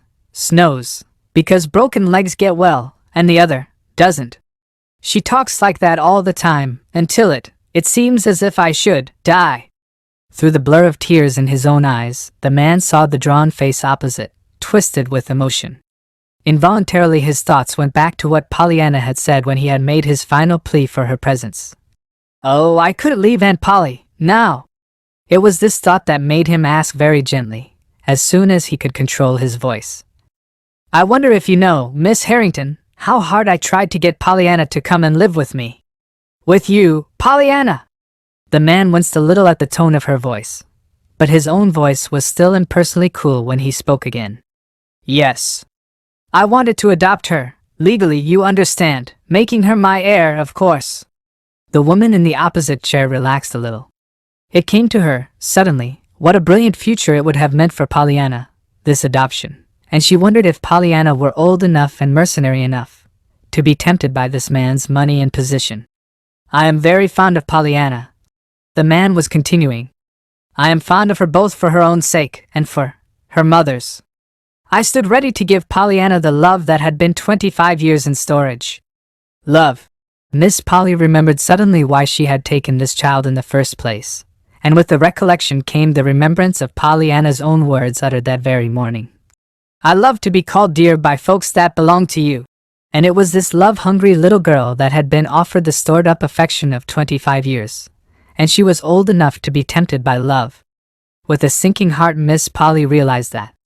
With a sinking heart, too, she realized something else, the dreariness of her own future now without Pollyanna. Well, she said. And the man, recognizing the self-control that vibrated through the harshness of the tone, smiled sadly. She would not come, he answered. Why? She would not leave you. She said you had been so good to her. She wanted to stay with you, and she said she thought you wanted her to stay, he finished, as he pulled himself to his feet. He did not look toward Miss Polly. He turned his face resolutely toward the door. But instantly he heard a swift step at his side, and found a shaking hand thrust toward him. When the specialist comes, and I know anything definite about Pollyanna, I will let you hear from me, said a trembling voice. Goodbye, and thank you for coming. Pollyanna will be pleased. Chapter 25. A Waiting Game. On the day after John Pendleton's call at the Harrington homestead, Miss Polly set herself to the task of preparing Pollyanna for the visit of the specialist. Pollyanna, my dear, she began gently, we have decided that we want another doctor besides Dr. Warren to see you. Another one might tell us something new to do, to help you get well faster, you know. A joyous light came to Pollyanna's face. Dr. Chilton! Oh, Aunt Polly, I'd so love to have Dr. Chilton.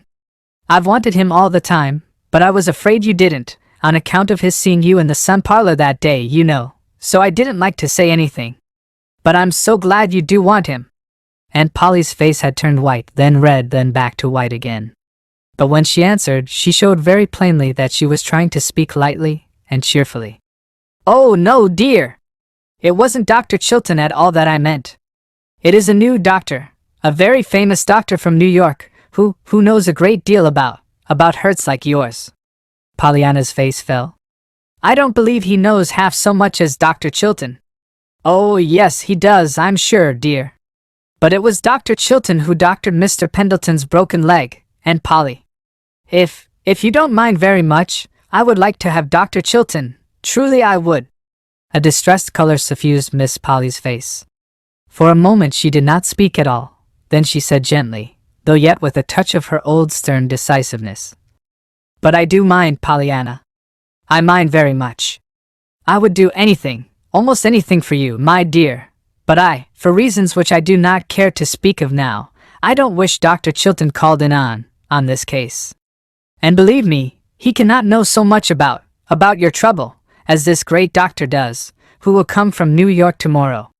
Pollyanna still looked unconvinced. But Aunt Polly, if you love Dr. Chilton. What, Pollyanna? Aunt Polly's voice was very sharp now. Her cheeks were very red too.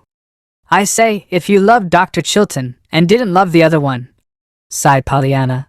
Seems to me that would make some difference in the good he would do, and I love Dr. Chilton. The nurse entered the room at that moment, and Aunt Polly rose to her feet abruptly, a look of relief on her face. I am very sorry, Pollyanna, she said a little stiffly. But I'm afraid you'll have to let me be the judge this time. Besides, it's already arranged. The New York doctor is coming tomorrow. As it happened, however, the New York doctor did not come tomorrow. At the last moment a telegram told of an unavoidable delay owing to the sudden illness of the specialist himself. This led Pollyanna into a renewed pleading for the substitution of Dr. Chilton, which would be so easy now, you know. But as before, Aunt Polly shook her head and said, No, dear, very decisively, yet with a still more anxious assurance that she would do anything but that, to please her dear Pollyanna. As the days of waiting passed, one by one, it did indeed seem that Aunt Polly was doing everything but that she could do to please her niece. I wouldn't have believed it. You couldn't have made me believe it, Nancy said to old Tom one morning. There don't seem to be a minute in the day that Miss Polly ain't jest hanging round waiting ter do something for that blessed lamb if tain't more than ter letting the cat, and her what wouldn't let Fluff nor Buff upstairs for love nor money a week ago. And now she lets them tumble all over the bed just 'cause it pleases Miss Pollyanna. And when she ain't doing nothing else, she's moving them little glass danglers round her different windows in the room so the sun'll make the rainbows dance, as that blessed child calls it. She sent Timothy down to Cobb's greenhouse 3 times for fresh flowers, and that besides all the posies fetched into her, too. And the other day, if I didn't find her sitting for the bed with the nurse actually doing her hair, and Miss Pollyanna looking on and bossing from the bed, her eyes all shireen and happy. And I declare to goodness, if Miss Polly hain't wore her hair like that every day now, just to please that blessed child. Old Tom chuckled. Well, it strikes me Miss Polly herself ain't looking none the worse, for wearing them air curls round her forehead, he observed dryly. Course she ain't, retorted Nancy indignantly. She looks like folks, now. She's actually almost. Careful, now, Nancy, interrupted the old man, with a slow grin. You know what you said when I told you she was handsome once. Nancy shrugged her shoulders. Oh, she ain't handsome, of course, but I will own up she don't look like the same woman, what with the ribbons and lace jiggers Miss Pollyanna makes her wear round her neck. I told ye so, nodded the man. I told ye she wa'n't old. Nancy laughed. Well, I'll own up she hain't got quite so good an imitation of it as she did have, for Miss Pollyanna come. Say, Mr. Tom, who was her a lover? I hain't found that out yet, I hain't. Hain't ye? Asked the old man, with an odd look on his face. Well, I guess ye won't then from me. Oh, Mr. Tom, come on, now, wheedled the girl. Ye see, there ain't many folks here that I can ask. Maybe not. But there's one, anyhow, that ain't answerin', grinned old Tom. Then, abruptly, the light died from his eyes. How is she, today, the little gal? Nancy shook her head. Her face, too, had sobered. Just the same, Mr. Tom. There ain't no special difference, as I can see, or anybody, I guess. She just lays there and sleeps and talks some, and tries to smile and be glad 'cause the sun sets or the moon rises, or some other such thing, till it's enough to make your heart break with action. I know, it's the game, bless her sweet heart, nodded old Tom, blinking a little. She told you then, too, about that game? Oh, yes. She told me long ago. The old man hesitated, then went on, his lips twitching a little. I was growlin' one day 'cause I was so bent up and crooked, and what do ye suppose the little thing said? I couldn't guess.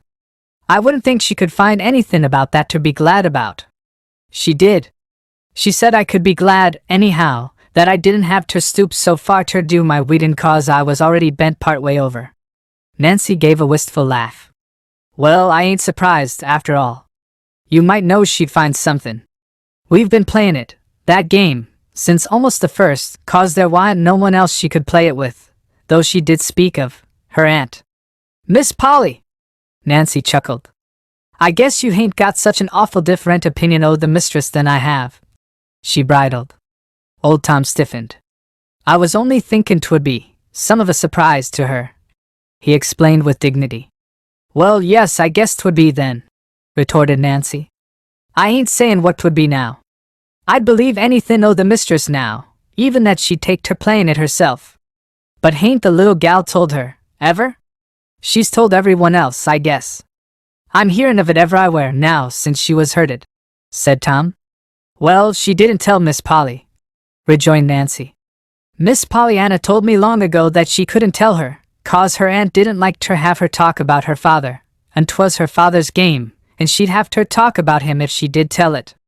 So she never told her. Oh, I see.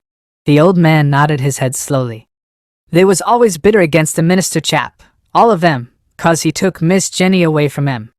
And Miss Polly, young as she was, couldn't never forgive him, she was that fond of Miss Jenny, in them days. I see. 'Twas a bad mess, he sighed, as he turned away.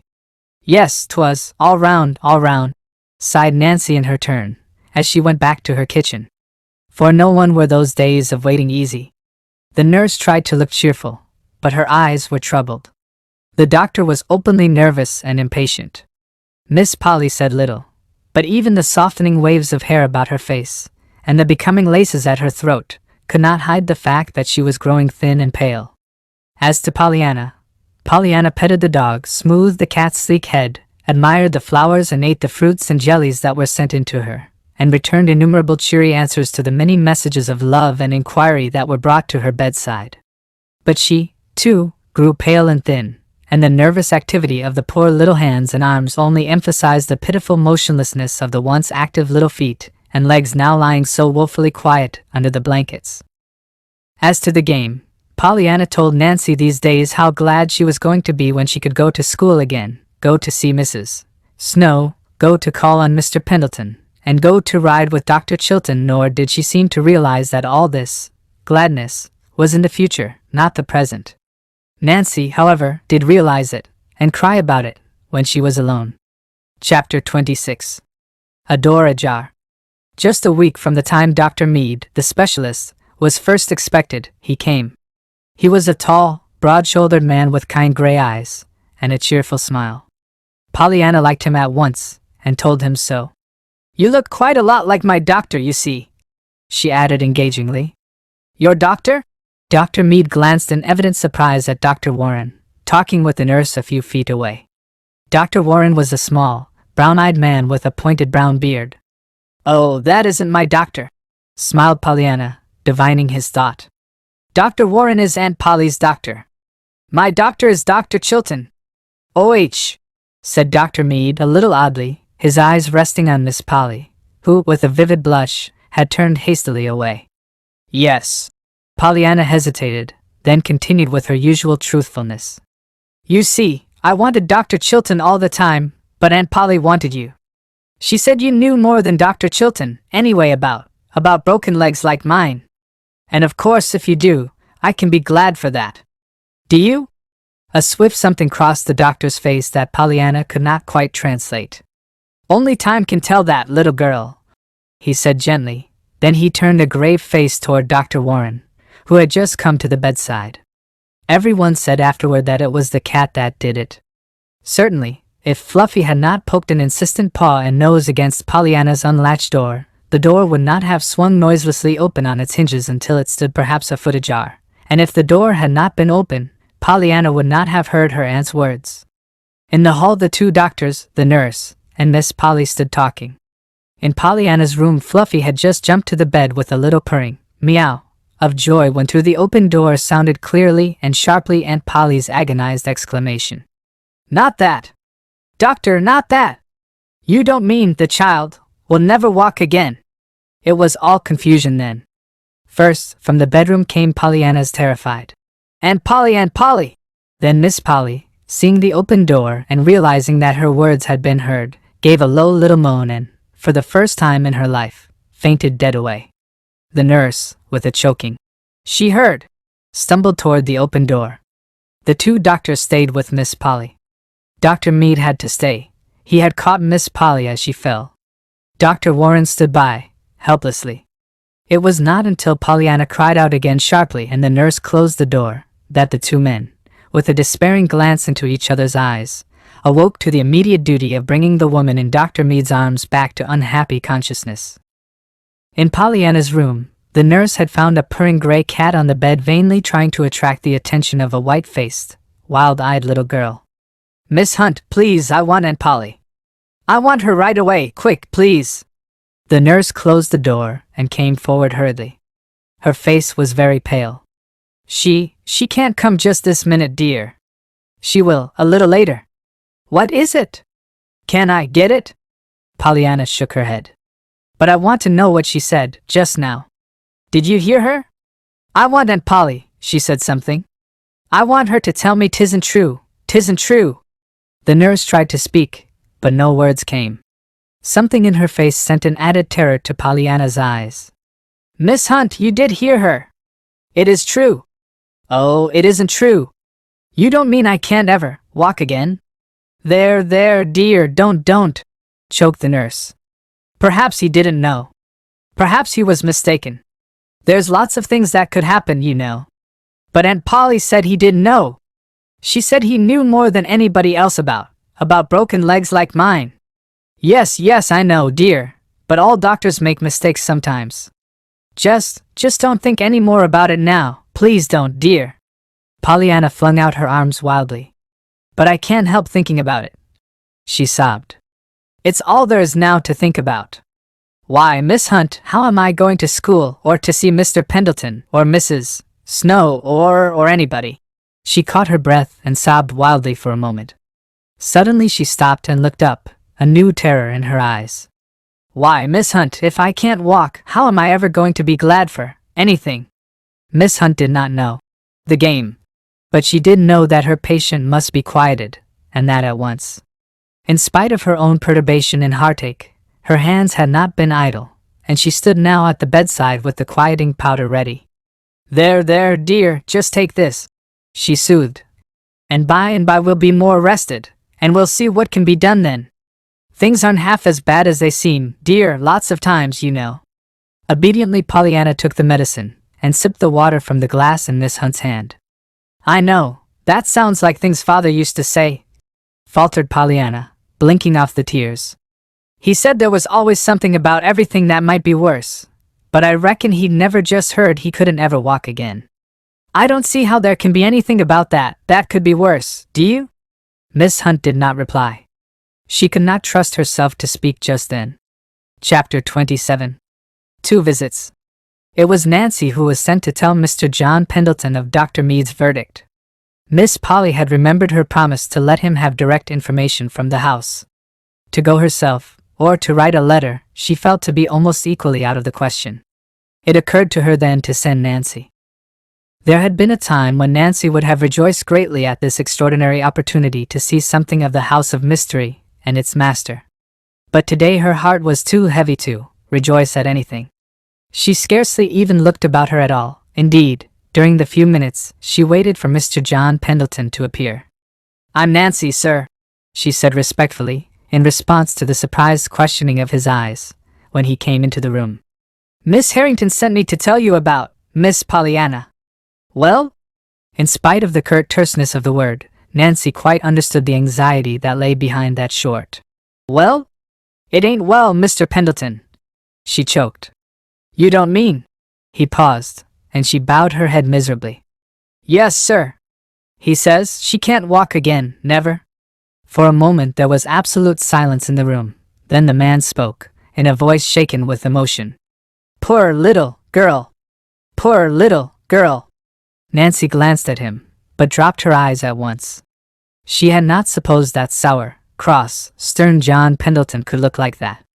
In a moment he spoke again, still in the low, unsteady voice. "It seems cruel, never to dance in the sunshine again. My little prism girl." There was another silence. Then, abruptly, the man asked, "She herself doesn't know yet, of course, does she?" "But she does, sir," sobbed Nancy. "And that's what makes it all the harder. She found out, drat that cat." "I begs your pardon," apologized the girl, hurriedly. "It's only that the cat pushed open the door and Miss Pollyanna overheard 'em talkin'. She found out, that way." "Poor little girl," sighed the man again. "Yes, sir. You'd say so, sir, if you could see her," choked Nancy. "I hain't seen her but twice since she knew about it, and it done me up both times. You see, it's all so fresh and new to her, and she keeps thinking all the time of new things she can't do, now. It worries her, too, 'cause she can't seem to be glad. Maybe you don't know about her game, though," broke off Nancy, apologetically. "The glad game?" asked the man. "Oh, yes, she told me of that." "Oh, she did? Well, I guess she has told it generally to most folks. But you see, now she can't play it herself, and it worries her. She says she can't think of a thing, not a thing about this not walking again, to be glad about." "Well, why should she?"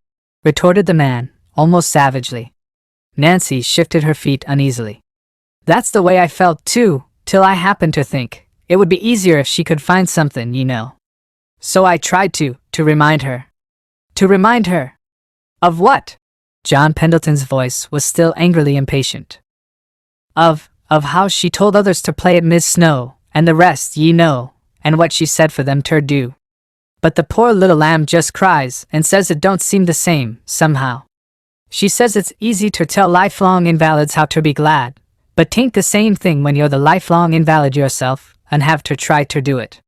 She says she's told herself over and over again how glad she is that other folks ain't like her, but that all the time she's saying it, she ain't really thinking of anything, only how she can't ever walk again." Nancy paused, but the man did not speak. He sat with his hand over his eyes. "Then I tried to remind her how she used to say the game was all the nicer to play when it was hard," resumed Nancy in a dull voice.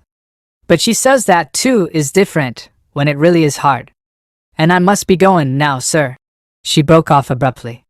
At the door she hesitated, turned, and asked timidly, "I couldn't be telling Miss Pollyanna that you'd seen Jimmy Bean again, I suppose, sir, could I?" "I don't see how you could, as I haven't seen him," observed the man a little shortly. "Why?" "Nothing, sir, only, well, ye see, that's one of the things that she was feelin' bad about, that she couldn't take him ter see you, now. She said she'd taken him once, but she didn't think he showed off very well that day, and that she was afraid you didn't think he would make a very nice child's presents, after all. Maybe you know what she means by that, but I didn't, sir." "Yes, I know what she means." "All right, sir. It was only that she was wantin' ter take him again," she said, "so's ter show ye he really was a lovely child's presents. And now she can't, drat that automobile. I begs your pardon, sir. Goodbye." And Nancy fled precipitately. It did not take long for the entire town of Beldingsville to learn that the great New York doctor had said Pollyanna Whittier would never walk again, and certainly never before had the town been so stirred. Everybody knew by sight now the piquant little freckled face that had always a smile of greeting, and almost everybody knew of the game that Pollyanna was playing. To think that now never again would that smiling face be seen on their streets. Never again would that cheery little voice proclaim the gladness of some everyday experience. It seemed unbelievable, impossible, cruel. In kitchens and sitting rooms, and over backyard fences women talked of it, and wept openly. On street corners and in store lounging places the men talked, too, and wept, though not so openly. And neither the talking nor the weeping grew less when fast on the heels of the news itself came Nancy's pitiful story that Pollyanna, face to face with what had come to her, was bemoaning most of all the fact that she could not play the game, that she could not now be glad over anything. It was then that the same thought must have, in some way, come to Pollyanna's friends. At all events, almost at once, the mistress of the Harrington homestead, greatly to her surprise, began to receive calls from people she knew, and people she did not know, calls from men, women, and children, many of whom Miss Polly had not supposed that her niece knew at all. Some came in and sat down for a stiff 5 or 10 minutes. Some stood awkwardly on the porch steps, fumbling with hats or handbags, according to their sex. Some brought a book, a bunch of flowers, or a dainty to tempt the palate. Some cried frankly. Some turned their backs and blew their noses furiously. But all inquired very anxiously for the little injured girl, and all sent to her some message, and it was these messages which, after a time, stirred Miss Polly to action. First came Mr. John Pendleton. He came without his crutches today. "I don't need to tell you how shocked I am," he began almost harshly. "But can nothing be done?" Miss Polly gave a gesture of despair. "Oh, we're doing, of course, all the time. Dr. Mead prescribed certain treatments and medicines that might help, and Dr. Warren is carrying them out to the letter, of course. But Dr. Mead held out almost no hope." John Pendleton rose abruptly, though he had but just come. His face was white, and his mouth was set into stern lines. Miss Polly, looking at him, knew very well why he felt that he could not stay longer in her presence. At the door he turned. "I have a message for Pollyanna," he said. "Will you tell her, please, that I have seen Jimmy Bean and that he's going to be my boy hereafter? Tell her I thought she would be glad to know. I shall adopt him, probably." For a brief moment Miss Polly lost her usual well-bred self-control. "You will adopt Jimmy Bean?" she gasped. The man lifted his chin a little. "Yes. I think Pollyanna will understand. You will tell her I thought she would be glad." "Why, of course," faltered Miss Polly. "Thank you," bowed John Pendleton, as he turned to go. In the middle of the floor Miss Polly stood, silent and amazed, still looking after the man who had just left her. Even yet she could scarcely believe what her ears had heard. John Pendleton adopt Jimmy Bean? John Pendleton, wealthy, independent, morose, reputed to be miserly and supremely selfish, to adopt a little boy, and such a little boy. With a somewhat dazed face Miss Polly went upstairs to Pollyanna's room. "Pollyanna, I have a message for you from Mr. John Pendleton. He has just been here. He says to tell you he has taken Jimmy Bean for his little boy. He said he thought you'd be glad to know it." Pollyanna's wistful little face flamed into sudden joy. "Glad? Glad? Well, I reckon I am glad. Oh, Aunt Polly, I've so wanted to find a place for Jimmy, and that's such a lovely place. Besides, I'm so glad for Mr. Pendleton, too. You see, now he'll have the child's presents." "The what?" Pollyanna colored painfully. She had forgotten that she had never told her aunt of Mr. Pendleton's desire to adopt her, and certainly she would not wish to tell her now that she had ever thought for a minute of leaving her, this dear Aunt Polly. The child's presence, stammered Pollyanna, hastily. Mr. Pendleton told me once, you see, that only a woman's hand and heart or a child's presence could make a home. And now he's got it, the child's presence. Oh, I see, said Miss Polly very gently, and she did see, more than Pollyanna realized. She saw something of the pressure that was probably brought to bear on Pollyanna herself at the time John Pendleton was asking her to be the child's presence, which was to transform his great pile of gray stone into a home. I see, she finished, her eyes stinging with sudden tears. Pollyanna, fearful that her aunt might ask further embarrassing questions, hastened to lead the conversation away from the Pendleton house and its master. Dr. Chilton says so, too, that it takes a woman's hand and heart, or a child's presence, to make a home, you know, she remarked. Miss Polly turned with a start. Dr. Chilton! How do you know that? He told me so. 'Twas when he said he lived in just rooms, you know, not a home. Miss Polly did not answer. Her eyes were out the window. So I asked him why he didn't get a woman's hand and heart, and have a home. Pollyanna! Miss Polly had turned sharply. Her cheeks showed a sudden color. Well, I did. He looked so sorrowful. What did he say? Miss Polly asked the question as if in spite of some force within her that was urging her not to ask it. He didn't say anything for a minute, then he said very low that you couldn't always get for the asking. There was a brief silence. Miss Polly's eyes had turned again to the window. Her cheeks were still unnaturally pink. Pollyanna sighed. He wants one anyhow, I know, and I wish he could have one. Why, Pollyanna, how do you know? Because afterwards, on another day, he said something else. He said that low too, but I heard him. He said that he'd give all the world if he did have one woman's hand and heart. Why, Aunt Polly, what's the matter? Aunt Polly had risen hurriedly and gone to the window. Nothing, dear.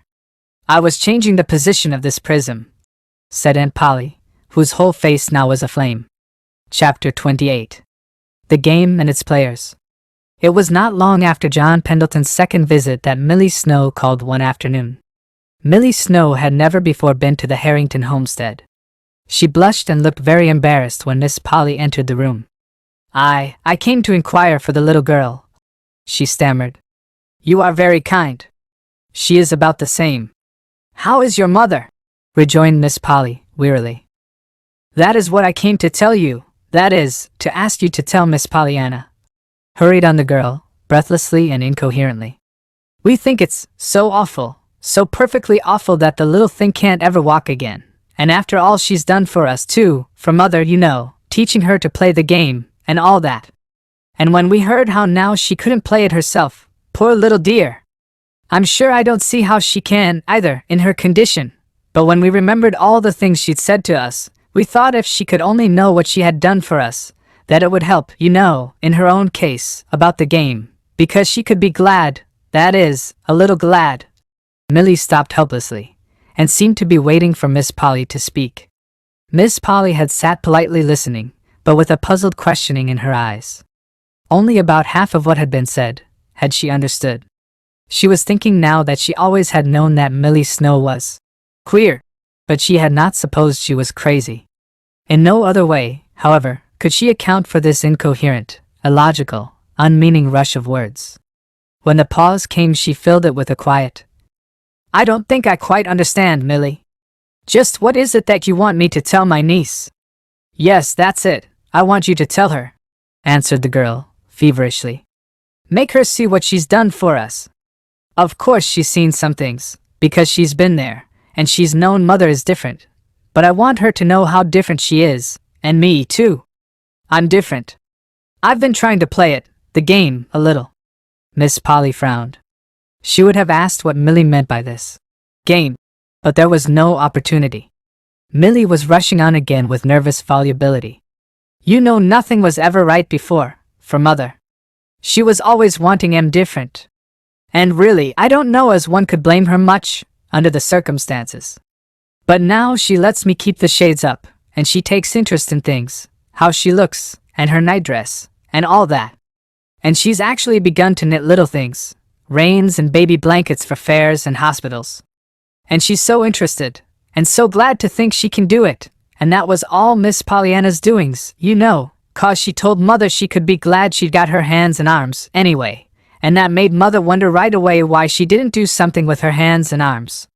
And so she began to do something, to knit, And you can't think what a different room it is now, what with the red and blue and yellow worsteds, and the prisms in the window that she gave her. Why, it actually makes you feel better just to go in there now. And before I used to dread it awfully. It was so dark and gloomy, and Mother was so unhappy, And so we want you to please tell Miss Pollyanna that we understand it's all because of her.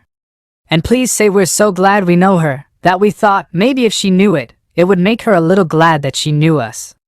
And that's all, sighed Millie, rising hurriedly to her feet. You'll tell her? Why, of course, murmured Miss Polly, wondering just how much of this remarkable discourse she could remember to tell. These visits of John Pendleton and Millie Snow were only the first of many. And always there were the messages which were in some ways so curious that they caused Miss Polly more and more to puzzle over them. One day there was the little widow Benton. Miss Polly knew her well, though they had never called upon each other. By reputation she knew her as the saddest little woman in town, one who was always in black. Today, however, Mrs. Benton wore a knot of pale blue at the throat, though there were tears in her eyes.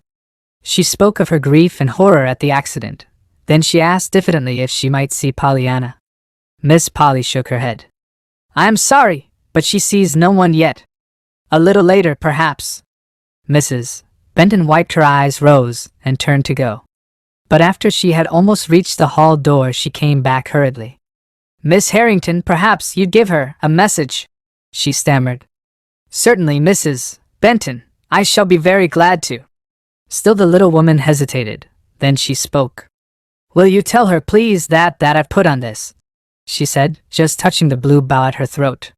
Then, at Miss Polly's ill-concealed look of surprise, she added, the little girl has been trying for so long to make me wear some color that I thought she'd be glad to know I'd begun. She said that Freddie would be so glad to see it, if I would. Freddie's all I have now. The others have all. Mrs. Benton shook her head and turned away. If you'll just tell Pollyanna, she'll understand. And the door closed after her. A little later, that same day, there was the other widow. At least, she wore widow's garments. Miss Polly did not know her at all. She wondered vaguely how Pollyanna could have known her.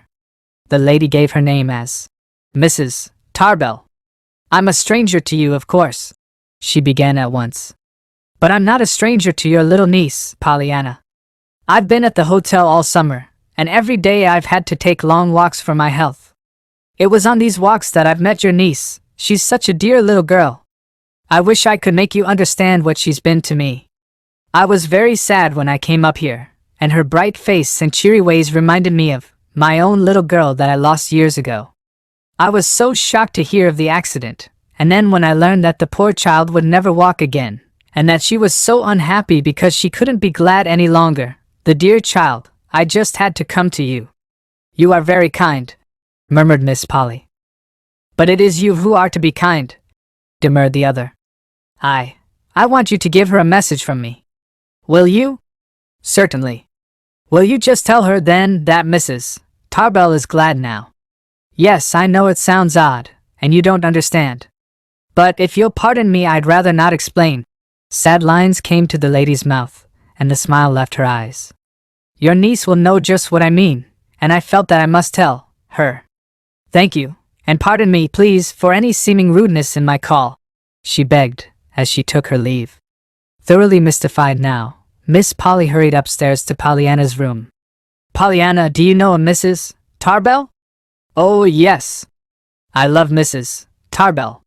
She's sick, and awfully sad, and she's at the hotel, and takes long walks. We go together. I mean, we used to. Pollyanna's voice broke, and 2 big tears rolled down her cheeks.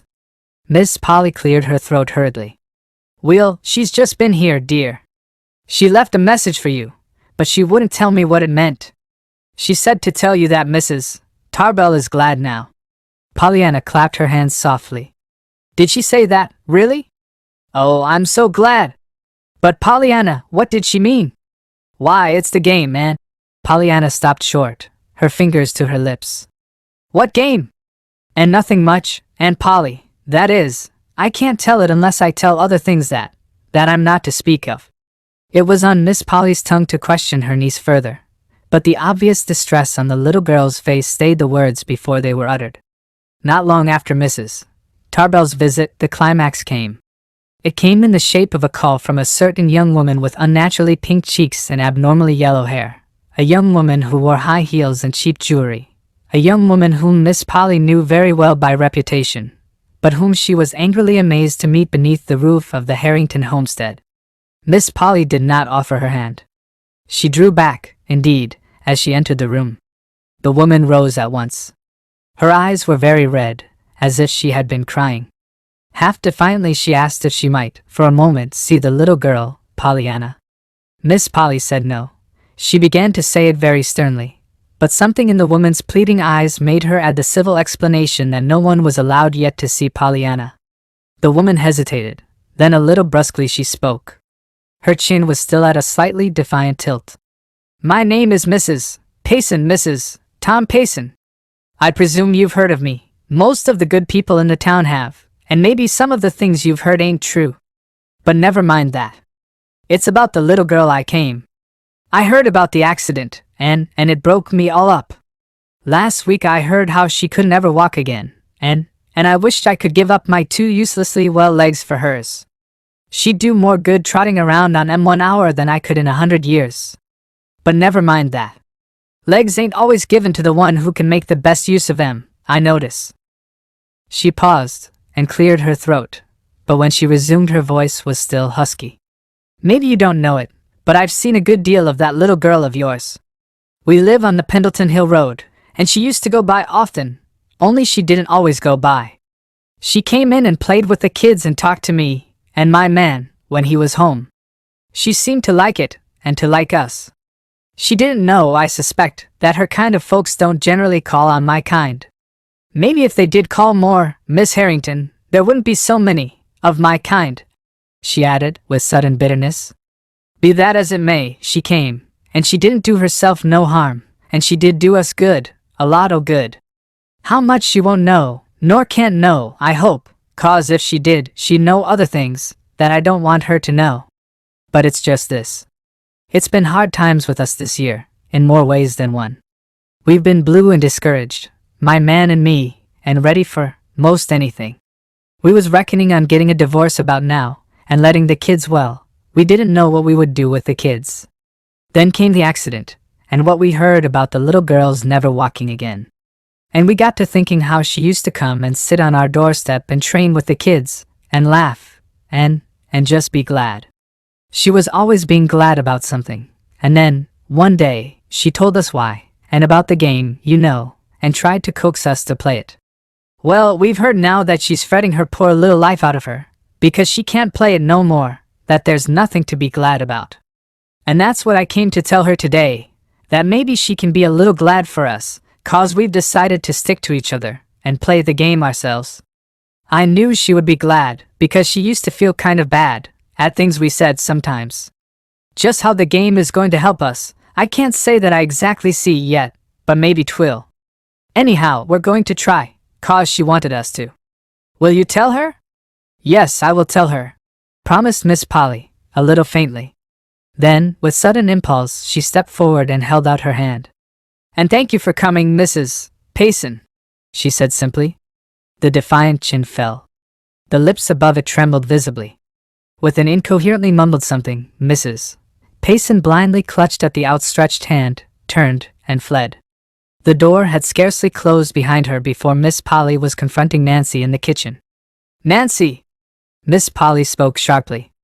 The series of puzzling, disconcerting visits of the last few days, culminating as they had in the extraordinary experience of the afternoon, had strained her nerves to the snapping point. Not since Miss Pollyanna's accident had Nancy heard her mistress speak so sternly. Nancy, will you tell me what this absurd game is that the whole town seems to be babbling about? And what, please, has my niece to do with it? Why does everybody, from Millie Snow to Mrs. Tom Payson, send word to her that they're playing it?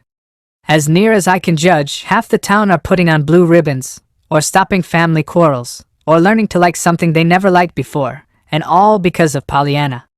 I tried to ask the child herself about it, but I can't seem to make much headway, and of course I don't like to worry her, now. But from something I heard her say to you last night, I should judge you were one of them, too. Now will you tell me what it all means? To Miss Polly's surprise and dismay, Nancy burst into tears. It means that ever since last June that blessed child has just been making the whole town glad, and now they're turning round and trying to make her a little glad, too. Glad of what? Just glad. That's the game. Miss Polly actually stamped her foot. There you go, like all the rest, Nancy. What game? Nancy lifted her chin. She faced her mistress and looked her squarely in the eye. I'll tell ye, ma'am. It's a game Miss Pollyanna's father learned her to play. She got a pair of crutches once in a missionary barrel when she was wanting a doll, and she cried, of course, like any child would. It seems 'twas then her father told her that there wasn't ever anything but what there was something about it that you could be glad about, and that she could be glad about them crutches. Glad for crutches! Miss Polly choked back a sob. She was thinking of the helpless little legs on the bed upstairs. Yes'm. That's what I said, and Miss Pollyanna said that's what she said too. But he told her she could be glad, 'cause she didn't need him. OH! Cried Miss Polly. And after that she said he made a regular game of it, finding something and everything to be glad about. And she said you could do it too, and that you didn't seem to mind not having the doll so much, 'cause you was so glad you didn't need the crutches. And they called it the just being glad game. That's the game, ma'am. She's played it ever since. But how? Miss Polly came to a helpless pause. And you'd be surprised to find how cute it works, ma'am, too, maintained Nancy, with almost the eagerness of Pollyanna herself. I wish I could tell you what a lot she's done for Mother and the folks out home. She's been to see 'em, ye know, twice with me. She's made me glad, too, on such a lot o' things, little things and big things, and it's made 'em so much easier. For instance, I don't mind Nancy for a name half as much since she told me I could be glad TWA and Hephzibah. And there's Monday mornings, too, that I used to hate so. She's actually made me glad for Monday mornings. Glad for Monday mornings. Nancy laughed. I know it does sound nutty, ma'am. But let me tell ye. That blessed lamb found out I hated Monday mornings something awful. And what does she up and tell me one day but this? Well, anyhow, Nancy, I should think you could be gladder on Monday morning than on any other day in the week, because 'twould be a whole week before you'd have another one, and I'm blessed if I hain't thought of it every Monday morning since, and it has helped, ma'am. It made me laugh, anyhow, every time I thought of it, and Logan helps, ye know, it does. But why hasn't she told me, the game? Faltered Miss Polly. Why has she made such a mystery of it when I asked her? Nancy hesitated. Begging your pardon, ma'am, you told her not to speak of her father, so she couldn't tell ye. 'Twas her father's game, ye see. Miss Polly bit her lip. She wanted to tell ye first off, continued Nancy, a little unsteadily. She wanted somebody to play it with, ye know. That's why I begun it, so she could have someone. And these others? Miss Polly's voice shook now. Oh, everybody most knows it now, I guess. Anyhow, I should think they did from the way I'm hearing of it everywhere I go. Of course she told a lot, and they told the rest. Them things go, ye know, when they get started. And she was always so smiling and pleasant to everyone, and so just glad herself all the time, that they couldn't help knowing it, anyhow. Now, since she's hurt, everybody feels so bad, especially when they heard how bad she feels 'cause she can't find anything to be glad about. And so they've been coming every day to tell her how glad she's made them, hoping that'll help some. Ye see, she's always wanted everybody to play the game with her.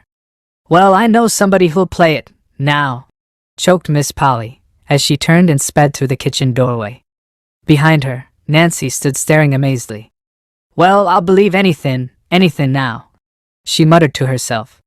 You can't stump me with anything I wouldn't believe, now, oh Miss Polly. A little later, in Pollyanna's room, the nurse left Miss Polly and Pollyanna alone together.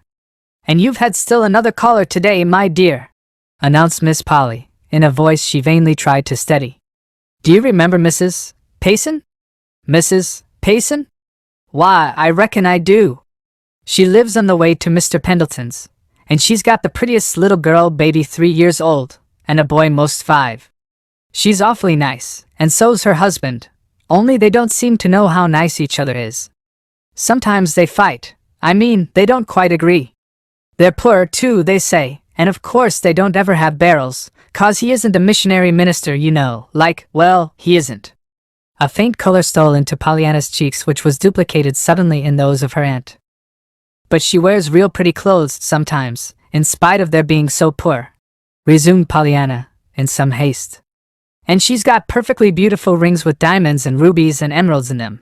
But she says she's got one ring too many, and that she's going to throw it away and get a divorce instead. What is a divorce, Aunt Polly? I'm afraid it isn't very nice, because she didn't look happy when she talked about it. And she said if she did get it, they wouldn't live there anymore, and that Mr. Payson would go way off, and maybe the children, too. But I should think they'd rather keep the ring, even if they did have so many more. Shouldn't you? Aunt Polly, what is a divorce?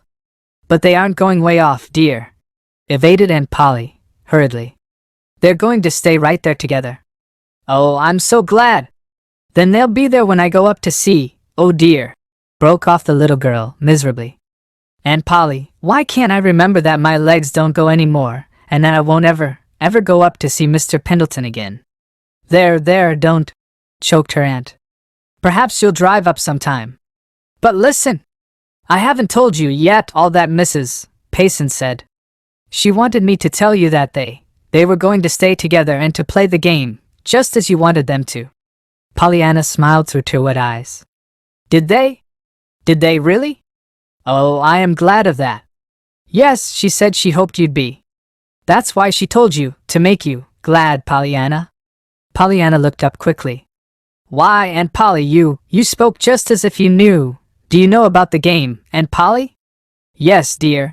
Miss Polly sternly forced her voice to be cheerfully matter-of-fact. Nancy told me. I think it's a beautiful game.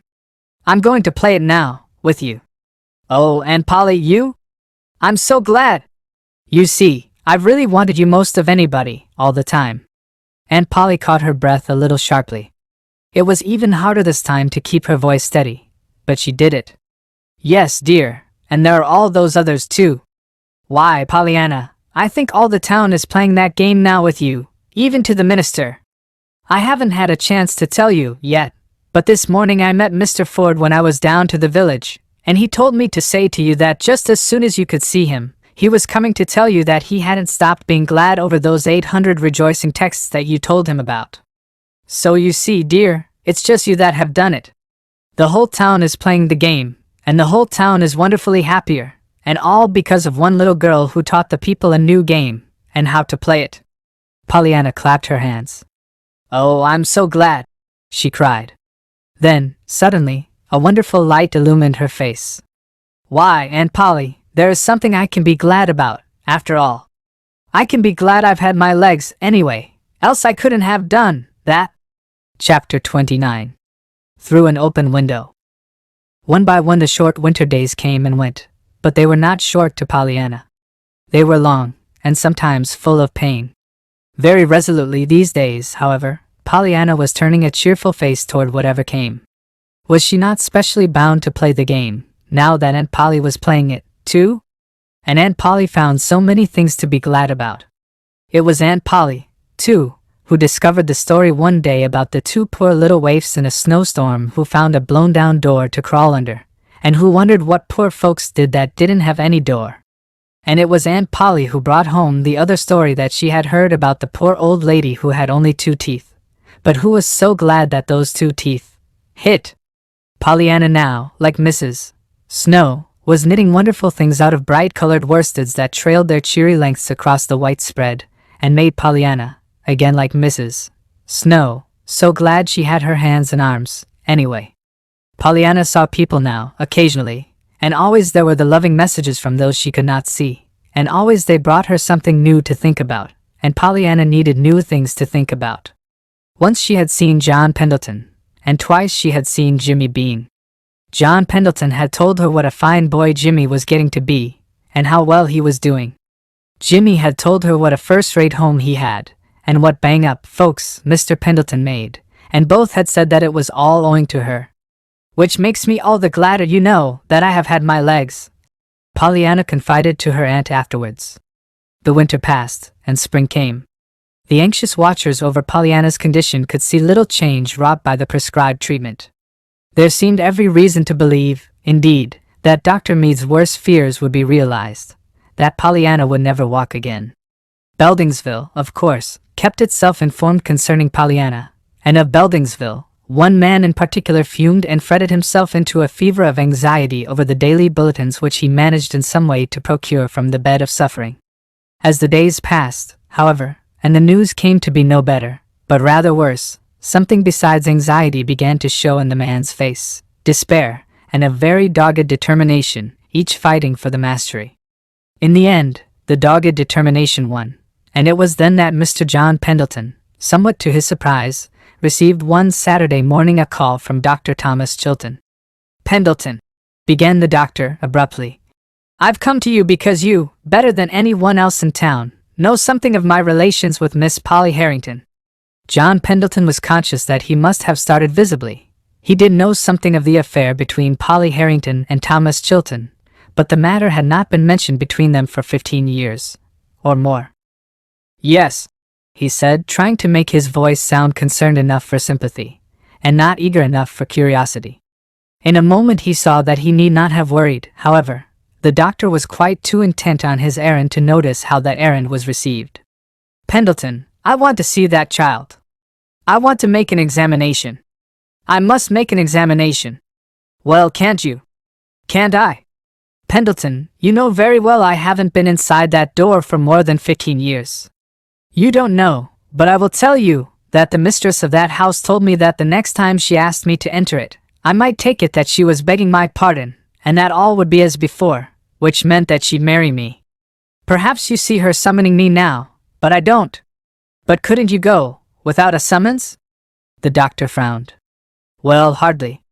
I have some pride, you know. But if you're so anxious, couldn't you swallow your pride and forget the quarrel?" "Forget the quarrel!" interrupted the doctor, savagely. "I'm not talking of that kind of pride.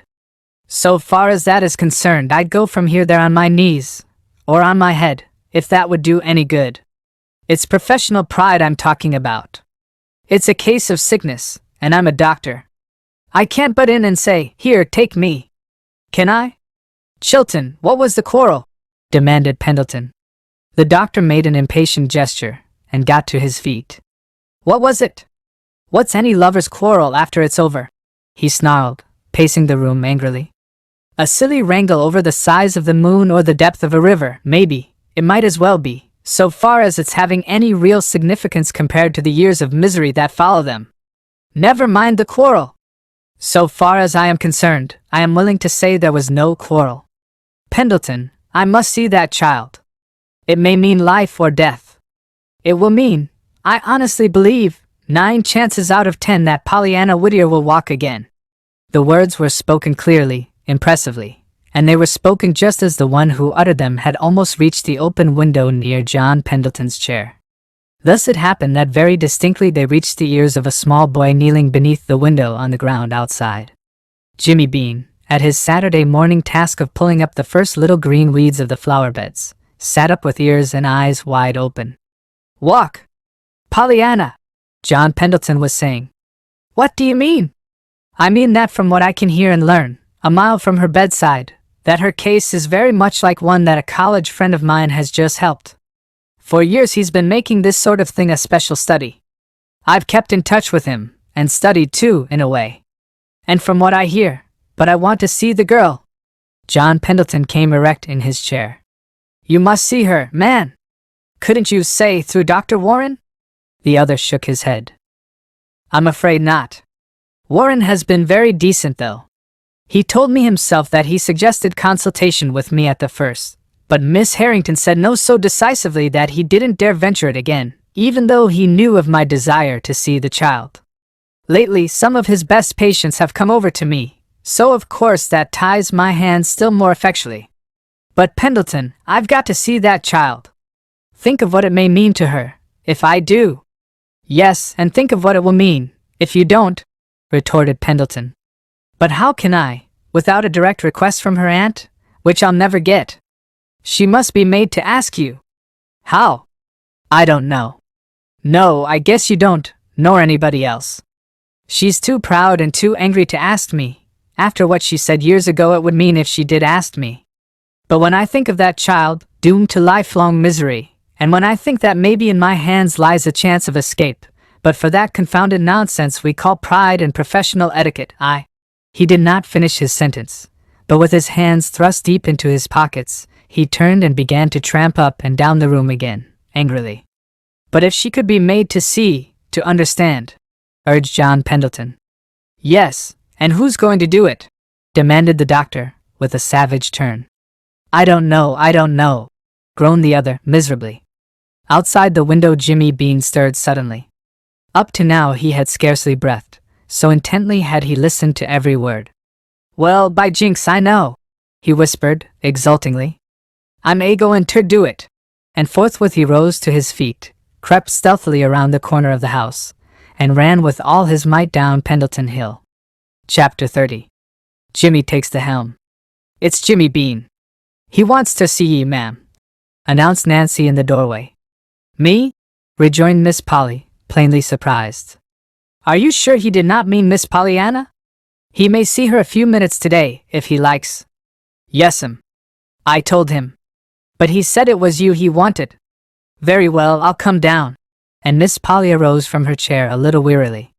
In the sitting room she found waiting for her a round-eyed, flushed-faced boy, who began to speak at once.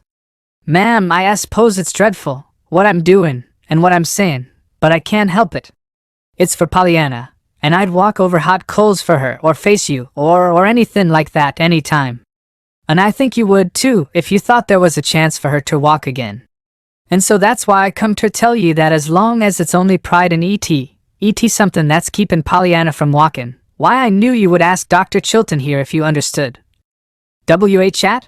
Interrupted Miss Polly, the look of stupefaction on her face changing to one of angry indignation. Jimmy sighed despairingly. There, I didn't mean to make ye mad. That's why I begun by tellin' ye about her walkin' again. I thought you'd listen to that. Jimmy, what are you talking about? Jimmy sighed again. That's what I'm tryin' to tell ye. Well, then tell me. But begin at the beginning, and be sure I understand each thing as you go. Don't plunge into the middle of it as you did before, and mix everything all up. Jimmy wet his lips determinedly. Well, ter begin with, Dr. Chilton come ter see Mr. Pendleton, and they talked in the library. Do you understand that? Yes, Jimmy. Miss Polly's voice was rather faint. Well, the window was open, and I was weedin' the flower bed under it, and I heard 'em talk. Oh, Jimmy! Listening? TW ain't about me, and TW ain't sneak listenin', bridled Jimmy. And I'm glad I listened. You will be when I tell ye. Why, it may make Pollyanna walk. Jimmy, what do you mean? Miss Polly was leaning forward eagerly. There, I told ye so, nodded Jimmy, contentedly. Well, Dr. Chilton knows some doctor somewhere that can cure Pollyanna, he thinks, make her walk, ye know, but he can't tell sure till he sees her. And he wants to see her something awful, but he told Mr. Pendleton that you wouldn't let him. Miss Polly's face turned very red. But Jimmy, I couldn't. That is, I didn't know. Miss Polly was twisting her fingers together helplessly. Yes, and that's what I come to tell ye, so you would know, asserted Jimmy eagerly.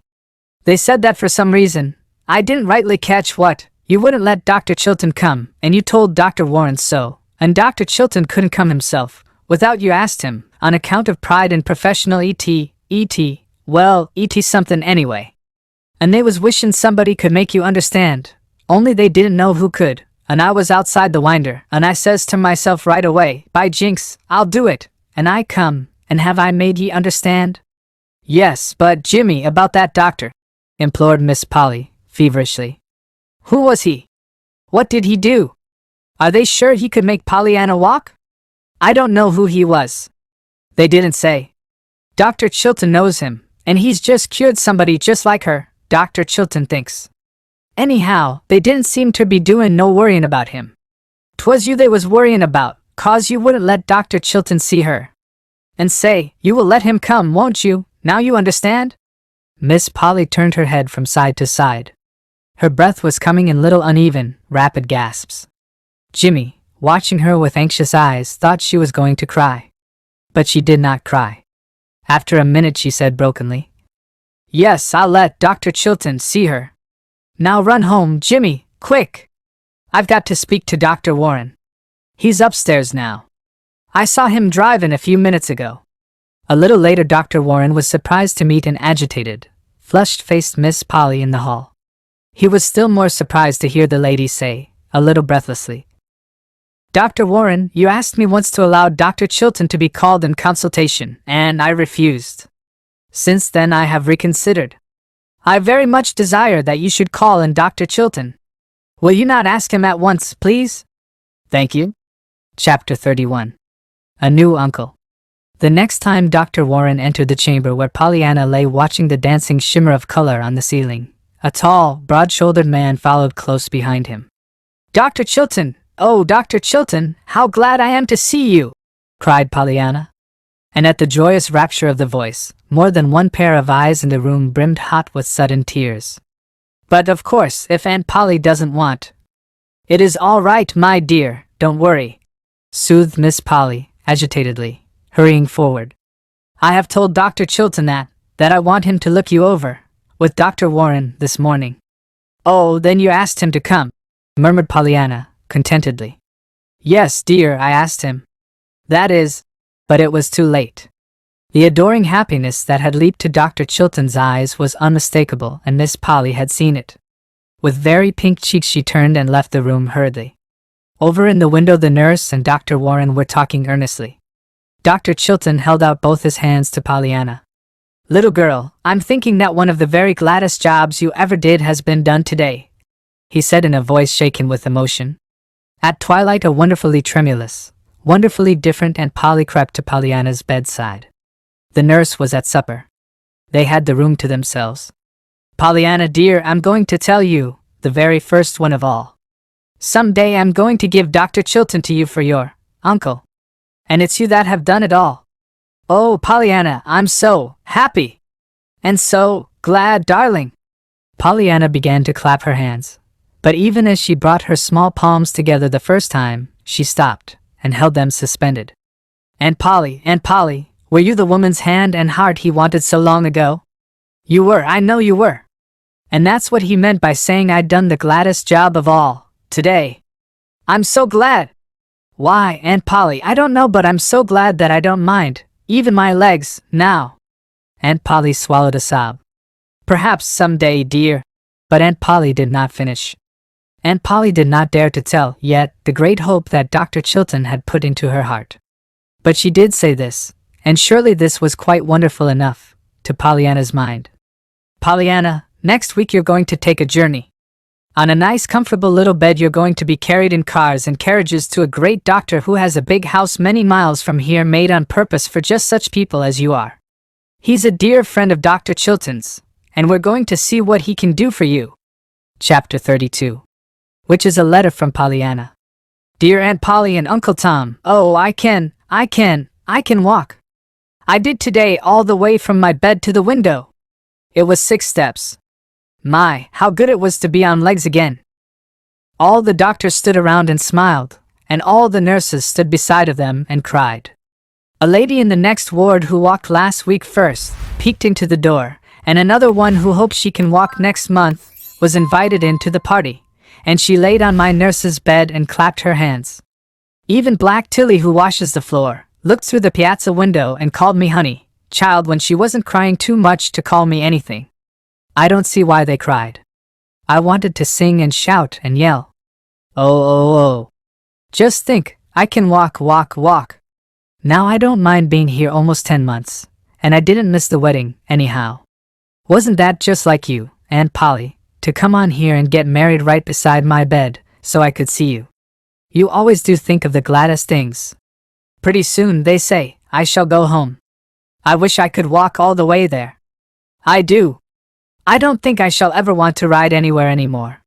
It will be so good just to walk. Oh, I'm so glad.